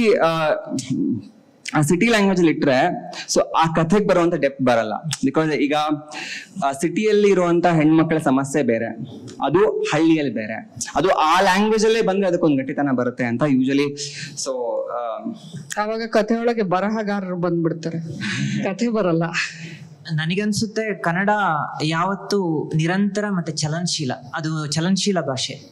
ನೀವು ಹೇಳಿದ ಹಾಗೆ ಒಂದು ನುಡಿಗಟ್ಟು ಅನ್ನುವಂಥದ್ದು ಕನ್ನಡಕ್ಕಿಲ್ಲ, ಹಲವು ಕನ್ನಡ ಇದೆ. ಅದು ಕವಿರಾಜ ಮಾರ್ಗದಲ್ಲೇ ಅದರ ಉಲ್ಲೇಖ ಇದೆ. ಅದಾದ್ಮೇಲೆ ಬಂದಂತಹ ಎಲ್ಲ ಲೇಖಕರು ಎಲ್ಲರೂ ತಮಗೆ ಒಗ್ಗುವ ಮತ್ತೆ ತಮ್ಮ ಸಂಸ್ಕೃತಿಯನ್ನ, ತಮ್ಮ ಸಾಂಸ್ಕೃತಿಕ ಚಹರೆಗಳನ್ನ ಮತ್ತೆ ಬಿಂಬಿಸ್ಲಿಕ್ಕೆ, ಪ್ರತಿಪಾದಿಸ್ಲಿಕ್ಕೆ ಅವಕಾಶ ಇರುವಂತಹ ಸಾಧ್ಯತೆಗಳನ್ನ ಭಾಷೆಯ ಮೂಲಕನೇ ಮಾಡ್ಕೊಂಡಿರುವಂಥದ್ದು. ಸಿದ್ಧಲಿಂಗಯ್ಯನವರ ಆದಿಯಾಗಿ, ದೇವನೂರು ಮಹಾದೇವ ಅವರ ಆದಿಯಾಗಿ, ಅಬ್ದುಲ್ ರಶೀದ್ ಆದಿಯಾಗಿ. ಯಾಕೆ ಇದನ್ನ ಹೇಳ್ತಾ ಇದ್ದೀನಿ ಅಂತ ಹೇಳಿದ್ರೆ, ಅದು ಸಂಸ್ಕೃತಿ ಅನ್ನುವಂತಹದ್ದು ಒಂದು ಕಮ್ಯುನಿಟಿ ಅಥವಾ ಒಂದು ಜಾತಿ ಈ ಪ್ರಜ್ಞೆಯಿಂದ ಪ್ರೀತಿಯಿಂದನೇ ಅವರಿಗೆ ಒಗ್ಗಿರುವ ಕಾರಣಕ್ಕಾಗಿ ನಾನು ಈ ಉಲ್ಲೇಖಗಳನ್ನ ಕೊಡ್ತಾ ಇರುವಂತದ್ದು. ಮತ್ತೆ ಶಿಷ್ಟ ಕನ್ನಡ ಅನ್ನುವಂತಹದ್ದು ಕನ್ನಡದಲ್ಲಿ ಇಲ್ಲ ಅಂತ ನಾನು ಯಾವತ್ತೂ ವಾದಿಸ್ತೀನಿ. ಯಾಕೆಂತ ಹೇಳಿದ್ರೆ ಶಿಷ್ಟ ಮತ್ತೆ ಪರಿಶಿಷ್ಟ ಅಥವಾ ಉತ್ತಮ ಅಧಮ ಇಂತಹ ಕಲ್ಪನೆಗಳು ಕನ್ನಡ ಇದುವರೆಗೂ ಒಗ್ಗಿಸ್ಕೊಳ್ಳಿಲ್ಲ. ಕನ್ನಡ ಒಂದು ಏನು ಅಂತ ಹೇಳಿದ್ರೆ ಕನ್ನಡ ಅಂದ್ರೆ ಹಲವು ಕನ್ನಡ ಅಂದ್ರೆ ಈಗ ಉತ್ತರ ಕರ್ನಾಟಕದ ಕನ್ನಡ ಅದು ಒಂದು ಕನ್ನಡ, ಆದ್ರೆ ನಮ್ಮ ಒಳಗಡೆ ನಾವು ವಲಯವನ್ನ ಹಾಕೊಂಡಿದೀವಿ.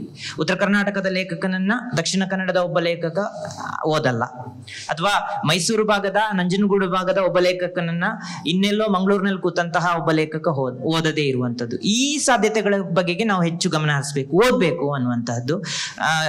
ಕೆಲವರು ಎಲ್ಲ ಹೇಳ್ತಾ ಇದ್ರು ದೇವನೂರು ಮಹಾದೇವ ಅವರ ಕುಸುಮ ಬಾಲೆ ಬಂದಂತಹ ಸಂದರ್ಭದಲ್ಲಿ ಅದನ್ನ ಕನ್ನಡಕ್ಕೆ ತರ್ಜುಮೆ ಮಾಡಬೇಕು ಅನ್ನುವಂತಹ ಸಾಧ್ಯತೆಗಳು ಬಂತು. ನಂಜನಗೂಡು ಭಾಷೆ ಅದು ಅವರ ಒಂದು ಪ್ರದೇಶದ ಭಾಷೆ, ಅವರು ಅದನ್ನ ಬಳಸಿದ್ದಾರೆ, ಅದು ಸಶಕ್ತವಾದಂತಹ ಒಂದು ಮಾದರಿ ಅಂತಾನೆ ಹೇಳ್ಬೋದು. ಆ ದೃಷ್ಟಿಯಿಂದ ಕನ್ನಡದ ಹೆಚ್ಚಿನ ಲೇಖಕರು ಬೆಸಗರಳ್ಳಿ ರಾಮಣ್ಣ ಅವರ ಆದಿಯಾಗಿ ಅನಂತಮೂರ್ತಿ ಅವರ ಆದಿಯಾಗಿ ಕನ್ನಡದಲ್ಲಿ ಬಂದಂತಹ ಎಲ್ಲ ಲೇಖಕರು ಅವರದ್ದೇ ಆದಂತಹ ಒಂದು ವಿಶಿಷ್ಟ ಭಾಷಾ ಚಹರೆಗಳನ್ನ ರೂಪಿಸ್ತಾನೆ ಇದ್ದಾರೆ. ಮತ್ತಷ್ಟು ಭಾಷಿಕ ಸಂವರ್ಧನೆ ನಮ್ಮ ನಡುವೆ ಆಗ್ತಾ ಇದೆ, ಕೊಡುಕೊಳ್ಳುವಿಕೆ ಆಗ್ತಾ ಇದೆ ಭಾಷೆ ಒಳಗಡೆ. ಅರಬಿಕ್ ಇಂದ ನಾನು ಕೆಲವು ಪದಗಳನ್ನು ತಗೋಬಹುದು, ಉರ್ದುವಿನಿಂದ ಕೆಲವು ಪದಗಳನ್ನು ತಗೋಬಹುದು, ಅಥವಾ ಇಂಗ್ಲಿಷ್ನ ಕೆಲವು ಪದಗಳನ್ನ ಕನ್ನಡದ ಕಥೆಯ ಒಳಗಡೆ ತಂದು ನಿಲ್ಲಿಸಬಹುದು. ಎಲ್ಲ ಸಾಧ್ಯತೆಗಳು ನಮ್ಮ ಇಡೀ ಒಟ್ಟು ಕನ್ನಡ ಸಾಹಿತ್ಯದ ಒಳಗಡೆ ನಿಚ್ಚಳವಾಗಿ ಗೋಚರಿಸ್ತಾ ಇದೆ. ಈ ಎಲ್ಲ ಸಾಧ್ಯತೆಗಳನ್ನು ನಾವು ಬಳಸ್ಕೋಬೇಕಷ್ಟೇ. ಬಳಸ್ಕೊಂಡ್ರೆ ಖಂಡಿತ ಕನ್ನಡ ಬೇರೆ ಮಟ್ಟಕ್ಕೆ ಹೋಗುತ್ತೆ. ನಮ್ಮಲ್ಲಿರುವಂತಹ ಸಂಸ್ಕೃತಿ ಸಾಹಿತ್ಯ, ನಾವು ಇವತ್ತು ಕನ್ನಡ ರಾಜ್ಯೋತ್ಸವ ದಿನ ಮಾತಾಡ್ತಾ ಇರುವಂತದ್ದು, ಯಾವ ಭಾಷೆಯಲ್ಲೂ ಇಷ್ಟು ಸಾಹಿತ್ಯ ಇದಾಗಲ್ಲ.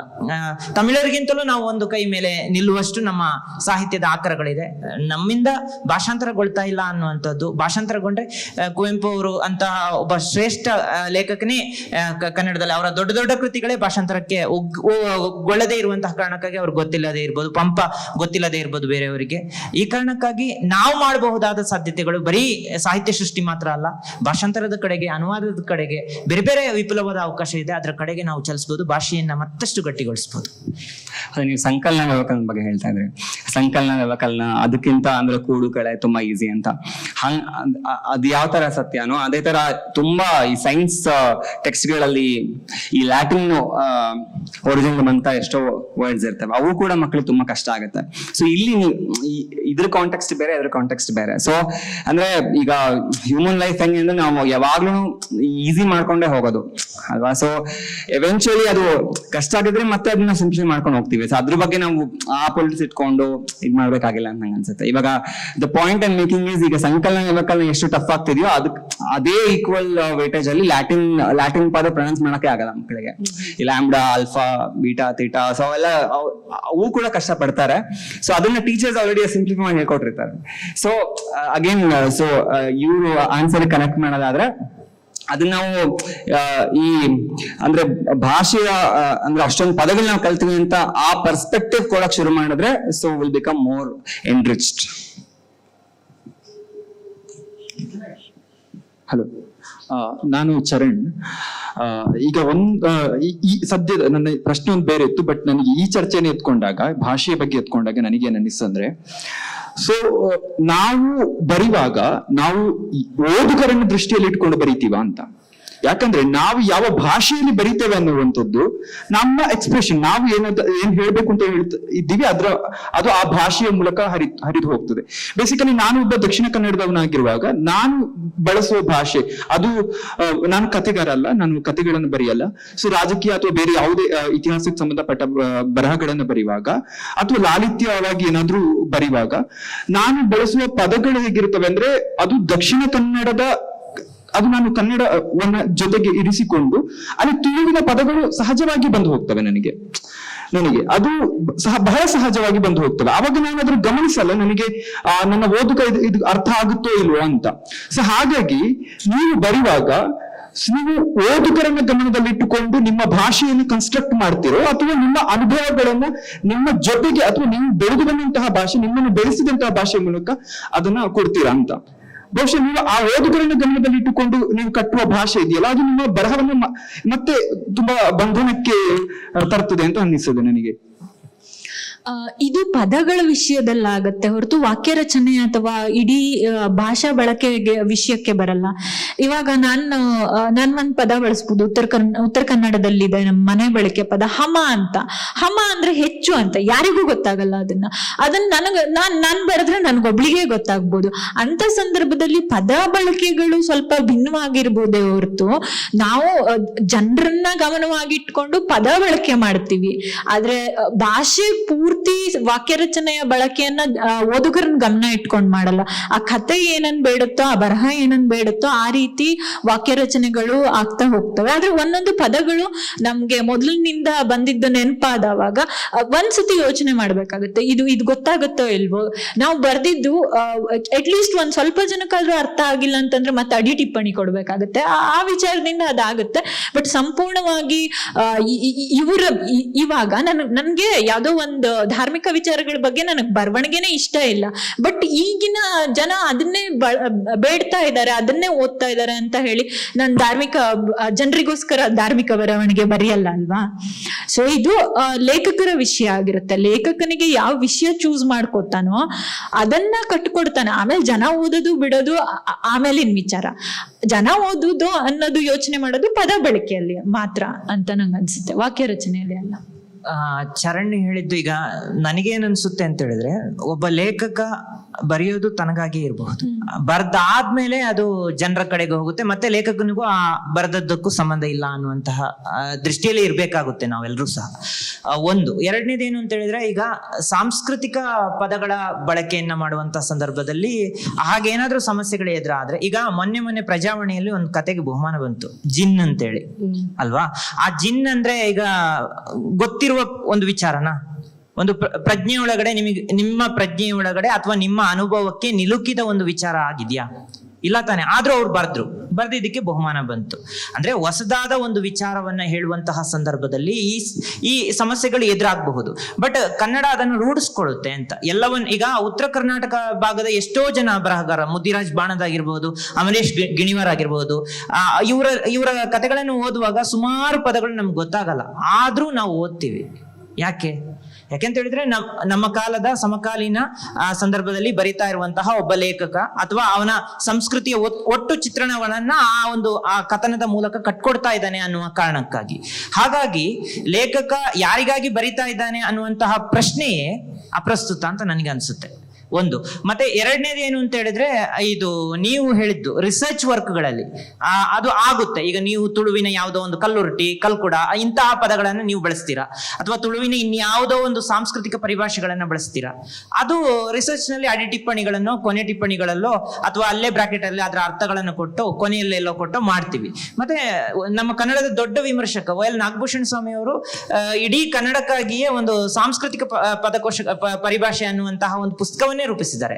ನಮ್ಮ ವಿಮರ್ಶೆಯ ಒಳಗಡೆ ವಿಮರ್ಶೆಯ ಸಾಧ್ಯತೆಗಳನ್ನ ಅಥವಾ ನಮ್ಮ ಬರವಣಿಗೆಯ ಒಳಗಡೆ ನಮ್ಮ ಭಾಷೆಯ ಸಾಧ್ಯತೆಗಳನ್ನ ಹೆಚ್ಚು ವಿಸ್ತಾರಗೊಳಿಸಲಿಕ್ಕೆ ಕೆಲವು ಬಾರಿ ಅಪರಿಚಿತವಾದಂತಹ ಕೆಲವು ಪದಗಳ ಬಳಕೆಯನ್ನ ಲೇಖಕ ತನ್ನ ಸೃಜನಶೀಲ ಅಥವಾ ಸೃಜನೇತರ ಬರಹಗಳಲ್ಲಿ ಬಳಸಲೇಬೇಕಾಗುತ್ತೆ ಅನ್ನುವಂಥದ್ದು. ಹಾಗೆ ಇನ್ನೊಂದು ವಿಚಾರ ಕೂಡ, ಈ ವಿಚಾರಕ್ಕೆ ಸಂಬಂಧಪಟ್ಟಂತೆ ನೆನೆ ಇವಾಗ ಕುಂದಾಪುರ ಕನ್ನಡ ಅಂತ ನಿಮ್ಗೆ ಶಬ್ದಕೋಶನೂ ಬಂತು.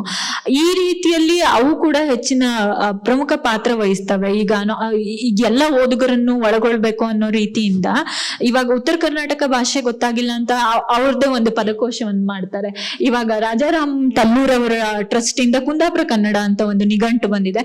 ಇವು ಒಳ್ಳೆಯ ಬೆಳವಣಿಗೆಗಳು. ಇವಾಗ ಬರಿಲೇಬಾರ್ದು ಅಂತಿಲ್ಲ, ಬಟ್ ಅದನ್ನ ಓದುಗ ಹೆಂಗ್ ರಿಸೀವ್ ಮಾಡ್ಕೊಳ್ಬೇಕು ಅನ್ನೋದಕ್ಕೆ ಈ ಕನ್ನಡವನ್ನ ಇನ್ನೂ ಸಮೃದ್ಧಗೊಳಿಸೋದಕ್ಕೆ ಇವುಗಳು ಕೂಡ ಹೆಲ್ಪ್ ಆಗುತ್ತೆ. ಈ ರೀತಿ ಕಾರ್ಯಗಳು ಕೂಡ ನಡೀತಾ ಇದೆ ಸಾಹಿತ್ಯ. ಬಟ್ ಅವಾಗ ನಿಮ್ಮ ಓದುಗರು ಅಖಿಲ ಕರ್ನಾಟಕ ಅಂತ ಭಾವಿಸ್ತಾರೆ. ನಿಮ್ಮೂರವ್ರಿಗಷ್ಟೇ ನೀವು ಬರೀತಾ ಇದ್ರೆ ನೀವು ಹಮ ಅಂತ ಉಪಯೋಗಿಸಬಹುದು, ಅಥವಾ ನಿಮ್ಮ ಪಂಜುರ್ಲಿ ಜಟ್ಟಿಗೆ ಯಾವ್ದನ್ನು ಎಕ್ಸ್ಪ್ಲೇನ್ ಮಾಡಬೇಕಾಗಿಲ್ಲ. ಬಟ್ ನೀವು ಅಖಿಲ ಕರ್ನಾಟಕ ಅಥವಾ ಜಾಗತಿಕ ಓದುಗರಿದ್ದಾರೆ ಅಂತ ಅನ್ಕೊಂಡು ಬರೆಯುವಾಗ ಇದಿಷ್ಟು ಒಂದು ಗ್ರಾಮರ್ ನಿಮ್ಮ ಕಣ್ ಮುಂದೆ ಬರುತ್ತೆ. ಮ್ಯಾಮ್ ಹೇಳಿದಕ್ಕೆ ಸೇರ್ಸೋದಾದ್ರೆ, ಇವಾಗ ಸೊ ಪರ್ಸನಲಿ ಹೇಳೋದಾದ್ರೆ ಇವಾಗ ಸೊ ಒಂದ್ ಕತೆಗಿಂತ ಇನ್ನೊಂದ್ ಕತೆ ಸೊ ಡಿಫ್ರೆಂಟ್ ಆಗಿರ್ಬೇಕು, ಅಥವಾ ಇನ್ ಟರ್ಮ್ಸ್ ಆಫ್ ತಂತ್ರದಲ್ಲಿ ಆಗಿರ್ಬೋದು, ಭಾಷೆಯಲ್ಲಿ ಆಗಿರ್ಬೋದು ಅಂದವಾಗ ನಾನು ಸೊ ಯಾವುದೇ ಕತೆಗಾರ ಅಂದ್ರೆ ಒಂದೇ ಸ್ಟೀರಿಯೋ ಟೈಪ್ ಲ್ಯಾಂಗ್ವೇಜ್ ಇಟ್ಕೊಳ್ಳಲ್ಲ. ಆಮೇಲೆ ಇನ್ನೊಂದು ಸೊ ಯಾವುದೇ ಒಬ್ಬ ಕತೆಗಾರ ಸೊ ತನಗೆ ಗೊತ್ತಿರುವ ಅಥವಾ ದಕ್ಕಿದ ಕಥೆಯನ್ನ ಓದಿದ್ರೆ ಹೇಳ್ತೀನಿ, ಇಲ್ಲಿ ನೋಡು ನಂಗೊಂದು ಆ ಕಥೆ ಗೊತ್ತಿರ ಅಂತ ಅಲ್ಲಿಂದ ಹೊರಡ್ತಾನೆ. ಸೊ ಅಲ್ಲಿ ಅದು ಲ್ಯಾಂಗ್ವೇಜ್ ಅಲ್ಲಿ ಸೇರ್ಕೊಳತ್ತೆ, ಈ ಆನುಷಂಗಿಕವಾಗಿ ಸೇರ್ಕೊಳತ್ತೆ ಅಂತ ಹೇಳ್ತೀವಲ್ಲ, ಆತರ ಸೇರ್ಕೊಳತ್ತೆ. ಅಟ್ಲೀಸ್ಟ್ ನಾನಂತೂ ಹಂಗ್ ಮಾಡ್ತೀನಿ. ಆಮೇಲೆ ಈಗ ಸೊ ಇನ್ನೊಂದು ಫೇಮಸ್ ಹೇಳ್ತಾರಲ್ಲ ಇವಾಗ, ಸೊ ಎಲ್ಲರಲ್ಲೂ ಕೂಡ ಒಂದು ಪುಸ್ತಕ ಬರೆಯುವಷ್ಟು ಸೊ ಕಂಟೆಂಟ್ ಇದ್ದೇ ಇರುತ್ತೆ.